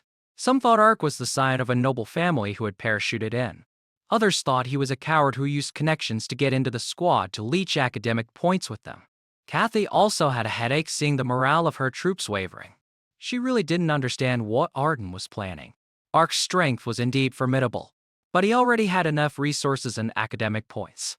He absolutely didn't need to risk joining the demon hunting squad. She had also heard about the beast tied in Dongyun, which made her even more worried that Ark wouldn't be able to control his emotions. While she was lost in thought, Ark finally appeared. Instructor Kathy, sorry I'm late. The final member of Squad 7, had arrived. Full in, Kathy announced loudly. Ark slowly approached, hearing many unpleasant whispers about himself. Hey, the point leech has arrived. But he didn't pay much attention, because at that very moment, the system had issued a new mission. This mission was to rank first in contribution in the demon hunting squad. The rewards were a realm-breaking stone and a 10 times resurrection grass. Ark was a bit disappointed, because the mission was too simple. The rewards didn't include any new skills or talents. But the other 2 rewards weren't bad. The resurrection grass could be given to Alara, and the realm-breaking stone could enhance the quality of his equipment. After Ark successfully joined the team, Kathy immediately explained the squad's upcoming operation. These days, the Advent has been coordinating with demons to wreak havoc in the small cities of the Black Dragon Nation. They even specialize in targeting primary and middle school students. This tactic is utterly despicable. Kathy had just received intelligence from the local defense corps, saying that a group of people had recently occupied a warehouse at a port in the lakeside area. According to the investigation, they are very likely a squad from the Advent. Their mission is to eliminate them. Kathy led her squad with high spirits towards that lakeside area. She released her natural perception skill. She could see that there were a total of 28 people inside the warehouse. They all carried a dark aura, so they were definitely members of the Advent. Their strength was also scouted by Kathy. Most of them were second advancement. Among them was one strongest individual. probably a third advancement officer. The squad members were not afraid at all. On the contrary, they were a little excited. They were all elite students from Zhonghai University. The people in that warehouse were, in their eyes, just walking academic points. If you're all so confident, then go. The moment Kathy finished speaking, the students rushed towards the warehouse. The first person used violent cleave, and with a single blow, he sliced off the roof of the warehouse. The people inside were confused and looked up, only to see from the sky 10 kids were frantically charging towards them. They held different professions but had one thing in common: they were all currently on a killing spree. The low-level cultists were getting completely wrecked. They frantically sought out the third advancement officer to report the situation. Lord, a lot of people have suddenly attacked us. The number of enemies is unknown. Should we abandon this operation? The third advancement officer was no pushover either. Like Kathy, he had already sensed the opponent's strength. There are only 10 people attacking us. Most of them are second advancement. Kill them all, he ordered coldly. The situation quickly changed. The cultists of the Advent, after realizing the situation, became much more confident. At first, they were scared because they thought it was a large army attacking. After knowing the strength of both sides, they became very arrogant. To Zhonghai, students charged forward in unison. One used Crimson Flame Slash, while the other used Stirth Splitting Slash, striking at both of the opponent's shoulders. But the cultist just chuckled. He had elementalized his body into ice, completely immune to any damage from the two slashes. Clearly, this was a water element mage. The two students began to worry. Damn it, you're clearly so powerful. Why would you betray humanity? Compared to the Supreme Master, what are insignificant humans? The elemental mage became enraged. The two students were immediately at a disadvantage. They knew they should run, but their hands and weapons were frozen, stuck to the man's body, unable to be pulled out. Just at this moment, a bullet flew by. It pierced straight through the elemental mage. The other students followed the bullet's trajectory. It was Ark. They were extremely surprised. This kid had taken out a second advancement elemental mage with just one shot. What was even stranger was that his bullet could pierce through the invulnerable elementalized body of that guy. They were surprised, but Ark was thoroughly enjoying it. The new Certainte's kill he had just acquired was indeed very useful, especially when paired with a sniper rifle. He had intentionally aimed for the leg just now but still hit the chest, and it even ignored the enemy's effects. Ark quickly reloaded. There were still a bunch of other enemies hiding below. This was a good opportunity to practice his sniping skills. Ark used a series of stacking effects. Every bullet he fired hit the opponent's heart. They were utterly bewildered. They had clearly hidden in areas out of the line of fire. So, how were they still being shot? But only Ark knew the reason. Meanwhile, the other students were also watching Ark's performance with wide eyes. Every shot hits. Every shot is a kill. What kind of terrifying demonic skill is this? Seeing the situation was not good, the third advancement leader quickly ordered his men to take out the enemy sniper first. The order was given, and at least a dozen cultists charged towards Ark in unison. Shameless bastard. Daring to sneak attack us? Die. The other students finally snapped out of it. Seeing the opponent trying to overwhelm Ark with numbers, they rushed to support him. But Ark, facing a dozen second advancement professionals, was not fazed at all. The weapon in his hand transformed, once again becoming a sword. Oh, want to play close combat? Then let me play with you. Ark, holding his sword, confidently charged forward. Everywhere he passed, his sharp blade intimately greeted the opponent with a slash. Ark was surrounded by the cultists, but he was clearly the one with the upper hand. In fact, the other 9 students hadn't even had a chance to support him yet. They stood below, just watching the situation in front of them with wide, astonished eyes. My God, am I seeing things? He's fighting so many dark cultists by himself. They had now realized the situation. Ark wasn't some damn leech who came here to freeload on academic points. He was clearly the one carrying the entire team by himself. The green flame flickered, and within it, it was as if a ghost was wailing. Ark calmly stepped out, surrounded by the surging green flame, which caused old Ju to exclaim in shock. That's nether flame. It only exists in the dark world. Why is it on a kid who isn't even level 30? Moreover, his appearance is somewhat familiar. Could it be? He followed Dark's back with his eyes. His entire body continuously radiated a demonic aura. Ark himself was only focused on fighting and didn't pay any attention to old Ju's words, making him talk to himself like a fool. I remember now. Ark, the jobless one who absorbed the demon lord's essence and has a bounty on his head from the organization. Old Ju sneered. At this point, the mission doesn't matter anymore. Just bringing this kid's head back. In a flash, he transformed into a black shadow and lunged towards Ark. Is a reward greater than any mission? But suddenly, a vine-like witch shot out, looking like a green viper. It wrapped around old Ju's leg, stopping him in midair. The person holding the other end of the whip was Kathy, a third advancement officer of the Advent. You're my opponent. Old Ju immediately turned his head, his voice filled with utter fear. This is bad. On this side, Ark stood with his spear, stunned amidst the battlefield, surrounded by the corpses of all the enemies. Everyone who saw this was in awe. Strong. Too strong. At least 70% of the dark cultists were wiped out by his hand. And those were all second advancement professionals. A member of Kathy's squad discussed. Could it be that only a third advancement expert can stop him? Another member responded. What are you thinking? The third advancement expert is already being handled by Instructor Kathy. It's not our turn. Ark cut off their argument. Let's go. The destination is up ahead. Elsewhere, a map of the city was spread out. A calm voice rang out. The terrain investigation has proceeded quite well. It was a group of people in black robes. One who seemed to be the leader gave an order. We have clarified the location of the elementary school. We will begin our operation tomorrow night. Let them know the terror of the dark world. Suddenly, one of them looked doubtful. Huh?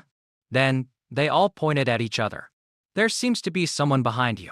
No one believed each other. What nonsense are you spouting? You're the one with someone behind you. A subordinate noticed something was wrong. Not good. At the same time, blood stained the black map, turning it a different shade. The wooden door was shattered by an external force, breaking into pieces. A member of Kathy's squad standing outside shouted, Ark, we're here to help. You're running too fast. We can't keep up. Let me buff you. The leader was surprised by the scene before him. Contrary to their worries, Ark casually threw one of the enemies. This made them stutter in disbelief. It's already taken care of.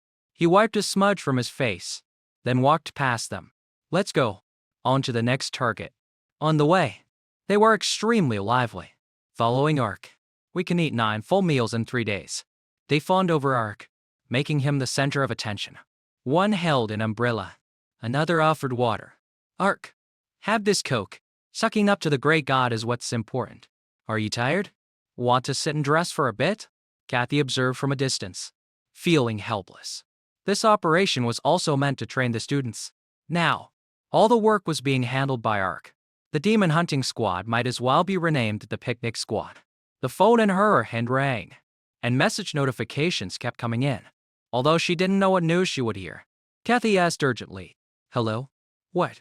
All right. I understand. I'll request support from another squad. The students heard this and turned around. Instructor Kathy, what's wrong? Our team is Ark. Why do we need support from another team? Did someone difficult to handle appear? Kathy reassured them. It's fine, but this is no ordinary difficult opponent.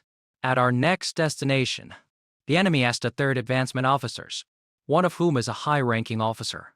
The scene changes to another location, at a castle that is both classic and imposing. The corps commander, Tiger, was a fat man in a military uniform. He came out to greet them. I represent the garrison stationed here. Thank you for your support. Ark lowered his binoculars and looked at him. Even from this far away, I can feel the dark aura. So arrogant. Not even trying to hide it. He couldn't hide his annoyance. The local garrison only just discovered this anomaly. Tiger tried to explain. Actually, we discovered it early on, but because of the owner's identity, no one dared to investigate. If it weren't for the Advent acting so brazenly and the higher-ups giving the order, we wouldn't have dared to target him. Suddenly, someone stepped forward contemptuously. The Defense Corps, the last line of defense for the people. Yet you're afraid of this and that, allowing the enemy to accumulate strength. And then you blame it all on your superiors. It was the first squad, here for support, lead by her aura. She didn't shy away from mocking him directly. utterly weak. A member of Kathy's team was impressed. I didn't expect the support to be squad 1. The person next to him added. In terms of strength, they are the strongest among all the demon hunting squads because they have the strongest student in Manhwa University. Everyone recognized her identity. The student council president, Aurora, accused his skill to size her up. This person is very strong. Although she's only a level 46 second advancement, the sense of pressure she gives off is no less than that of instructor Kathy. A third advancement.